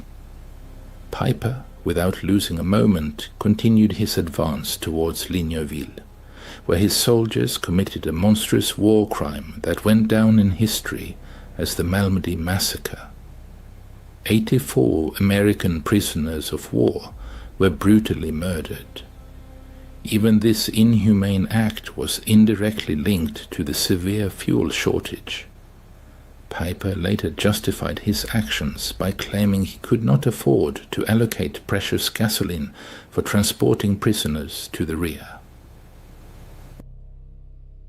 By the evening of the same day, Piper's spearhead reached Stavelot, where a large American fuel depot containing over 2 million gallons of fuel was located. This quantity would have been more than enough to sustain further advance to the Meuse and achieve the objective. However, as the first German vehicles appeared on the horizon, American engineers were already hard at work carrying out orders. Captain John Brewster of the 291st Engineer Combat Battalion had been timely warned of the enemy's approach. His mission was crystal clear and simple: at all costs, prevent the fuel from falling into enemy hands. In December 1944, at the height of the German offensive in the Ardennes, American engineers demonstrated resolve, depriving the enemy of valuable resources. The depot at Stavelot, holding 289,000 gallons of gasoline, became the scene of dramatic events. On December 17th, as Piper's vanguard approached the depot, Captain Brewster ordered the destruction of the supplies. Engineers laid gasoline trails between the stacks of jerrycans, and then Technical Sergeant Paul Solis threw a white phosphorus grenade. According to Solis, the explosion was instantaneous and colossal, a wall of fire erupting 100 feet into the air. Soon, the entire depot became a blazing inferno. Piper's arriving tanks saw a column of black smoke rising 1,000 feet. The fire raged for 3 days, destroying enough fuel to power Piper's entire division to Antwerp and back. Untersturmführer Weber recalled how a stunned Commander Piper, standing on his tank's turret, silently watched the flames, then uttered, "They can afford to burn 2 million gallons just to deny them to us. What are we doing here?" Throughout the Ardennes region, American engineers carried out similar operations to destroy fuel depots. At Trois Ponts, 1.1 million gallons were destroyed, and at Spa, 2.5 million gallons. In total, during the first week of the offensive, the Americans deliberately destroyed over 8 million gallons of fuel, an amount exceeding what Germany had allocated for the entire operation. These actions, though painful in terms of resource loss, played a crucial role in thwarting the German offensive plans. The Allied forces' incredible ability to consume millions of gallons of fuel daily was due to an unprecedented supply system that surpassed all German command's understanding. The legendary Red Ball Express became a symbol of this logistical might, delivering a colossal 412,000 tons of supplies, using a fleet of 6,000 trucks operating 24/7. Notably, each truck consumed about 40 gallons of fuel daily, and the total fuel expenditure for the Express exceeded the monthly supply for the German Army Group B. By December 1944, the Motor Transport Service employed 230 companies operating on clearly defined routes, daily delivering approximately 20,000 tons of various goods, including 3,000 tons of fuel. Colonel James Snyder, the First Army's Chief of Logistics, highlighted the system's efficiency in his December 18th records. Yesterday's fuel receipts totaled 147,000 gallons. 1,923,000 gallons were issued, resulting in a net increase of 224,000 gallons in reserves. But an even more impressive element of the system was the pipeline network. Operation Pluto enabled pipelines to be laid directly across the English Channel, ensuring the transfer of up to 1 million gallons of fuel daily from Britain. This network continued to expand inland. The Cherbourg-Paris line supplied 800,000 gallons daily, and the Saint-Lô line 650,000 gallons. Ultimately, by December 1944, Allied forces in northwest Europe consumed 7.5 million gallons of fuel per day, while receiving 8.2 million gallons. This allowed them not only to sustain ongoing operations, but also to build up reserves in anticipation of new offensives. As Piper's battle group advanced deeper into Belgian territory on December 18th, the critical nature of the German army's fuel shortage became increasingly evident. At Schoppen, German forces captured another fuel depot, but these supplies proved insufficient.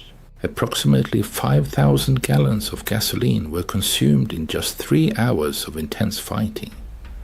Heavy Tiger tanks consumed a colossal 2.5 gallons of fuel per mile in combat, while Panther tanks used 1.5 gallons per mile.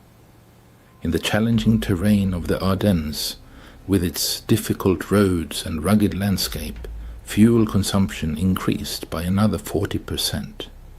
Hauptscharführer Otto Dingler, responsible for maintenance in the 1st SS Panzer Regiment, noted with concern in his records, By midday on December 18th, we had consumed 67,000 gallons of fuel since the start of the offensive.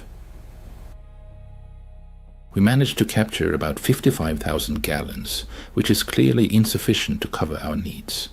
We are facing a severe deficit.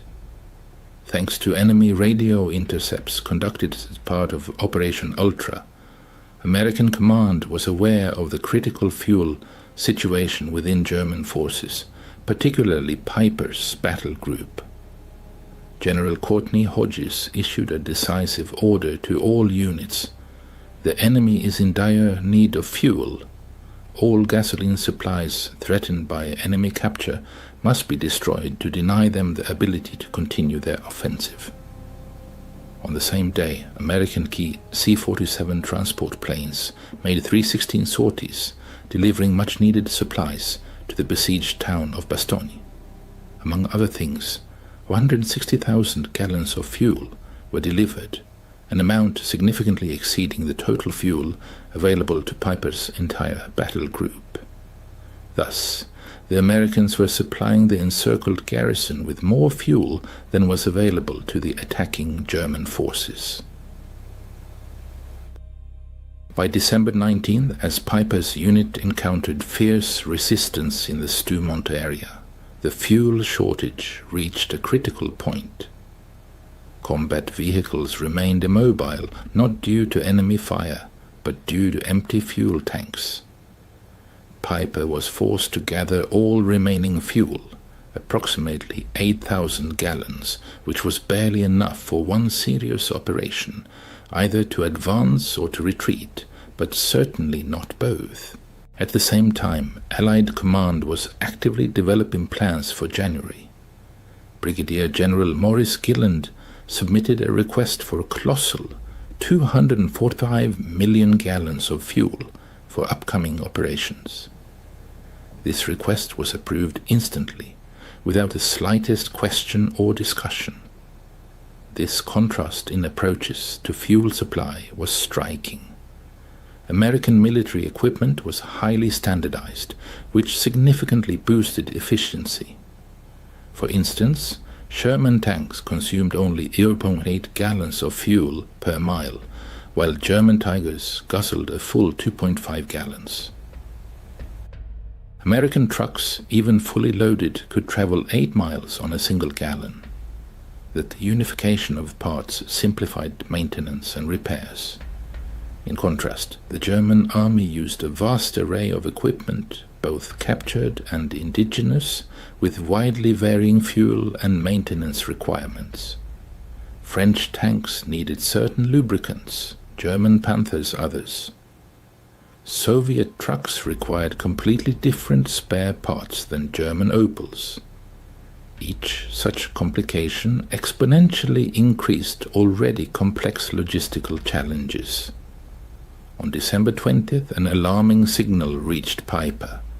Radio reports indicated that a fuel convoy destined for his unit had fallen victim to Allied airstrikes, making resupply impossible. At this critical moment, Piper gathered his commanders to discuss the dire situation. Sturmbannführer Werner Pürtka bitterly declared, "We probably have enough fuel for only 20 kilometers, and the Mars is a full 30 kilometers away." According to Hauptsturmführer Grüller, the Obersturmbannführer regretfully stated, "Gentlemen, we are facing an enemy who burns more fuel in a day than we have received for the entire operation just to deny it to us. What we captured in Hansfeld seemed like a miracle to us, but for them it's a negligible trifle. Under such conditions we cannot win." This bitter realization permeated the ranks of the German command. General Hasso von Manteuffel, who led the 5th Panzer Army, later wrote, "When I learned that the Americans had destroyed 8 million gallons of fuel to give us no chance of capture, I understood that the offensive was doomed to fail before it even began." Colonel Friedrich von Onder, captured on December 23rd, regretfully admitted to interrogators, Your soldiers throw away chocolate, while my men haven't seen it in 2 years. You burn millions of gallons of fuel, and we count every liter. How can we fight against such unimaginable abundance? By December 21st, Piper's misfortunes culminated in La Glace, where his battle group found itself tightly encircled by American forces. The tanks, once a formidable power, stood motionless like stone statues, devoid of the vital force of fuel. Around them the ring tightened, formed by units of the 31st Infantry Division, battle-hardened paratroopers from the 82nd Airborne Division, and the steel fists of the 3rd Armored Division. The American Armada, like an insatiable beast, consumed colossal volumes of fuel, 340,000 gallons on December 21st alone. Meanwhile, Piper desperately tried to conserve every drop, possessing a paltry 1,000 gallons. Private First Class Richard McKinney, like a chronicler of those days, wrote home, ironically remarking on the situation, "We have the Germans surrounded. Their tanks are dying of thirst. Our captain jokes that we are burning more fuel, heating our coffee than they have left for their vehicles." This episode vividly epitomized industrial warfare at its zenith. The redeployment of General Patton's Third Army northward, requiring 350,000 gallons of fuel solely for the move, seemed an inconceivable task for the exhausted German war machine. However, American logistics, like a finely tuned clockwork, met this unimaginable challenge in just 3 days. On December 23rd, the skies opened and a flood of sunlight poured onto the earth. Allied aircraft, like a flock of predatory birds, took to the air, performing about 2,000 sorties. Each aircraft, like an insatiable demon, devoured fuel at a monstrous rate, forcing the Luftwaffe to watch enviously from the ground, grounded for weeks. P-47 fighters, like fiery chariots, burned 300 gallons an hour, and B-26 bombers, like winged leviathans, consumed 200 gallons an hour. One day of these massive air operations consumed more fuel than all that Germany could allocate to its offensive, underscoring the chasm between the industrial capabilities of the two opposing sides. On the night of December 23-24, realizing the hopelessness of the situation, Piper abandoned his equipment and made a desperate attempt to escape. Of the impressive armada of 119 tanks and assault guns that had begun the offensive with such optimism, only 39 vehicles remained functional by then, and even they were unable to move. In a desperate effort to prevent the equipment from falling into enemy hands, the crews destroyed them using their last ammunition. Obergefreiter Heinz Goltz left a vivid account of those tragic events. "We collected the last drops of fuel from all vehicles, probably gathering about 200 gallons. The Obersturmbannführer personally rendered his command tank unusable. Millions of Reichsmarks invested in this equipment turned to ashes due to empty fuel tanks." Of the 5,000 soldiers who went into battle as part of Piper's battle group, only about 770 returned. Despite this, they managed to advance 60 miles into enemy territory, capture several depots, and open the eyes of the German command to the scale of Allied logistical support. News of these discoveries made by Piper's group spread like wildfire through German headquarters. By December 26th, Field Marshal Walter Model received detailed reports on captured American supplies. Model's chief of staff recorded his reaction to the news. The Field Marshal reread the figures twice. 50,000 gallons in Hansfeld, 2 million burned in Stavelot, 8 million destroyed to prevent capture. After that, he said, "It seems we are fighting the wrong war." Hitler, informed of this on December 28th, categorically refused to accept reality. Albert Speer recalled, Hitler stubbornly insisted that all these figures were nothing more than propaganda. Even when shown photographs of burning Stavelot, he claimed they were just Hollywood special effects. However, ordinary soldiers perfectly understood the seriousness of the situation. Corporal Wilhelm Hoffmann wrote to his wife, "The Americans destroy more fuel daily than we receive monthly. They drive tanks like we march on foot. This war is lost." The fuel crisis that manifested during that period was merely a symptom of a deeper and all-encompassing reality. By 1944, the United States of America had reached the peak of its industrial might, accounting for 50% of all global production. Production lines operated at an incredible pace.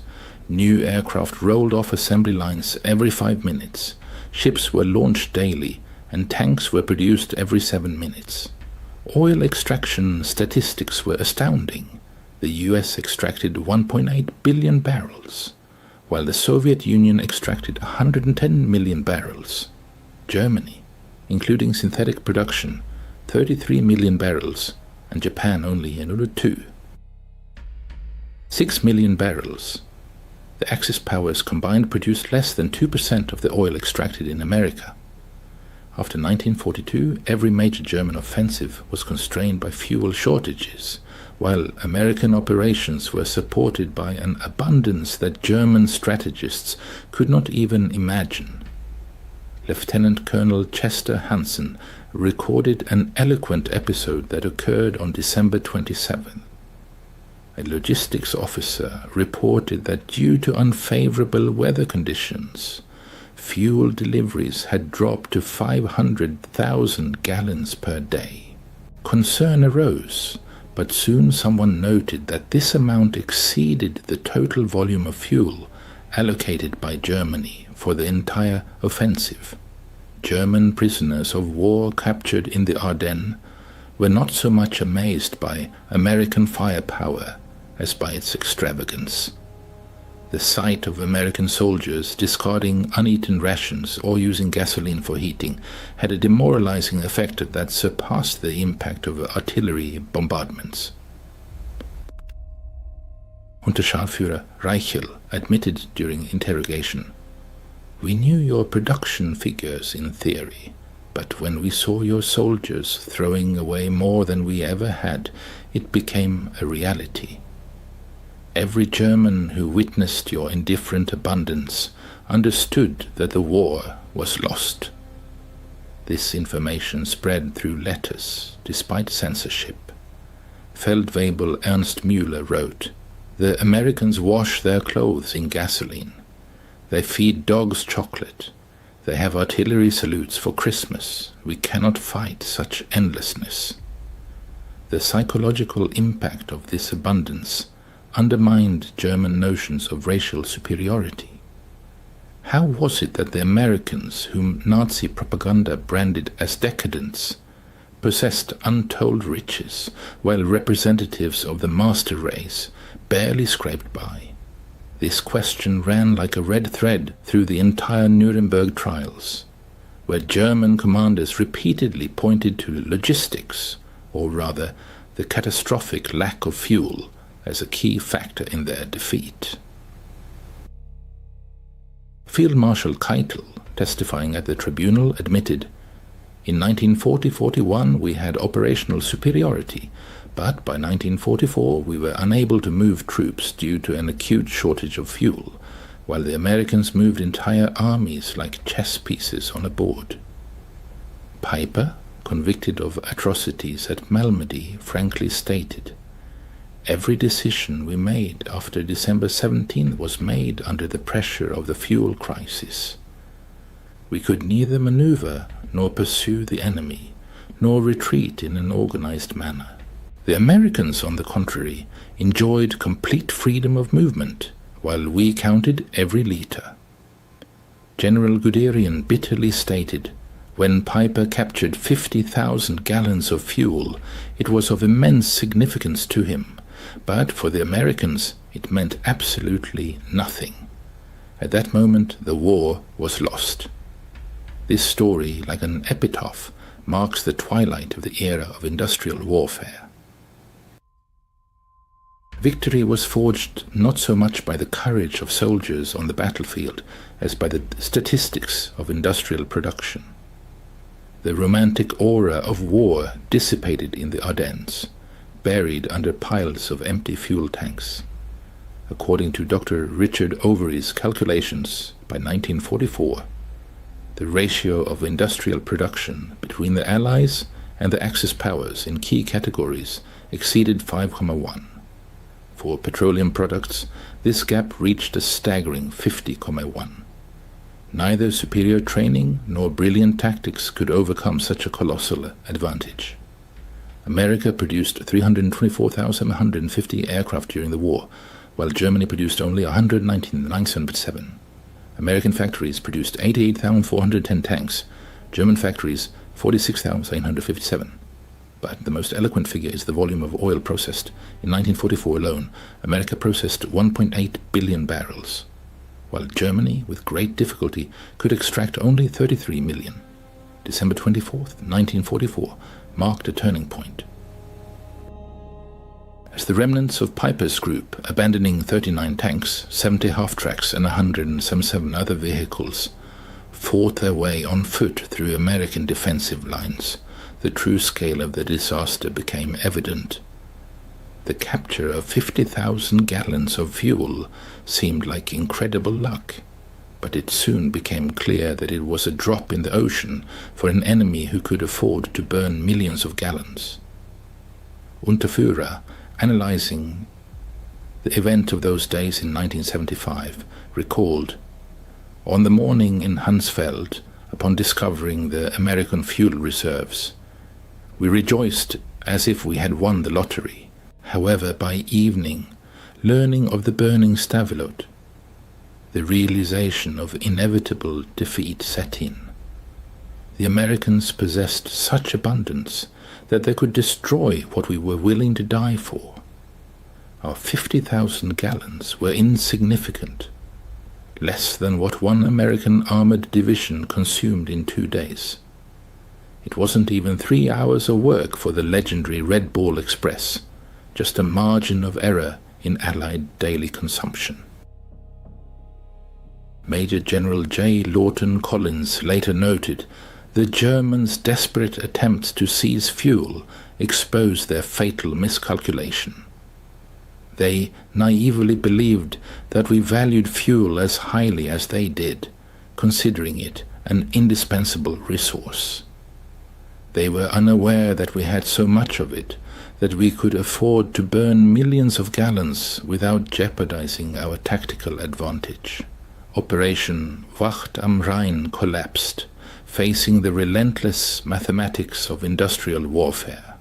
The offensive consumed about 2.8 million gallons of fuel, representing 40% of the total allocation, not counting captured reserves. At the same time, the American army expended 267 million gallons, almost 100 times more. The Wehrmacht lost about 100,000 soldiers, 800 tanks, and 1,000 aircraft. But the most devastating blow was the loss of illusions. Every German soldier who witnessed American abundance firsthand realized that Germany was not just fighting a war, but participating in an act of self-destruction. The tragic fate of Joachim Piper, a commander who had endured the crucible of war, ended in 1976 in France at the hands of unknown assailants. But long before that, in 1967, in a conversation with historian Henry Lyman, he acknowledged the fateful role of the discovered fuel depot. According to him, had it not been for this discovery, the German forces would have had a chance to retreat with honor. But the suddenly revealed disparity in resources, where American reserves seemed like a bottomless ocean, and German ones like meager drops, ultimately buried any hopes for victory. This episode vividly illustrates an immutable law of industrial warfare, where logistics play a decisive role, overshadowing tactical stratagems. The might of production crushes even the bravest courage, and an abundance of resources becomes an insurmountable factor before which devotion to ideals pales. Despite the fact that a German soldier in 1944 might have surpassed his opponent in training and experience, this was not decisive. The American war machine, fueled by colossal industrial power, surpassed Germany in its ability to produce and replace losses. This truth was reflected in every fuel can found in Hansfeld, in every gallon burned in Stavelot, in every kilometer of pipeline stretching across France. In the era of industrial warfare, victory is forged not so much by the genius of commanders as by the power of factories and oil refineries. In December 1944, at the height of World War II, Colonel Trevor Dupuy conducted astonishing calculations, demonstrating the colossal difference in supplies between the Allied armies and the Wehrmacht. It turned out that each American soldier received about 67 pounds of various supplies daily, while a German soldier made do with only 3 pounds. American soldiers accustomed to abundance sometimes complained about excessive waste, while for German soldiers, American abundance seemed simply unimaginable. 40 years after those memorable events in 1984, veterans from both sides met in the Belgian village of La Glace, where Piper's Tiger tank is still exhibited in the local museum, frozen at the very spot where it ran out of fuel. On December 23, 1944, former German tank crewman Karl Fortmann stood next to the tank with former Staff Sergeant Roy Anderson of the U.S. 30th Infantry Division. "We always wondered why you stopped," Anderson admitted. "We thought it was some kind of tactical maneuver." In response, Fortmann gave a bitter chuckle. "We stopped because our tanks were empty. You burned millions of gallons of fuel to keep them out of our hands. How could we fight you under such conditions?"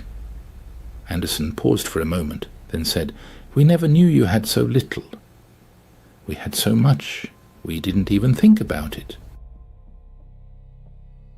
In this short dialogue lies the whole truth of December 1944. One side measured its reserves in gallons, the other in millions. One fought for every can of oil, while the other burned entire oceans. The outcome of the battle was predetermined. German military archives provide irrefutable evidence of this. The War Diary of Army Group B for December 1944 contains the following entries. December 16th, offensive begins. Fuel reserves are only 70% of the minimum required level. December 17th, Piper's units capture 50,000 gallons of fuel. December 18th, several fuel depots destroyed by enemy attacks, over 5 million gallons lost. December 19th, units critically dependent on fuel supplies lose mobility.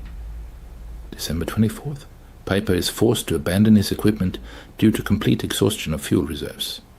At the same time, the American First Army reported December 16th, reserve supplies total 3.7 million gallons. December 17th, 2.2 million gallons destroyed. December 18th, 1. 8 million gallons received. December 24th, reserve supplies total 4.1 million gallons. The Americans treated millions of gallons of fuel with astonishing indifference, while the Germans guarded every single canister.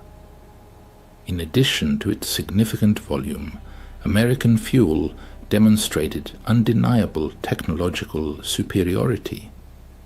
U.S. refineries made breakthroughs in catalytic cracking, allowing them to produce high-octane fuel more efficiently than German hydrogenation technology.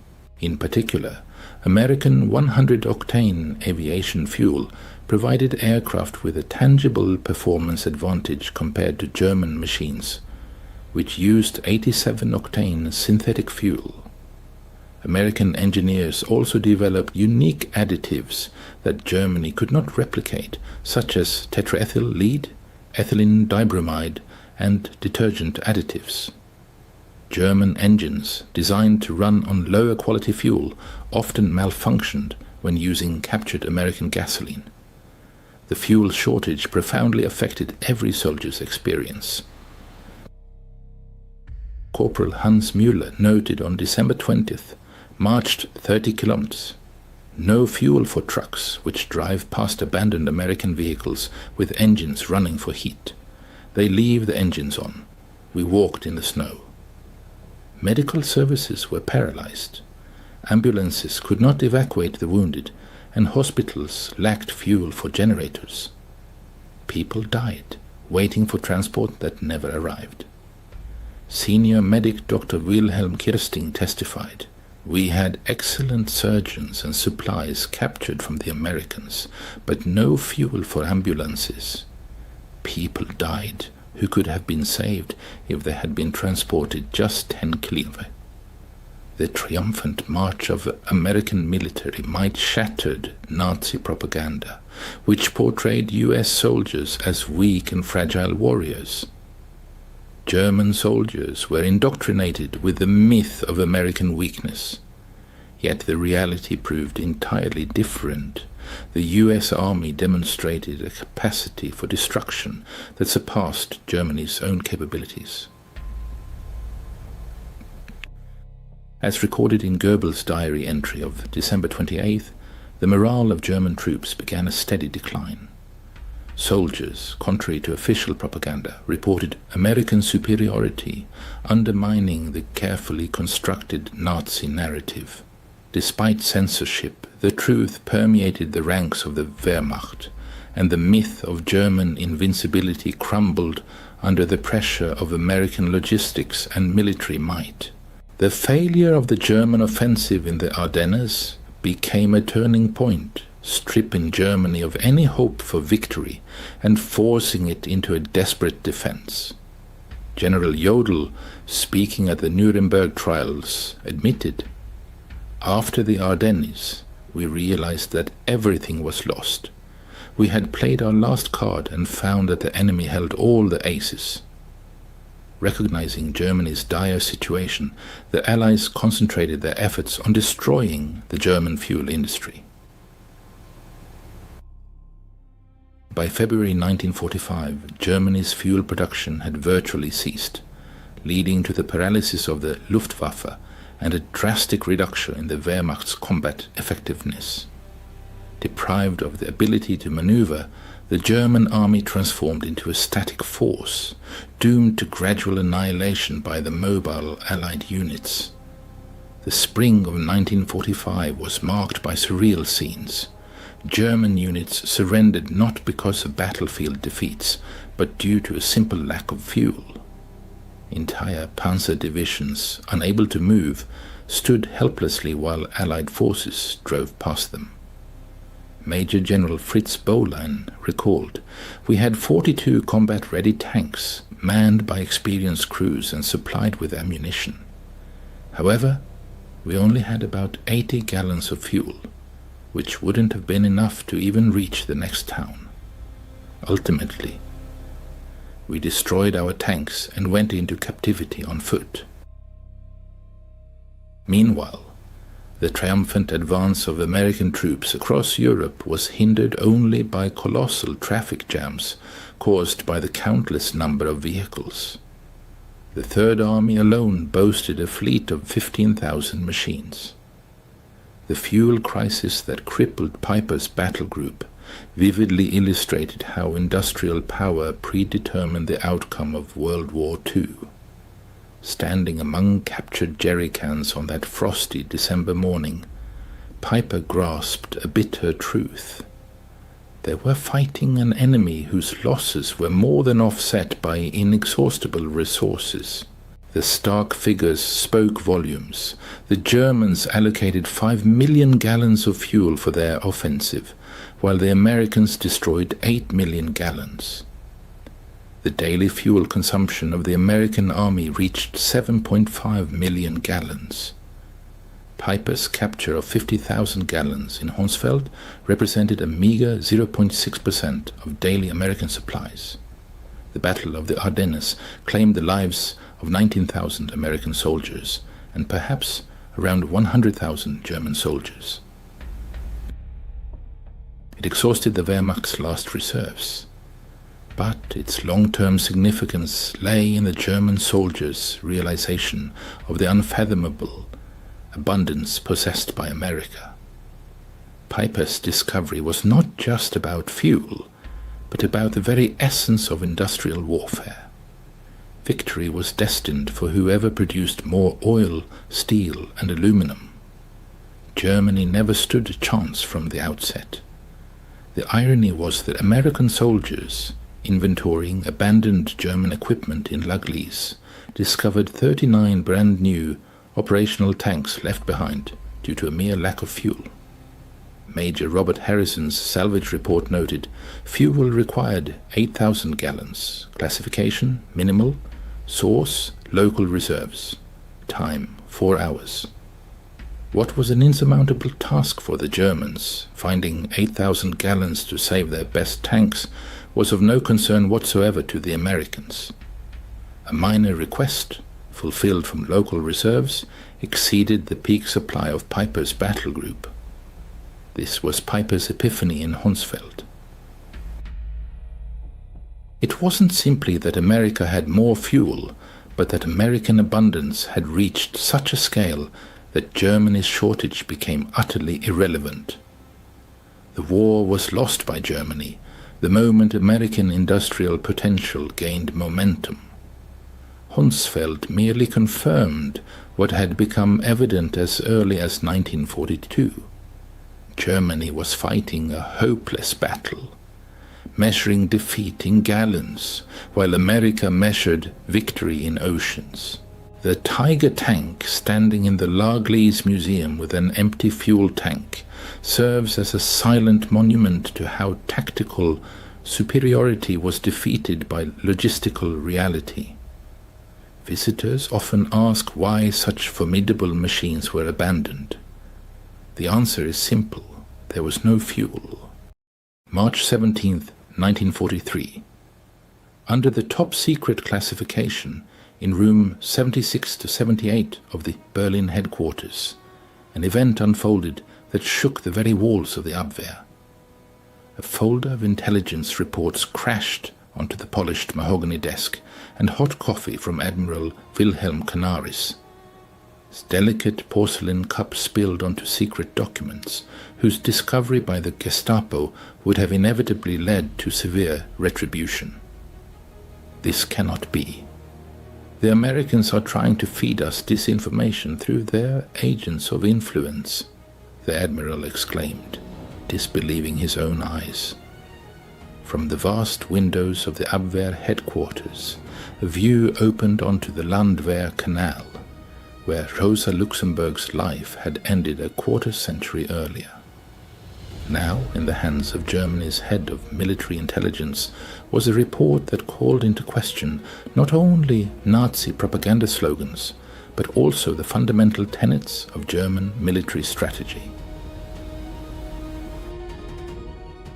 According to intercepted radio messages and agent reports from Mexico City, the Ford Motor Company's Willow Run plant was producing one B-24 Liberator bomber every hour at an incredible speed. The B-24 Liberator was an intricate design, comprising 1.5 million parts fastened by 450,000 rivets, including 30,000 individual components and assemblies. This 18-ton aerial giant rolled off the assembly line faster than German industry could produce the unpretentious Kübelwagen military vehicle. Major Friedrich Wilhelm Heinz, standing perfectly still before the Admiral's desk, had personally triple-checked the intelligence. Yet the numbers remained undeniable. At that moment, none of them realized they were witnessing the beginning of the most devastating failure in the history of modern warfare intelligence operations. This refers to the systematic inability of German intelligence services to comprehend, believe, and convey to the highest Nazi leadership the true scale of the United States industrial might. This fatal error predetermined the collapse of the Third Reich in the face of an unyielding mathematical reality. The failure of German intelligence to assess American industrial potential had begun 2 years earlier. In 1941, Luftwaffe General Karl Kohler presented Hermann Göring with reports received from military attaché General Friedrich von Boerticher in Washington. These documents claimed that the American aviation industry was reaching a production level of approximately 2,000 aircraft per month. Göring, meeting this information with outright laughter, declared that Americans were only capable of producing refrigerators and razor blades, but certainly not combat aircraft. "The Americans are bluffing," Göring told Hitler at the Wolf's Lair in December 1941, just 4 days after the tragedy at Pearl Harbor. "Their democratic system makes them vulnerable. Their multinational population reduces their effectiveness. Jewish influence corrupts them. They are utterly incapable of producing what they claim."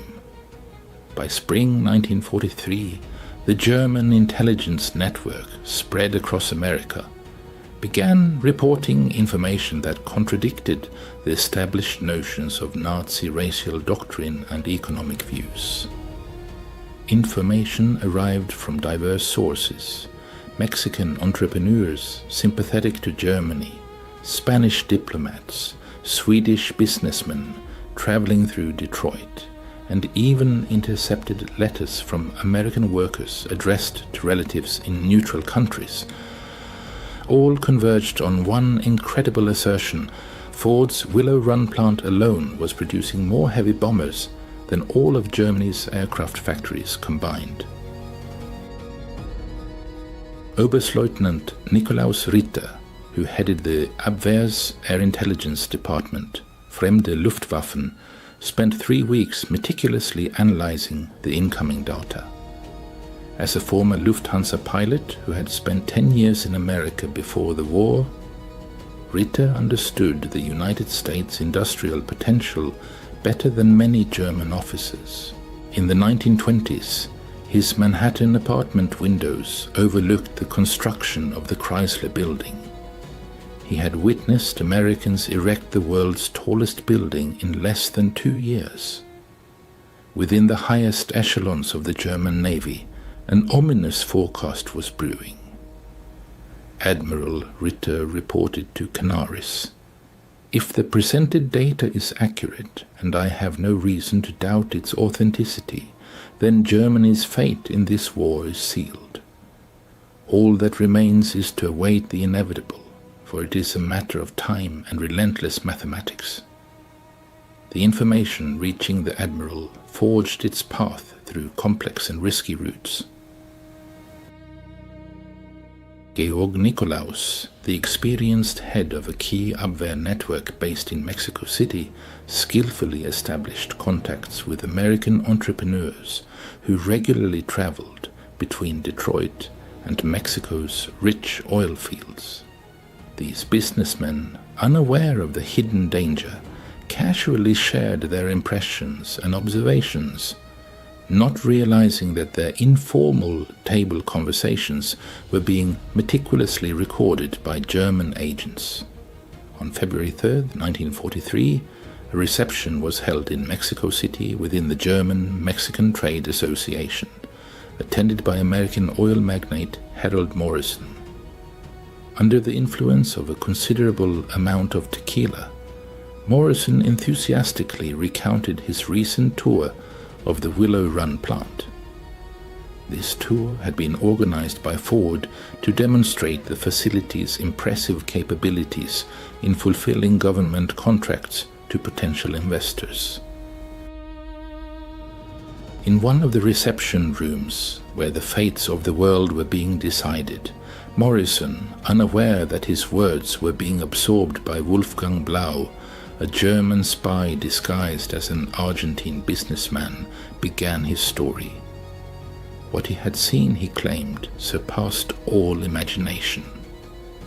Before him was a conveyor line stretching for many miles and a building so colossal that clouds formed inside it, occasionally raining.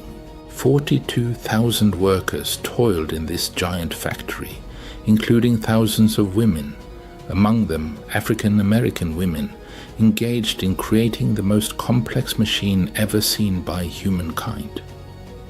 Morrison, engrossed in his narrative, grabbed a pencil and began sketching a diagram on a simple napkin. The bomber, he explained, had 2 bomb bays, each capable of holding up to 4,000 pounds of explosives. 4 powerful engines, each delivering a 200 horsepower, provided it with incredible speed and payload capacity. Production was organized on the principle of assembling individual sections, which Ford called sub-assemblies, much like rivers merging into a single mighty current. Wing sections arrive from one direction, fuselages from another, and tail sections from a third. All converged at strictly defined points along the conveyor line, forming a complete unit. Blau, striving to maintain a casual demeanor, inquired whether such complex processes led to frequent breakdowns and production delays. Morrison merely laughed in response. He reminded Blau that Consolidated Aircraft had initially been skeptical of Ford's idea, claiming that planes could not be built like cars. However, Ford had managed to break down the bomber assembly process into 60,000 individual operations. Each worker performed the same task repeatedly, honing their skill to perfection. A woman who had been preparing breakfast for her children yesterday was today deftly installing hydraulic lines in the aircraft's tail. Training took only a few days, not months, as was previously the norm. Perhaps the most comprehensive intelligence seeped through Spain, led by Francisco Franco. Colonel José Ungría, serving as the Spanish military attaché in Washington, maintained trusted connections with American aircraft manufacturers. Secretly, he transmitted intelligence to Germany in exchange for tungsten supplies, vital for Spanish industry. In March 1943, Ungría attended a reception at the Argentine embassy, where he had the opportunity to meet Charles Sorensen, head of Ford's production department and the visionary behind the Willow Run plant. Sorensen, confident he was conversing with a representative of a neutral power, a potential buyer of aircraft after the war, freely shared the information about the plant's capabilities. "Colonel," Sorensen stated, unaware that his every word would reach Berlin within 2 weeks. "When I first visited Consolidated's San Diego plant in 1940, they were assembling B-24s outdoors, under the blazing sun, and each one was different from the last, taking 180,000 man-hours to build. I knew we could do better." The Hungarian engineer Ungría persisted, demanding details and explaining it as his professional interest as a military specialist. Sorensen, brimming with pride over his achievement, readily agreed. "One night in a hotel room in San Diego, I sketched out the entire production process. We would build bombers on the automobile production principle. Instead of workers gathering around a stationary aircraft, we would move the aircraft along a line of stationary workers. Each worker would perform a specific set of tasks repeatedly, perfecting their skill through repetition. The Spaniard inquired if there would be labor force issues with such production complexity. We've established a training center where 8,000 workers are trained weekly, Sorensen replied. Women make up 40% of our workforce. They excel over men in intricate work thanks to their smaller hands, which allow them to reach difficult places and greater patience for monotonous tasks. We have African American workers operating complex equipment. We also have 16-year-old youths responsible for logistics. Democracy, Colonel, means utilizing all available human resources. Through Swedish, Argentine, Japanese and Turkish channels, German intelligence relentlessly received confirmation of Willow Run's impressive production rates. In March 1943, Swedish engineer Erik Lundberg, who visited the plant, reported, "The plant operates with an efficiency that surpasses European understanding. It has 1,600 specialized machines, many designed for a single operation. Capital investment is colossal, possibly reaching $200 million just for tooling." Independent confirmation also came from Japanese commander Toshikazu Omi in an encrypted message to Tokyo, intercepted by German intelligence. "This single plant produces more aircraft per month than the entire Japanese aviation industry." By April 1943, German intelligence had accumulated exhaustive data from 17 independent sources confirming the scale of production. The figures were astounding. Willow Run alone at its peak produced 650 B-24 bombers per month, and overall American production of these aircraft exceeded 1,400 units monthly. June saw Admiral Canaris's desperate attempts to obtain direct confirmation from the United States, leading to the launch of Operation Pastorius. This operation involved the clandestine deployment of a group of saboteurs to American soil using a submarine. One of the two four-man teams was led by George John Dash, a man who had spent 2 decades in America before returning to Germany just before 1939. His secret instructions, received personally from Canaris, mandated gathering intelligence on the scale of American aircraft production before undertaking any acts of sabotage. Early in the morning of June 13, 1942, Dash's group landed on the coast of Amagansett, Long Island. They secretly infiltrated the shore from the U-202 submarine shortly after midnight. However, just a few days later, tormented by the moral dilemmas of his mission and the realization of America's enormous industrial potential, Dash decided to surrender to the Federal Bureau of Investigation, FBI. During interrogations, Dash revealed information that astonished his American captors. He stated, "Canaris himself admitted to me that the High Command in Berlin distrusted your production capacity figures. They believed the information about the Willow Run plant was merely propaganda." He needed photographs, precise personnel data, supply reports, irrefutable evidence that would force Goering to acknowledge the reality. A tense silence hung in the room as FBI Special Agent Charles Landman, with doubt in his voice, uttered, "Do they really refuse to believe we can produce a bomber every hour?" In response, Dash merely gave a bitter chuckle. "Agent Landman, believe me.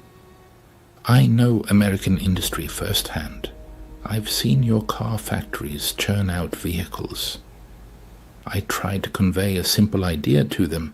If Ford could produce a car every minute before the war, then producing a bomber every hour during wartime is well within their capabilities." But my words were dismissed as defeatist sentiment. On April 20th, 1943, Adolf Hitler's 54th birthday, Admiral Canaris personally presented the compiled intelligence to Hermann Goering at his luxurious hunting estate, Karinhall, north of Berlin. This meeting subsequently became legendary among German intelligence officers, who were astonished by Goering's complete rejection of obvious facts, Canaris presented Göring with irrefutable evidence, photographs, intercepted documents, and reports from numerous independent sources. He laid them out on the Reichsmarschall's massive oak table, like a croupier dealing cards foretelling an inevitable loss. Herr Reichsmarschall, Canaris began cautiously, we have confirmation from 17 independent sources indicating that the Ford Willow Run plant at peak production is producing one B-24 Liberator bomber every hour. This rate has been consistent since January. The corpulent Göring, whose body mass by then exceeded 280 pounds, appeared in the room. He casually picked up one of the photographs, depicting a conveyor line stretching into the distance, and mockingly addressed Canaris. Do you really think I'm that stupid, Canaris? These are obviously wooden mock-ups created for propaganda. The Americans are trying to convince us of their ability to mass-produce aircraft like sausages. This Willow Run plant apparently produces no more than 50 bombers a month. Canaris, maintaining his composure, produced another document, an intercepted Pennsylvania Railroad manifest indicating enormous aluminum shipments. Herr Reichsmarschall, this plant consumes 16 million pounds of aluminum monthly. That exceeds our entire monthly production. In response, Göring burst into loud laughter. And where do you suppose they get this aluminum? Perhaps they smelt it from their African-American workers or women riveters. Canaris, you've fallen victim to American propaganda. A week later, Canaris was summoned to the Wolf's Lair for a personal report to Hitler. Generals Jodl and Keitel, as well as propaganda minister Joseph Goebbels, were present at the meeting. Hitler focused on studying maps of the Eastern Front, where the Wehrmacht was preparing for Operation Citadel, the massive Battle of Kursk. Listened to Canaris' intelligence presentation with barely concealed impatience. The head of German military intelligence, Admiral Canaris, aware of the immense risk, conveyed disheartening data to the Führer. He emphasized that the colossal scale of American aircraft production, reaching 1,400 B-24 bombers monthly, combined with similar B-17 output, fighter production and British capacity, would inevitably lead to a situation where airstrikes on the Reich would overwhelm German defenses. Hitler's reaction was predictably dismissive.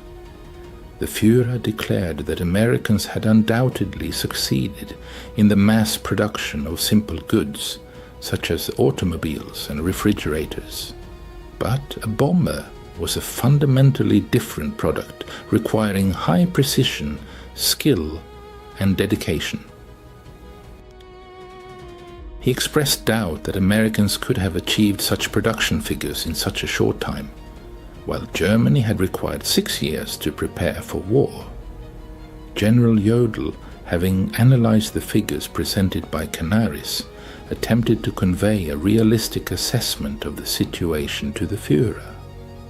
However, Hitler categorically rejected this data, stating that the Americans had only entered the war in December 1941, and building a miracle factory and establishing such large-scale production in such a short period was simply impossible. The head of the Abwehr, Admiral Canaris, thanks to his connections with American intelligence in Switzerland, managed to obtain newsreel footage of the Willow Run plant, a fact that remained a secret from the Nazi High Command. The 5-minute film, smuggled through Spanish diplomatic channels, captured the functioning assembly line. Canaris and his deputy, Hans Oster, watched these frames in the strictest secrecy at Abwehr headquarters. The camera dispassionately glided along the mile-long assembly line, demonstrating B-24s at various stages of production. Workers of different races and genders, like mechanisms, performed their tasks with impeccable precision. The time, captured on clocks in several frames, confirmed the authenticity of what was happening. "Unbelievable," Oster whispered, stunned. Canaris, without losing his composure, destroyed the film, watching it turn to ash. "We cannot show this to them," he declared. "They will accuse us of forgery or treason." In November 1943, aerial photographs of Willow Run, taken by a Spanish diplomat, fell into the hands of German intelligence. Analysts painstakingly studied the images for several weeks. The results of the analysis spoke for themselves. Parking lots filled with approximately 12,000 cars indicated round-the-clock three-shift operation. At the adjacent airfield, 47 B-24s were visible, ready for shipment. The assembly line, visible through skylights, showed aircraft positioned in strict accordance with previously obtained data. Railway tracks were jammed with dozens of freight cars delivering necessary materials. Expert Hedman Vernard concluded, "Photographic evidence fully confirms the data received from the agent network. Production rates appear credible.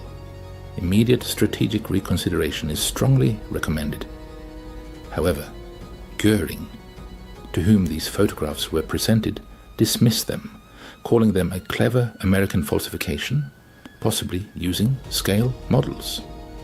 Albert Speer, Hitler's Minister of Armaments, and perhaps the only member of the Nazi leadership who truly understood the intricacies of industrial production, had access to secret American intelligence data.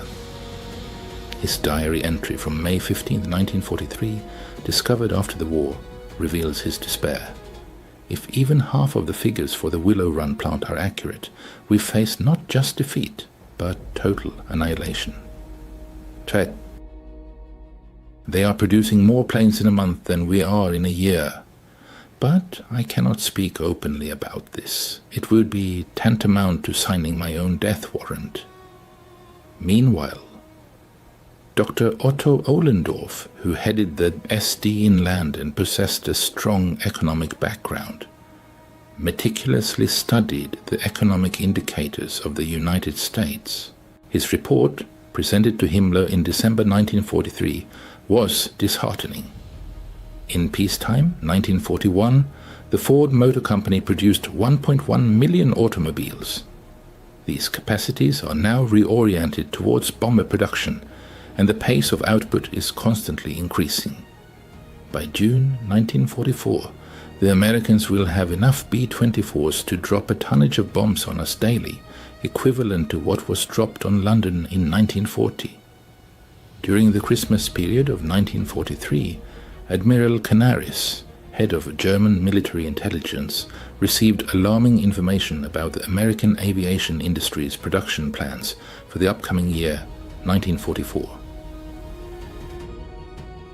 According to this data, the United States planned to produce a colossal number of combat aircraft: 18,000 B-24 Liberator bombers, 12,000 B-17 Flying Fortress bombers, 1,000 of the new B-29 Super Fortress, and approximately 40,000 fighters of various types.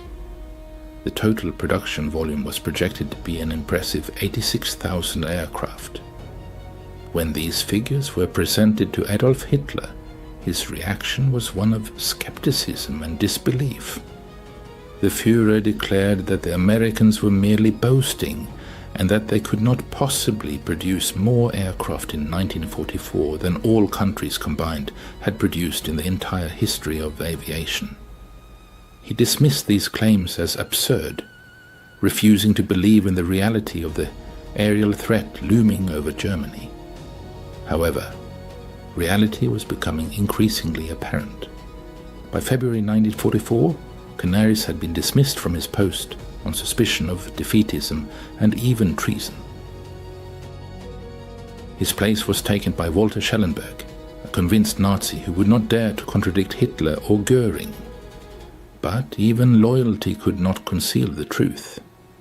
On February 20th, 1944, Operation Argument, also known as Big Week, began, during which the US 8th Air Force unleashed its full might on German aircraft factories. More than 1,000 heavy bombers launched massive attacks, dropping more tons of bombs in 6 days than the Luftwaffe had dropped on Great Britain during the entire Blitz. It became clear that Germany was facing an air war of unprecedented scale, and denying it was no longer possible. In the history of World War II, there are episodes that vividly demonstrate a turning point in the course of events. Luftwaffe fighter pilot Adolf Galland reported in despair to Goering about the unprecedented power of the Allied air forces. Herr Reichsmarschall, I personally counted over 800 bombers in battle formation, and these are not training targets, they are dropping real bombs. On June 6, 1944, D-Day, over 11,000 Allied aircraft filled the skies over France. The Luftwaffe could only muster a mere 300 fighters against this armada. Field Marshal Hugo Sperle, realizing the catastrophic situation, sent a message to Berlin full of bitterness and disappointment. The enemy's air superiority is absolutely overwhelming. Our intelligence was correct, but it wasn't the Americans who deceived us, it was ourselves, our own illusions. By April 1944, the Willow Run plant had reached its peak production capacity. Working 2 9-hour shifts, 6 days a week, the workforce churned out 453 aircraft per month, meaning one completed B-24 Liberator every 63 minutes. The plant employed 42,231 people, including 11,000 women, 26% of the total workforce, 3,800 African Americans, about 9%, and 1,200 people with disabilities, 0.3%.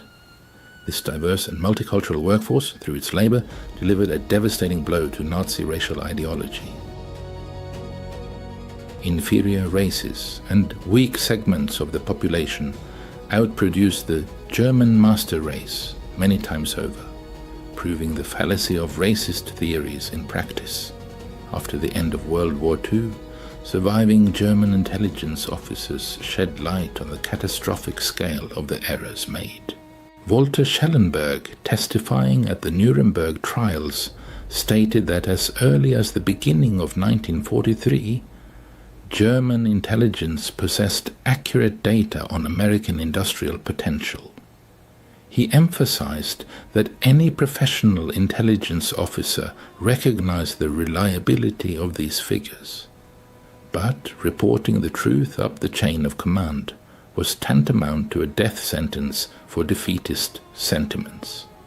Hans Bernd Geservius, in his memoirs, bitterly noted that the problem was not a lack of information about American industry, but rather an abundance of it. The tragedy was that Germany's top leadership refused to believe this data because it contradicted their racial beliefs and ideological dogmas. German intelligence officers who dared to report truthful information paid a terrible price. Admiral Wilhelm Canaris, head of the Abwehr, was executed on April 9, 1945, at Flossenburg concentration camp. Hans Oster suffered the same fate, also executed on April 9, 1945, at Flossenburg. Alexis von Roener was executed in October 1944 for his involvement in the July 20th plot against Hitler. Only Hans Bernd Geservius managed to escape this tragic fate, fleeing to Switzerland and surviving the war. The US Strategic Bombing Survey confirmed what German intelligence had previously reported, revealing the impressive scale of production at the Willow Run plant. Between 1942 and 1945, 8,685 B-24 bombers were produced there, with peak production reaching 650 aircraft per month. Notably, this rate of output was sustained for several months. Thanks to process optimization, the total cost of a single aircraft significantly decreased from $238,000 to $137,000. During his post-war interrogation, Albert Speer was asked why Germany did not trust intelligence data regarding American production. His answer revealed the deeply ingrained prejudices of the Nazi regime. To admit that Ford could produce a bomber every hour would have meant acknowledging the fallacy of our entire worldview. It would have meant admitting that democracy is not weak but strong, that racial mixing creates not weakness but strength, that women are capable of performing men's work. Ultimately, it would have meant admitting that we started a war we were destined to lose. But who would have dared to tell that to Hitler? Rose Will Monroe, who became the real-life prototype for Rosie the Riveter, worked with a rivet gun on the B-24 production line. She and thousands of other women who previously had no industrial experience came to the factories after the tragic events at Pearl Harbor. We knew we were building something extremely important, Monroe recalled in a fan 1984 interview. Every rivet we installed was meant to bring the war closer to an end. Often we worked 2 shifts, finding rest in the parking lot between them. Our brothers, husbands and loved ones flew in these planes, and we knew we were contributing to their safety and victory. Collapse on the horizon, Nazi Germany's tragic miscalculations based on underestimating American industrial might. The refusal to acknowledge the veracity of intelligence information about the Willow Run aircraft plant, a giant symbol of American industrial might, led to a series of catastrophic consequences for Nazi Germany.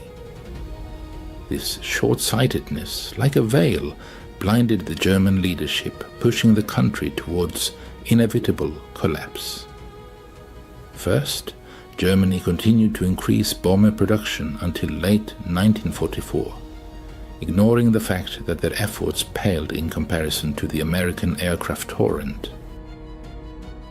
Second, resources that could have been directed towards strengthening defenses were recklessly squandered on developing wonder weapons that ultimately failed to live up to expectations. Third, strategic planning was based on the illusory notion of confronting hundreds of bombers, while thousands of American aircraft already dominated the skies.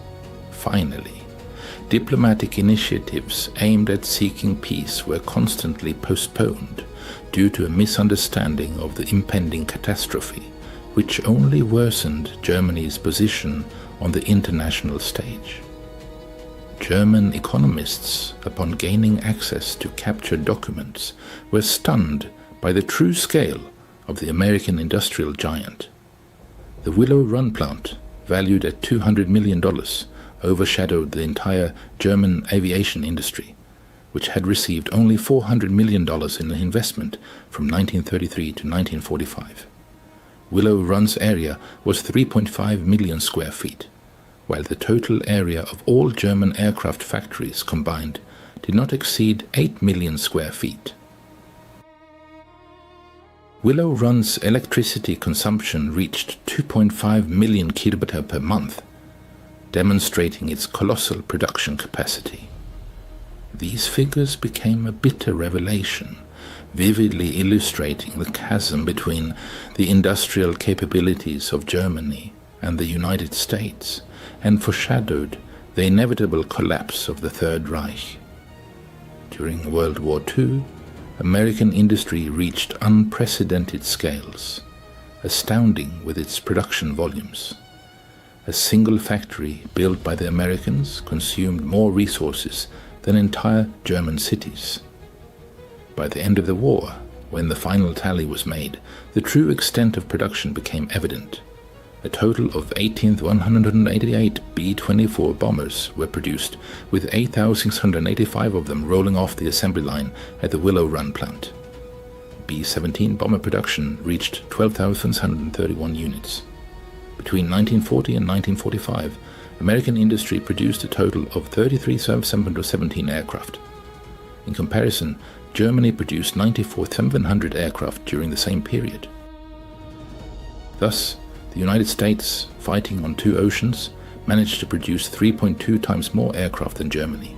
Historians consider the failure of German intelligence to assess America's production capabilities as one of the most serious miscalculations in military history.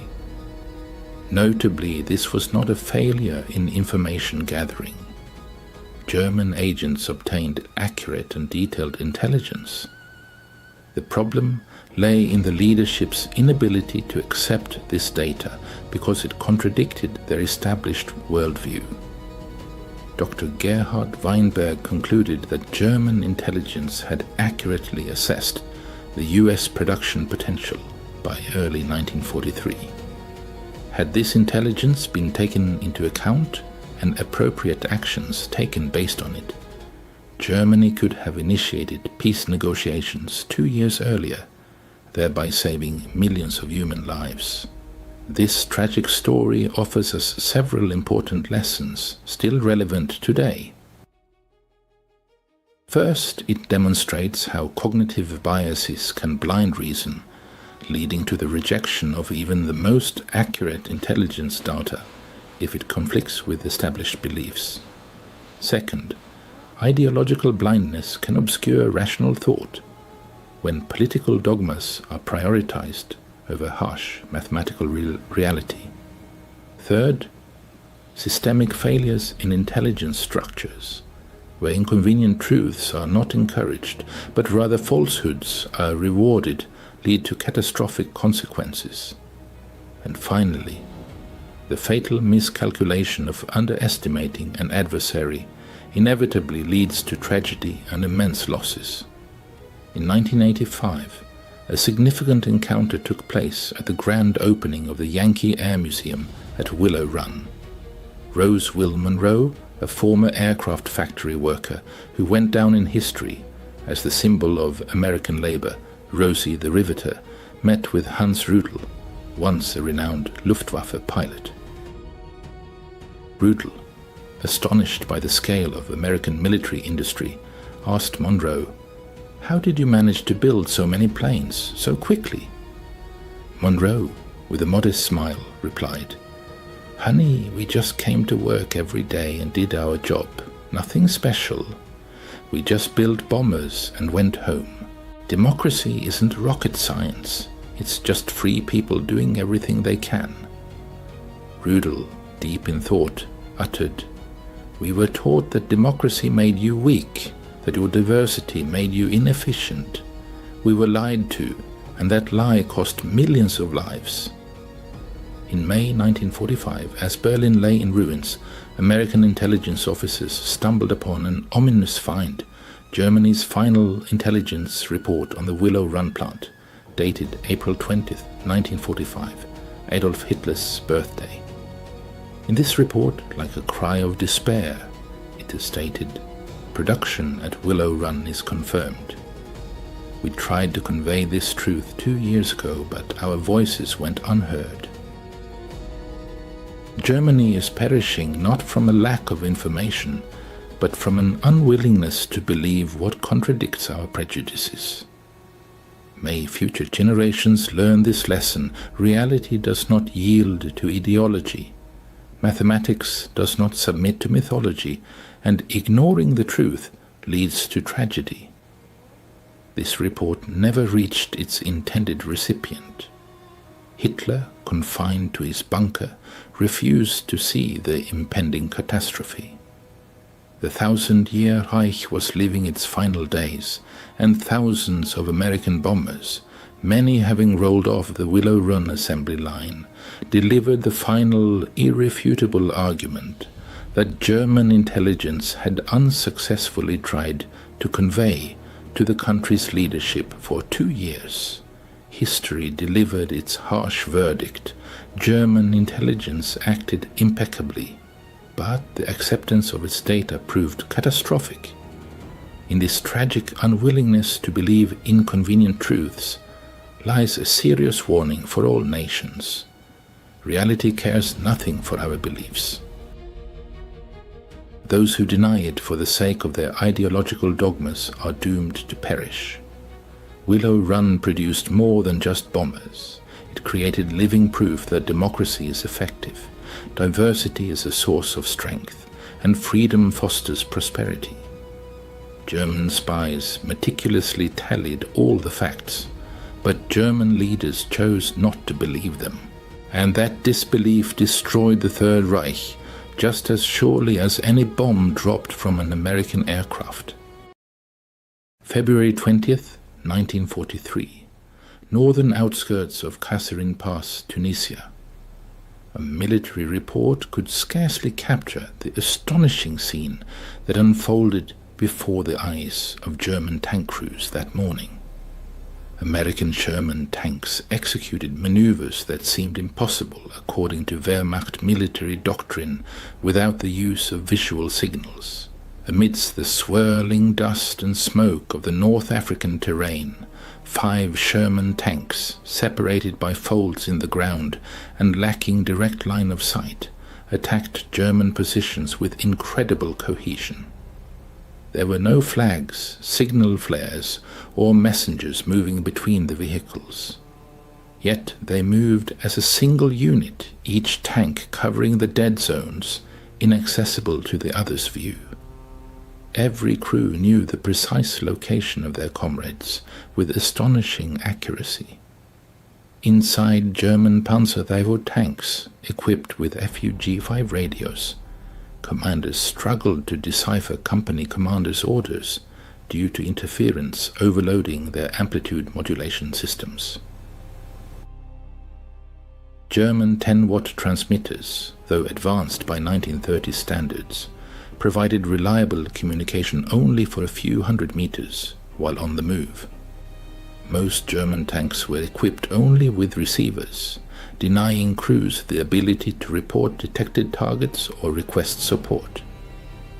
During pivotal moments of World War II, American forces possessed a technological superiority that the German army could only dream of. This advantage lay in the frequency modulation, .FM, radio communications installed on every tank. Quartz frequency stabilization, 25-watt transmission power, and crystal-clear sound allowed American tank crews to communicate with each other despite engine noise and the chaos of battle. This technological marvel created 8,000 kilometers from the assembly lines of Detroit, became a decisive factor in victory. The advantage was not in the thickness of the armor or the caliber of the gun, but in the invisible electromagnetic waves that united American tank crews into a cohesive network, inaccessible to the Wehrmacht. The transformation began on July 27, 1941, when the U.S. Army adopted the Signal Corps radio sets SCR-508, SCR-528, and SCR-538 as standard for all medium tanks, while German forces advanced deep into the Soviet Union, relying on radio communication between command vehicles. American engineers at the Galvin Manufacturing Corporation, later known as Motorola, perfected frequency modulation technology that was destined to render German systems obsolete. The engineering team included Daniel E. Noble, who developed the application of FM technology in military equipment, and Henrik Magnuski, the chief radio frequency engineer, who solved the technical challenges of installing complex electronics in the harsh environment of a tank. Their creation weighed 82 kilograms, 180 pounds, and transformed every Sherman tank into a node of the world's first field network. In the era of World War II, when technological progress determined the outcome of battles, radio communication became a crucial element of military superiority. American engineers made a breakthrough by creating the SCR-508 radio, which changed the rules of engagement on the battlefield. The BC-604 transmitter, the heart of the SCR-508, delivered an impressive 25 watts of power, more than double the capability of its German counterpart, the Fu-G5. Operating in the 20.0 to 27.9 MHz range, it offered 10 preset quad-stabilized channels, ensuring reliable and accurate communication. Dual BC-603 receivers allowed commanders to monitor multiple frequencies simultaneously, giving them a tactical advantage in dynamic combat situations. But the true breakthrough was the frequency modulation, FM, technology developed by Edwin Armstrong. Unlike amplitude modulation, AM systems, which were susceptible to interference, FM radios provided crystal clear communication even in the most challenging conditions. While German tank crews suffered from crackling and static, American soldiers could hear each other clearly, despite the roar of artillery fire.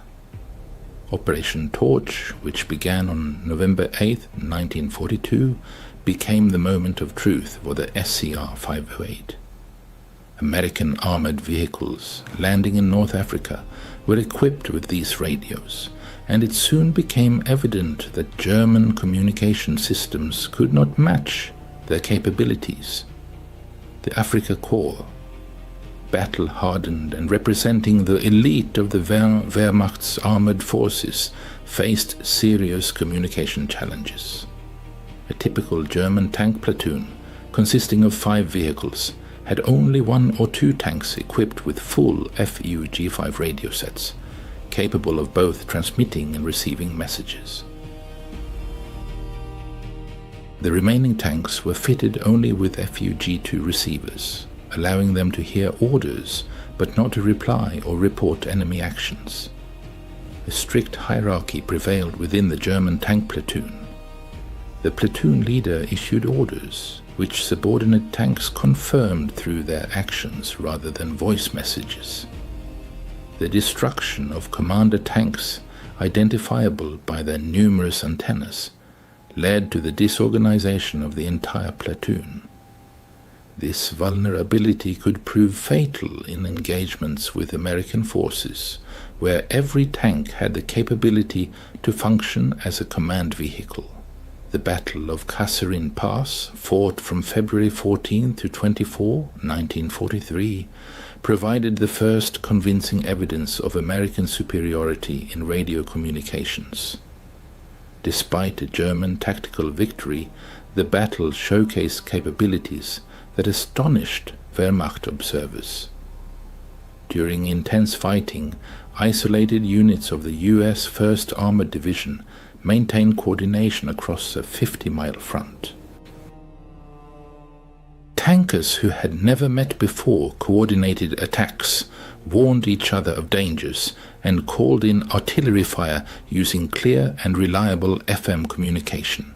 During World War II, German signals intelligence units encountered a surprising fact. American radio transmissions were remarkably clear and well coordinated. Analysts from the Wehrmacht's 10th Panzer Division Intelligence Department noted that American units confidently maintained radio contact over distances where German radio sets could only produce unintelligible noise.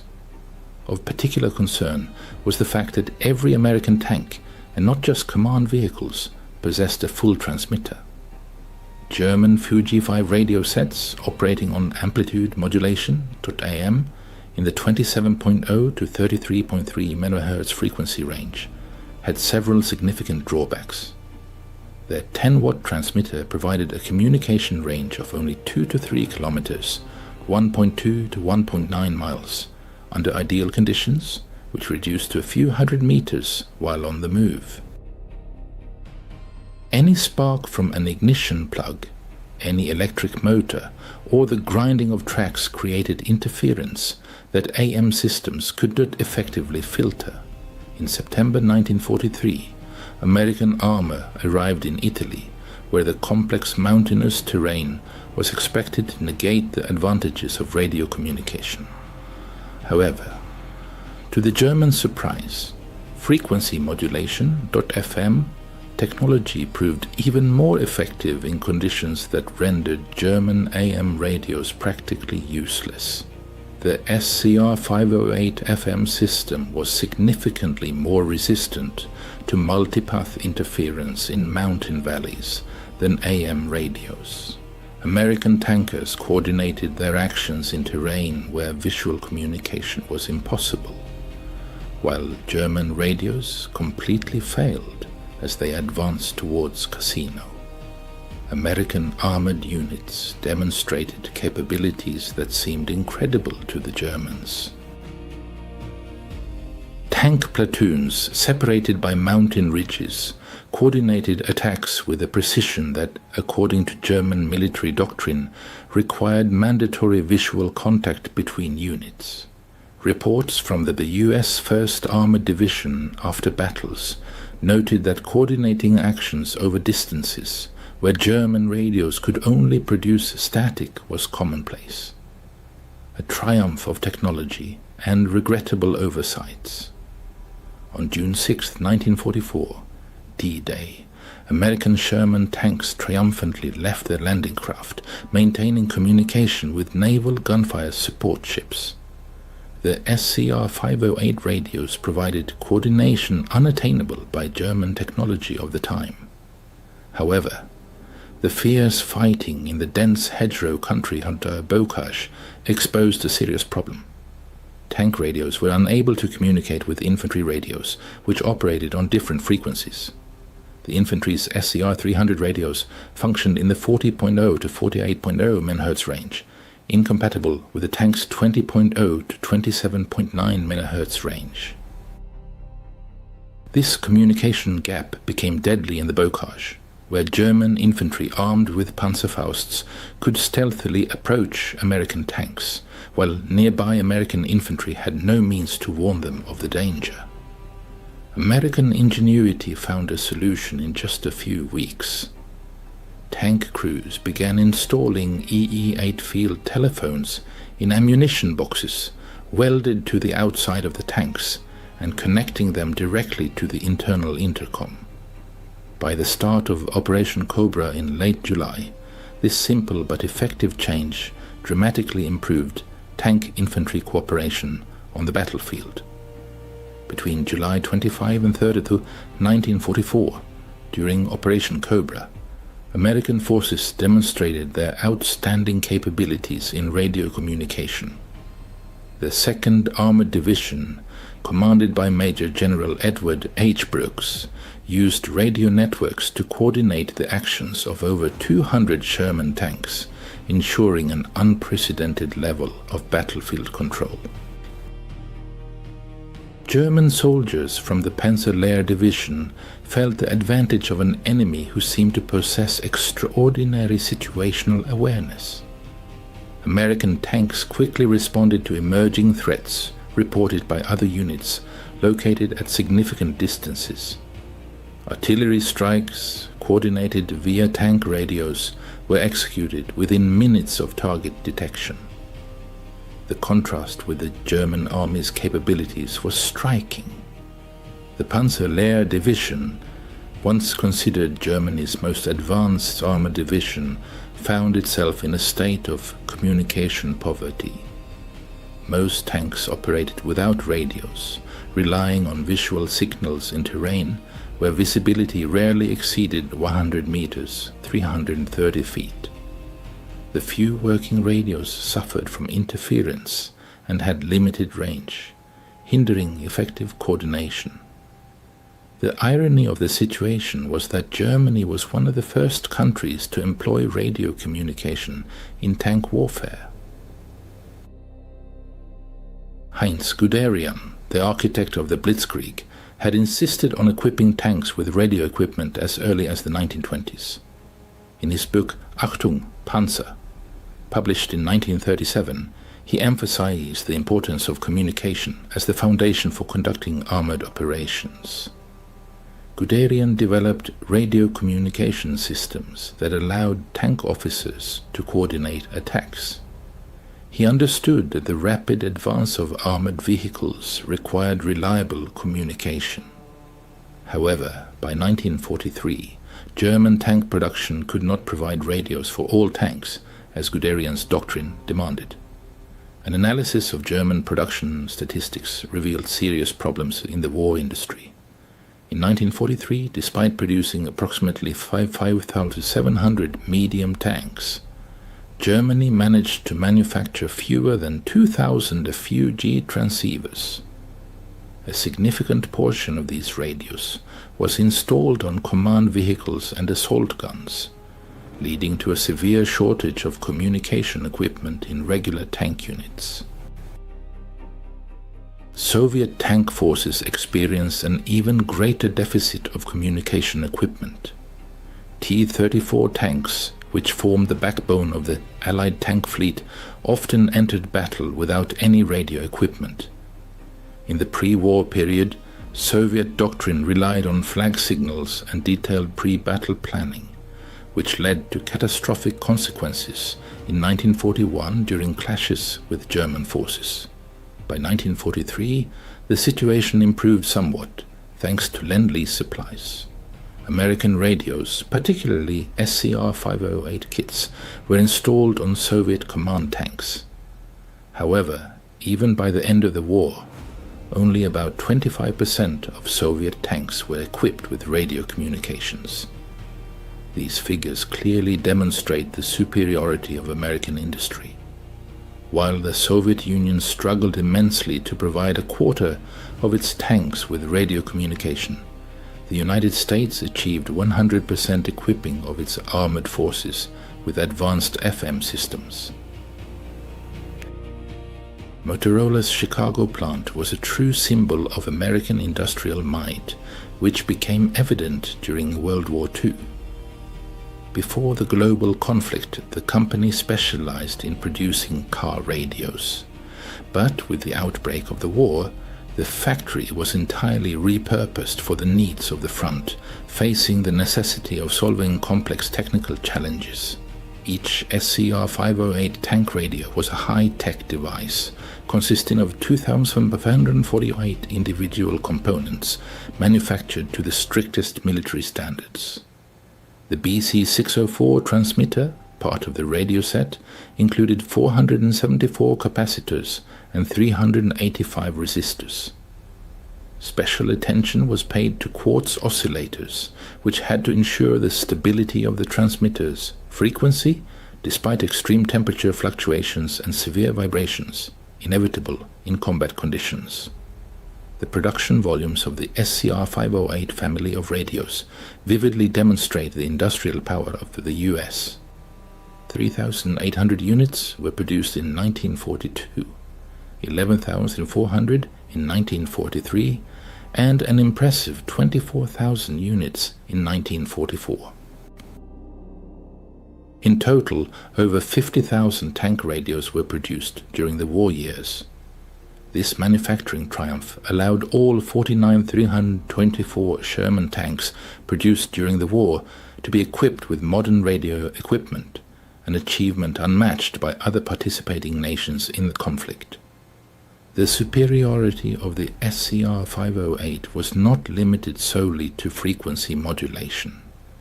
Thanks to quartz frequency stabilization, tank crews had the ability to preset communication channels before a battle and maintain them in working order, despite the chaos and unpredictability of combat conditions. At the same time, German FUG-5 radios, which used variable capacitor tuning, were prone to constant frequency drift, creating significant problems in coordinating actions. The dual receiver configuration allowed tank commanders to simultaneously monitor both their platoon's network and the company command network. Orders spread instantly throughout the chain of command, while commanders were always aware of the current situation, receiving real-time information from their subordinates. The BC-606 internal communication system was seamlessly integrated with the radio, allowing every crew member to instantly warn the commander of detected threats. Throat microphones and noise-cancelling headphones ensured clear and intelligible communication even in the most intense moments of the battle. It is worth noting that many German tanks were not equipped with internal communication systems, forcing crews to communicate by touch or shouting, which undoubtedly reduced their effectiveness. Power management was also a significant advantage of American technology. The SCR-508 could operate on 12 or 24 volts, automatically adapting to the available voltage. The motor-generator power system provided stable and filtered power, which helped eliminate electrical interference. German radios, which received power directly from the vehicle's electrical system, perceived every spark as a source of static noise, negatively impacting communication quality.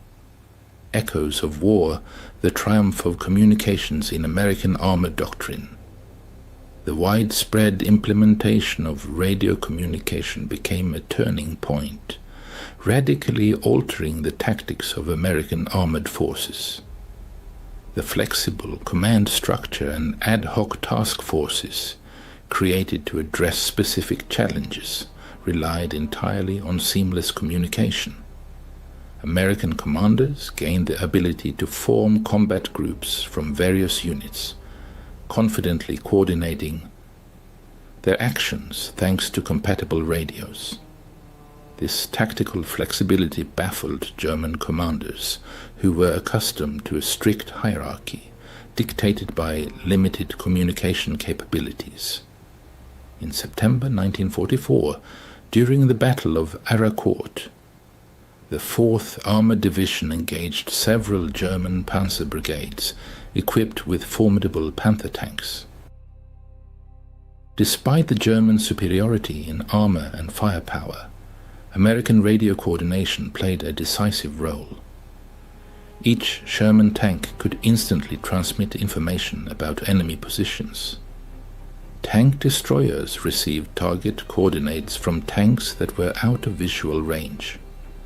Artillery spotters, positioned in Sherman command tanks, called in devastating artillery fire within minutes.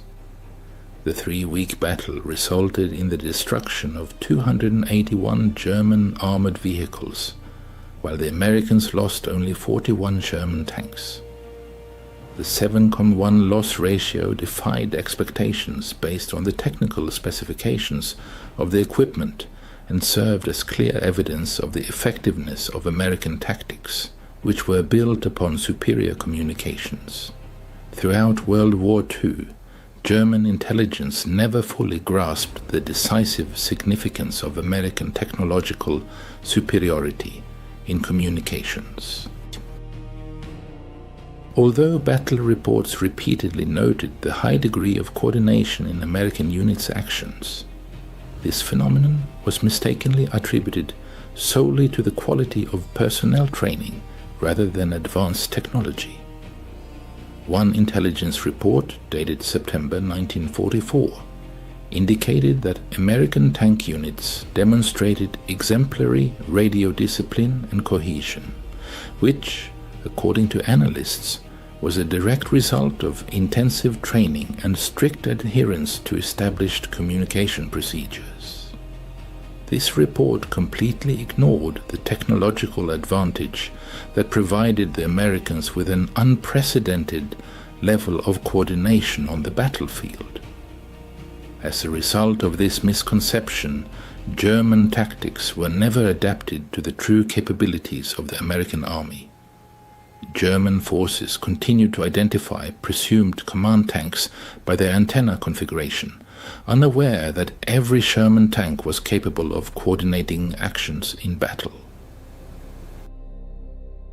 When planning ambushes, the Germans naively believed that American tanks would lose coordination when separated, failing to consider that radio communication allowed units to maintain cohesion even without visual contact. By March 1945, as American forces approached the Rhine, American communication superiority reached its peak. The capture of the Remagen Bridge was a vivid demonstration of the speed and efficiency of the American command and control system. When the 9th Armored Division discovered the Ludendorff Bridge intact, the message reached the 1st Army headquarters within minutes. Within an hour, divisions across the front began redeploying to exploit the opportunity. German forces, whose communication critically depended on telephone lines systematically destroyed by American air power, couldn't react with comparable speed. American radio coordination enabled the creation of an impenetrable defense around the bridgehead. Tank platoons from different battalions seamlessly integrated, coordinating fire through radio networks. German counterattacks, poorly coordinated due to communication disruptions, arrived disjointedly and were destroyed piecemeal. A triumph of communications, the defeat of German forces in the Ruhr. Pocket in April 1945 stands as a stark testament to American dominance in communications. The armored formations of the US 1st and 9th Armies skillfully executed a complex encirclement operation against German troops relying exclusively on radio communication. This maneuver trapped 325,000 Wehrmacht soldiers in a massive pocket, their communication system completely paralyzed. American fighter bombers, guided by forward air controllers equipped with radios, methodically destroyed German communication nodes, depriving Wehrmacht units of the ability to coordinate their actions and receive orders from higher command. Field Marshal Walter Model's last words, transmitted before communication ceased entirely, vividly describe the desperate situation of the German forces. No contact with neighboring units, no contact with higher command. Fighting continues, but coordination is impossible. Superiority in radio communication had a profound psychological impact on the course of tank battles. American tankers fought with the confidence that they would never be alone, maintaining constant contact with each other and with command. German crews, in contrast, experienced a pervasive sense of isolation. Deprived of the ability to communicate, they fought separate, disjointed engagements, with no understanding of the overall battle situation. Otto Carius, one of Germany's most successful tank commanders, noted the problems associated with limited communication in his memoirs, Tigers in the Mud, though he focused more on tactical aspects than on the breakdown of communications itself. During World War II, radio communication proved to be a decisive factor, shaping not only the tactics of individual engagements, but also the strategic blueprint of the entire campaign. The successful offensive operations of American forces between 1944 and 1945 largely depended on radio coordination, which put the German army at a distinct disadvantage. The rapid advance of the US Third Army through France was made possible by extensive radio networks that ensured command and control over vast distances. German command systematically underestimated the potential of the American army, failing to grasp the extent of American superiority in communications. Even a prominent military leader like Heinz Guderian, Inspector General of Armored Troops, acknowledged the problem but could not offer an effective solution. In an analytical memo from December 1944, he stated that American coordination nullified Germany's advantage in tank quality. After Germany's unconditional surrender, American specialists from technical intelligence groups conducted a comprehensive evaluation of captured equipment. Their findings confirm the patterns observed during combat operations. Although German tanks often surpassed their American counterparts in armor protection and firepower, they were significantly inferior in communication equipment. U.S. Army Technical Intelligence Report number 76 concluded that German tank communication equipment lagged behind American developments by approximately 5 years. The use of outdated amplitude modulation, a limited number of radios, and poor protection against electromagnetic interference created critical vulnerabilities. Soviet experts who gained access to captured German equipment reached similar conclusions. As a result, when developing post-war military equipment, the Red Army chose to copy American radios' electronic systems rather than German equivalents. An analysis of the production and deployment of radio equipment in armored forces reveals significant differences between American and German capabilities. Let's examine statistical data demonstrating the scale of the American Army's technological superiority. Specifically, the production of American SCR 508, 528 and 538 series radios exceeded 50,000 units, indicating a large-scale approach to ensuring communication. Concurrently, 49 324 Sherman tanks were produced in the US, each 100% equipped with a radio. These radios boasted a transmission power of 25 watts and frequency stability of plus 0.01% thanks to quartz stabilization, providing a communication range of up to 7 miles while moving and up to 15 miles when stationary. In contrast, German industry produced approximately 6,000 FUG-5 transceivers.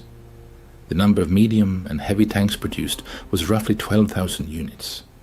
However, the equipping rate of these tanks with full transceivers barely reached 20%. German radios had a transmission power of 10 watts and exhibited lower frequency stability, plus 1%, which limited their communication range to 0.5 to 1 mile, while moving and 2 to 3 miles when stationary. Comparing communication effectiveness reveals substantial differences in fire mission completion times.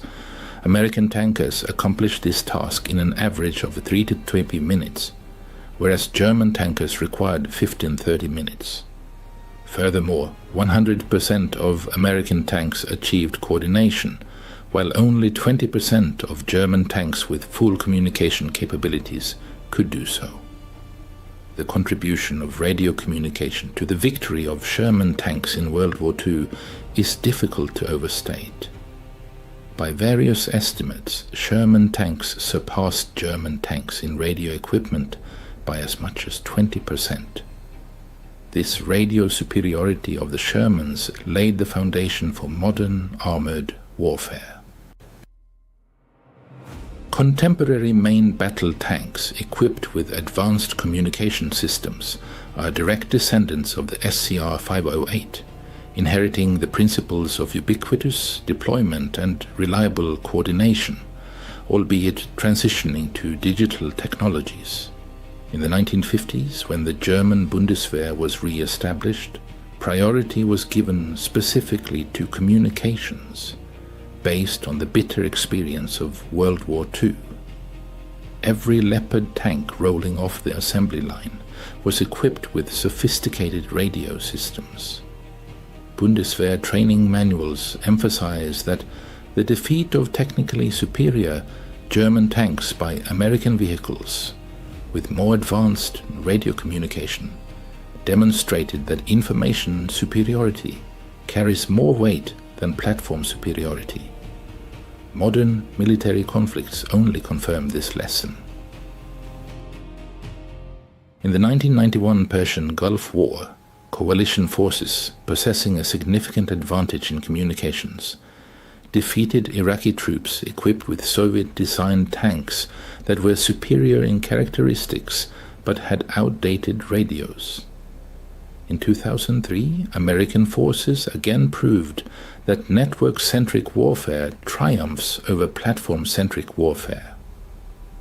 The success story of American Sherman tanks in radio communication represents a victory in the electromagnetic spectrum that proved more significant than advantages in armor or firepower. German tankers did not immediately grasp this revolution, realizing too late that every Sherman tank was not just a fighting vehicle, but a node in the first field network in history. The SCR 508 radio transformed the M4 Sherman from an ordinary medium tank into a key element of a weapon system that unified all American tanks on the battlefield. The revolutionary breakthrough in armored warfare was not the modernization of armor or an increase in firepower, but the equipping of tanks with radio communication. Each Sherman tank became a carrier of advanced technology, where 181 pounds of radio equipment played a key role, uniting crews into a single network. This created a kind of collective intelligence that no German tank, even one superior in protection or armament, could match. German forces learned this through bitter experience. In battles at Kasserine Pass in Italy, among the French hedgerows, and in the final battles within Germany, American tanks demonstrated unprecedented coordination that seemed impossible without direct visual contact, contradicting German military doctrines. The Wehrmacht never found an effective answer to this, failing to comprehend the scale of the enemy's technological superiority. A telling phrase attributed to Field Marshal Wilhelm Keitel during Germany's surrender is, "We knew how to build the best tanks, but you knew how to make them work together." Regardless of the quote's authenticity, it reflects a crucial truth. America created not just 49 324 Sherman tanks, but 49 324 elements of the world's first armored battlefield network. The revolution in military affairs, which historians associate with modern network-centric warfare, began in 1942 when the first Sherman tank with an SCR 508 radio entered combat. From that moment, the course of the war changed forever. Communication advantage became more important than armament superiority. The network prevailed over individual platforms and interaction over isolation. The technological transformation of the American army occurred almost imperceptibly to German forces, who focused on the enemy's tactical superiority without realizing the technological foundation of that advantage. Only when it was too late did German commanders realize that every Sherman tank possessed communication capabilities unavailable to most German tanks. By this point, the outcome of the war was already largely predetermined. The inability of the German military leadership to timely recognize and adapt to American superiority in communications became one of the most significant intelligence failures of World War II. Despite numerous battlefield examples demonstrating the advantages of American coordination, German command never prioritized addressing the critical weakness in their communications. Instead, they continued to develop superior tanks capable of fighting only as isolated units, while American forces relied on adequate tanks fighting as coordinated teams.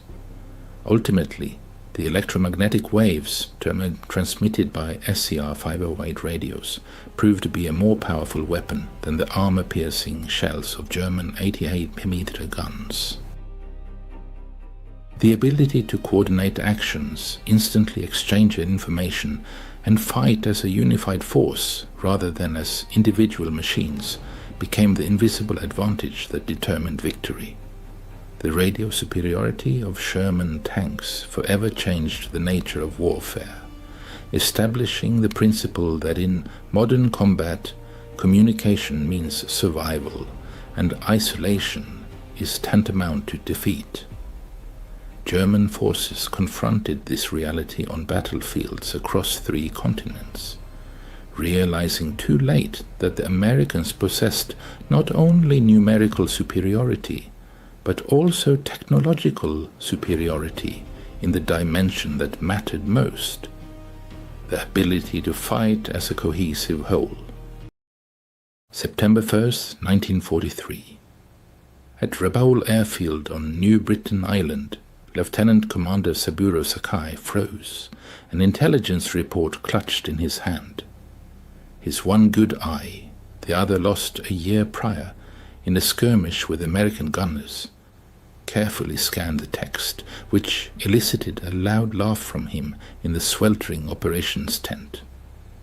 The Americans have developed a new fighter, so heavy it resembles a bomber, and so wide it looks like a transport plane.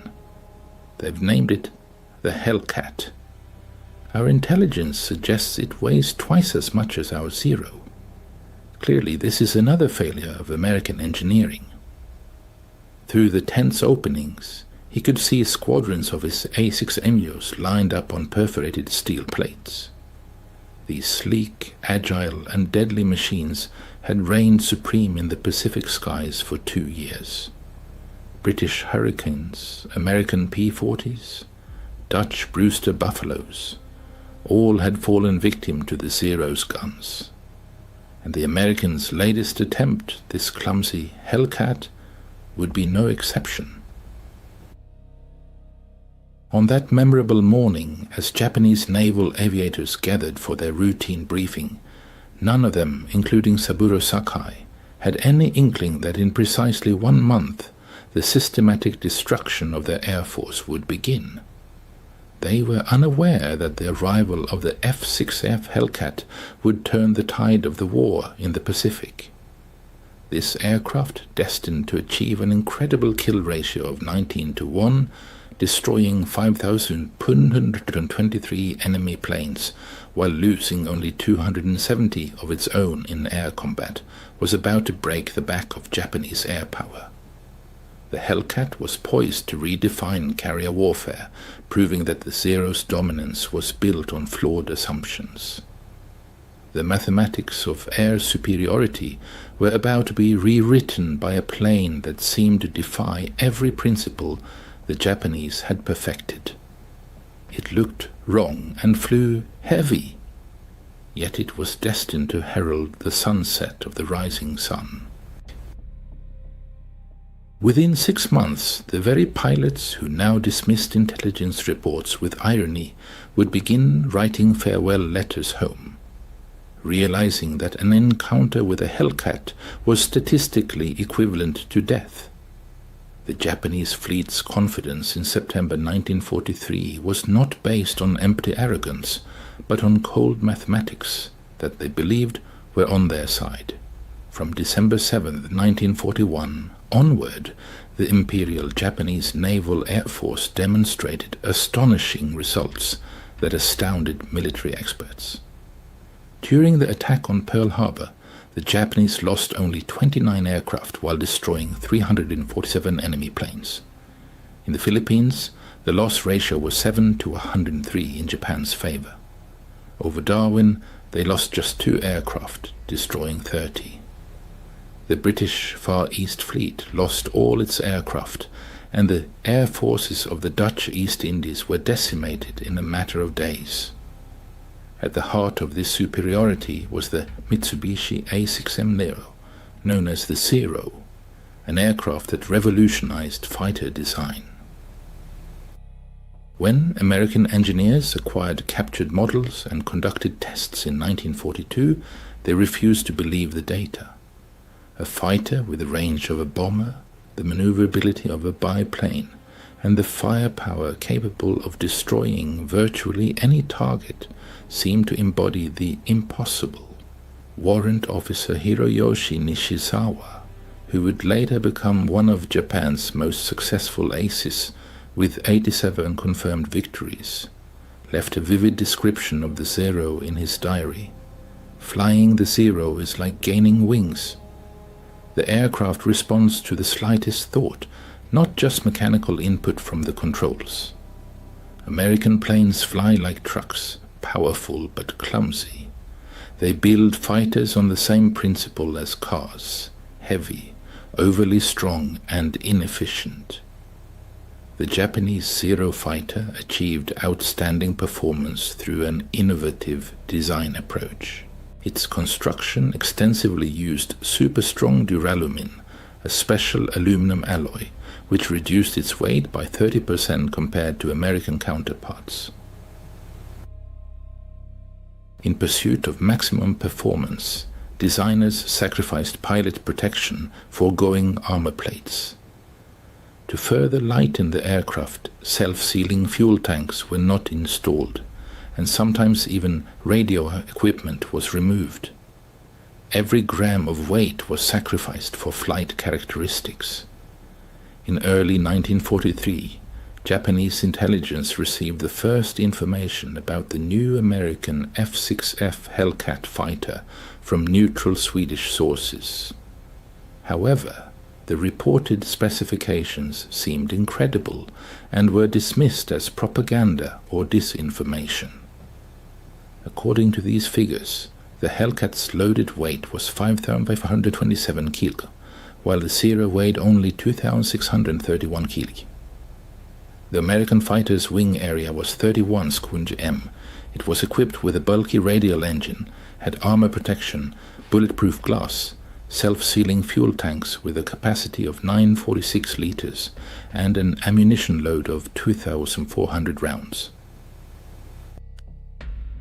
Captain Minoru Genda, the brilliant strategist who devised the Pearl Harbor attack plan, studied the Hellcat's specifications at the Combined Fleet headquarters. In his analysis, preserved in Japanese military archives, he dismissively noted that the Americans had learned nothing from the past, and the Hellcat was a continuation of their failed strategy, an attempt to compensate for a lack of pilot skill through technical characteristics. Genda was confident that the Zero would easily outmaneuver it in aerial combat. Mathematical calculations seemed to confirm his belief. The Zero's wing loading was 107 kg/m, providing a turn radius of 186 meters. Meanwhile, the Hellcat's wing loading of 178 kg/m indicated a turn radius of over 274 meters. Thus, in a dogfight, which was the cornerstone of Japanese aerial combat tactics, the Hellcat was expected to be at a disadvantage. Battle in the skies, first encounter with the Hellcat. On September 30th, 1943, near Marcus Island, an aerial battle unfolded, marking the first confrontation between Japanese pilots and the new American fighter.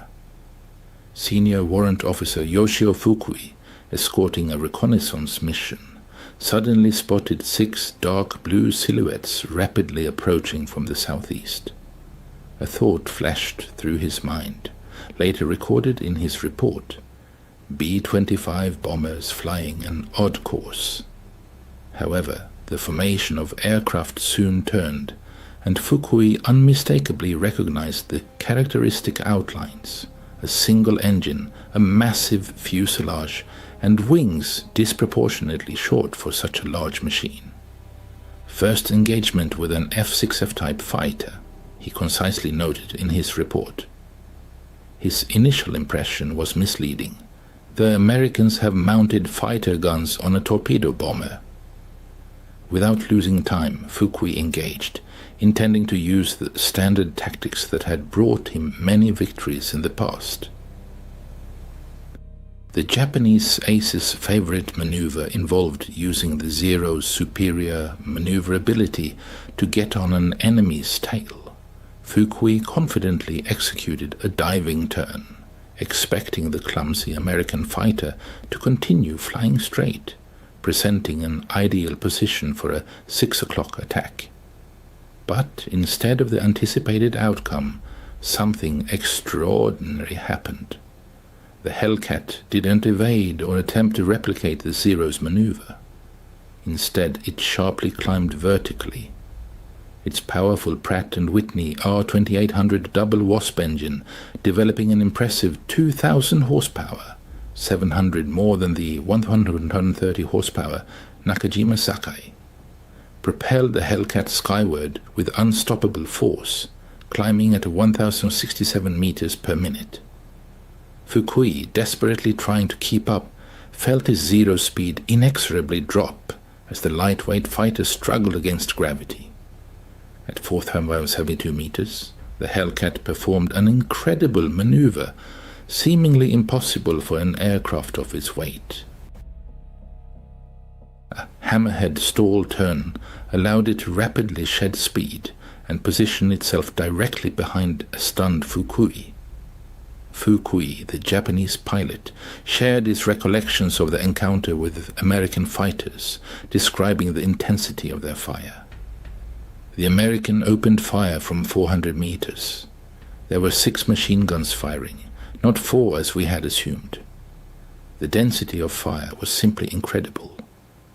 My plane took 17 hits in just 3 seconds. I only managed to escape by going into a spin.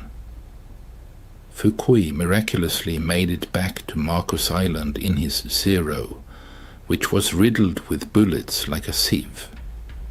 Unfortunately, his wingman, Junior Warrant Officer Masao, and the reconnaissance plane they were escorting did not return from the mission.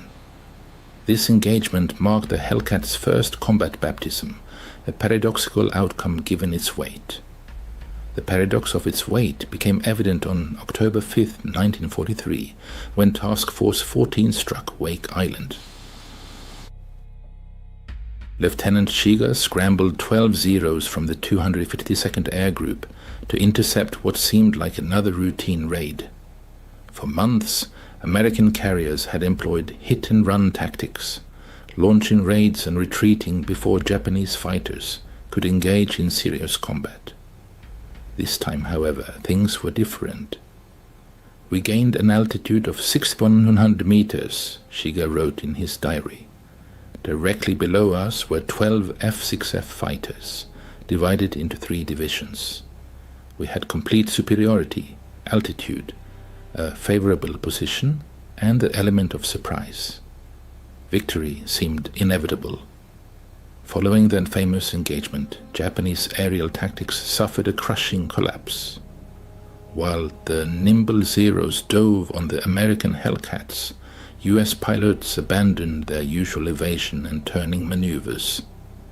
Instead, they maintained a tight formation, skillfully using gentle dives to preserve high speed and energy. Japanese pilots, relying on luck, opened fire from extreme distances, but the Hellcats steadfastly withstood the barrage. The American fighters' protection was impressive. 96 kilos of armor plates shielded the pilot. 50 kilos of armor protected the oil system, and self-sealing fuel tanks absorbed numerous hits. When the Zeros exhausted their ammunition in their swift attacks, the Hellcats counter-attacked. Eschewing close-range dogfighting, American pilots capitalized on the superiority in weight and power. Rapidly gaining altitude, they brought their machines into the thinner atmosphere, where the Zero's engines began to suffer from oxygen starvation. At 7,120 meters, the Hellcat still delivered a formidable 1,750 horsepower, while the Zero's power dropped to 900. Japanese pilot Shiga bitterly recalled, "They swooped down on us like hawks on defenseless sparrows. Their weight gave them an undeniable speed advantage." They dove, opened fire with their 6 terrifying guns, and then climbed steeply, leaving us no chance to counter. The battle's outcome was staggering. 8 Zeros were shot down, while the Hellcats suffered no losses. Tanemisu, Prophecy of the Mariana Turkey Shoot, November 11th, 1943, Rabaul. The pilots of the 204th Air Group watched intently as Lieutenant Commander Toshio Tanemisu explained the intricacies of American air combat tactics. Tanemisu, a celebrated ace with 32 enemy aircraft shot down, was one of the few who had survived countless encounters with Hellcats. His words sounded like a death knell for old methods. Forget everything you were taught before. The Americans have rewritten the rules of air warfare. They no longer seek a fair fight. They act like cold-blooded executioners, not noble warriors. Tanemisu revealed the bitter truth that Japanese pilots were gradually realizing at the cost of their lives. The Hellcat was not designed to outmaneuver the Zero.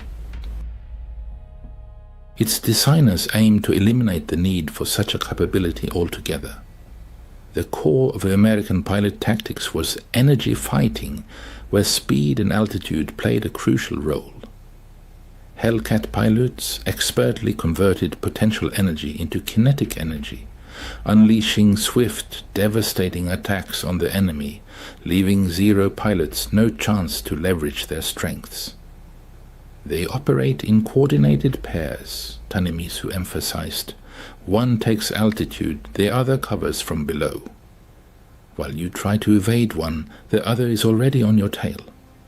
The radios, which we once mocked for being cumbersome, ensure perfect coordination. We fight like solitary samurai, each for himself. They, however, fight as a single, ruthless machine.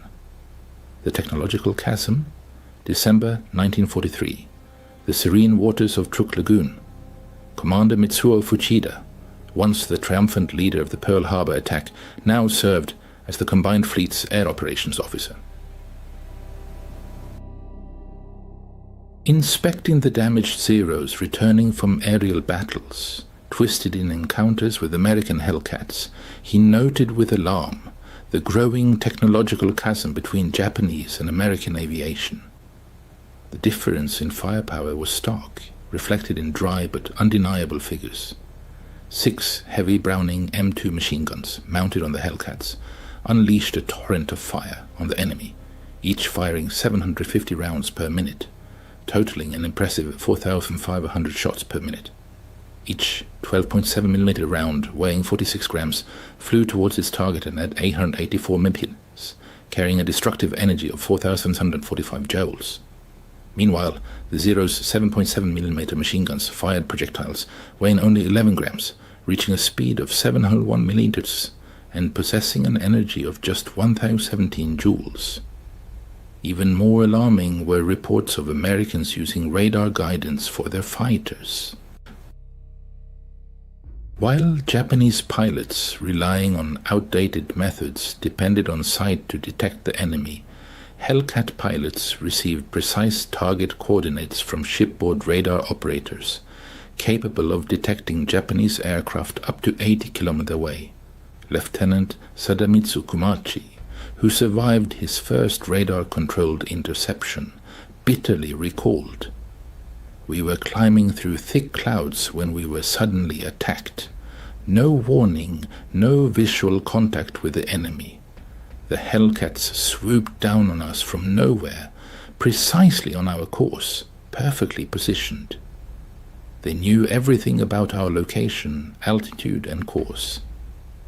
We were blind kittens fighting those who could see in absolute darkness." Formula for failure, the tragedy of Japanese aviation. During the war, January 1944 marked a turning point, exposing a critical issue within the ranks of Japanese pilots. Even before the war, the Imperial Japanese Navy was renowned for its rigorous and lengthy pilot training program. A 3-year course, including 700 flight hours, transformed pilots into true virtuosos of aerial combat. Army pilots also kept pace, accumulating no less than 500 flight hours. They were not merely pilots, but masters of aerial acrobatics, expert marksmen, and connoisseurs of the spiritual philosophy of war in the sky. By 1944, however, the situation had sharply deteriorated. Naval pilots entered combat with only 300 flight hours under their belts, and Army pilots even fewer, 200 hours. A severe fuel shortage meant that most training had to be conducted in gliders. The number of practice rounds was limited to 50 per pilot. Crucial training elements such as formation flying, instrument flying, and radio communication were eliminated from the curriculum to rush pilots to the front as quickly as possible. Meanwhile, American pilots arrived at the front with substantial experience, boasting at least 300 flight hours, including 50 hours on a specific aircraft type.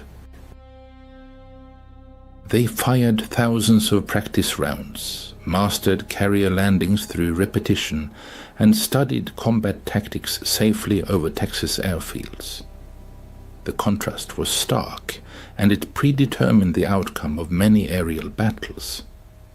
The tragedy of pilot training in the Japanese Navy. Lieutenant Commander Yoshihiro Hashimoto, responsible for pilot training at Kasumigaura Naval Air Base, expressed profound concern in his final report. "We are sending untrained youngsters to certain death, pitting them against seasoned professionals." He cited the example of Ensign Yamamoto, who, upon arriving at the front, had no experience firing airborne weapons because there was no ammunition for training. Furthermore, he had never flown at night due to severe fuel shortages. As a result, in his first and last battle, he lasted only 7 minutes. The Battle of Formosa, a bitter disappointment. From October 12 to 16, 1944, a fierce battle unfolded over Formosa. Vice Admiral Shigeru Fukudomi, commander of the Second Air Fleet, desperately tried to halt the massive American air raids on the island. All available forces were committed to the fight, including the last newly trained pilots from training squadrons based in Japan itself. Japanese command reported a grand victory, claiming the sinking of 26 enemy aircraft carriers and battleships and the destruction of 300 enemy aircraft. However, as soon became clear after the return of surviving pilots and analysis of gun camera footage, the reality was entirely different. The Americans lost only 89 aircraft, while Japanese losses amounted to 329 machines and almost all experienced pilots, an irreplaceable blow to Japanese aviation. In the skies of war, a pilot's perspective. Lieutenant Sadaki Akamatsu, a celebrated veteran of Japanese aviation who endured the crucible of battle, left a chilling testament in his memoirs about a tragedy that once unfolded. Then he wrote of how American Hellcats dominated the air, ambushing Japanese planes at any altitude. According to Akamatsu, American fighters divided the airspace into sectors, with an entire division patrolling each. It was not a battle, but a methodical extermination, the pilot recalled. The Great Mariana Turkey Shoot, which unfolded on June 19, 1944 in the Philippine Sea, became the culmination of the confrontation between the Japanese and US carrier fleets. The Japanese fleet, having healed its wounds from previous defeats, committed its rebuilt carrier forces to battle as part of Operation Ago. The objective was to crush American carrier power in the Pacific. This desperate attempt involved 9 aircraft carriers carrying 450 aircraft piloted by the best of Japan's remaining aviators. Opposing them was Task Force 58, comprising 15 aircraft carriers and 956 aircraft, among which 415 formidable F-6F Hellcats stood out. Admiral Jisaburo Ozawa, commander of the Japanese fleet, launched an offensive by sending 4 waves of aircraft into attack. He hoped that the superior skill of his pilots and the greater range of the Zero would allow them to gain the upper hand over the Americans. The first wave, consisting of 69 aircraft, took to the air at 08:30. American radar detected the approaching enemy at a distance of 240 kilometers. Hellcats were vectored for interception, taking an ideal position for attack. They had the advantage of altitude, the sun at their backs, and approached from the blind spots of the Japanese aircraft. Lieutenant Zenji Abe, leading the fighter escort, noticed the Hellcats minutes before the engagement. They were arrayed in echelons from 6,100 to 9,350 meters, no less than 60 machines, like a steel wall waiting for us. We were at 5,186 meters. All advantages were on their side. The battle lasted only 12 minutes. In that short time, 42 Japanese aircraft were shot down, a harbinger of the coming rout. A true slaughter unfolded in the sky, where American pilots demonstrated their overwhelming superiority. Commander David McCampbell, an experienced commander of Air Group 15, managed to send 7 enemy aircraft to their demise in a single day. His loyal wingman, Lieutenant Roy Rushing, kept pace, destroying 6 enemy machines. The Japanese Zeros desperately tried to maneuver to escape us, McCampbell recalled, but we were relentless. We came in from above, shot them down one by one, and then rapidly gained altitude. They tried to replicate our maneuvers, lost control, and became easy prey for other Hellcats. By the end of this tragic day for the Japanese, they had lost 346 carrier-based aircraft, as well as 50 land-based machines. American losses were incomparably small, only 30 aircraft from all courses. That evening, in the ready rooms, American pilots, amazed by the ease of their victory, dubbed the event the Great Marianas Turkey Shoot. Enemy planes seemed helpless, like defenseless game before hunters. The Leyte Gulf Record. On October 24, 1944, during the Battle of Leyte Gulf, Commander David McCampbell set his personal record for the number of aircraft shot down in a single mission. Leading a group of 7 Hellcats from the aircraft carrier, USS Essex, he encountered an armada of 60 Japanese aircraft heading towards the American fleet. In a fierce 90-minute engagement, McCampbell personally destroyed 9 enemy machines, 5 Zeros and 4 bombers. His wingman, Roy Rushing, also displayed heroism, shooting down another 6 aircraft. After destroying the 9th enemy, I ran out of ammunition, McCampbell remembered. The Hellcat performed flawlessly throughout the fight. Not a single bullet hit my plane, despite us being outnumbered 8-1. This battle vividly demonstrated the complete shift in the balance of the air power. 7 Hellcats routed 60 Japanese aircraft, destroying 15 of them without any losses to their side. McCampbell's 2 outstanding missions, in which he shot down 7 aircraft on June 19th and 9 on October 24th, earned him well-deserved accolades, the Medal of Honor and the Navy Cross. The cross that burns the soul. Psychological breakdown. After the crushing defeats in the Philippine Sea and Leyte Gulf, Japanese military psychologists documented a widespread Hellcat psychosis among surviving aces. Admiral Osawa, in his analysis of the events, stated, "The enemy's radar-guided fighter interception reached unimaginable heights, transforming aerial combat into something resembling an industrial conveyor belt. Each Hellcat ceased to be merely an aircraft, becoming a cog in a vast machine.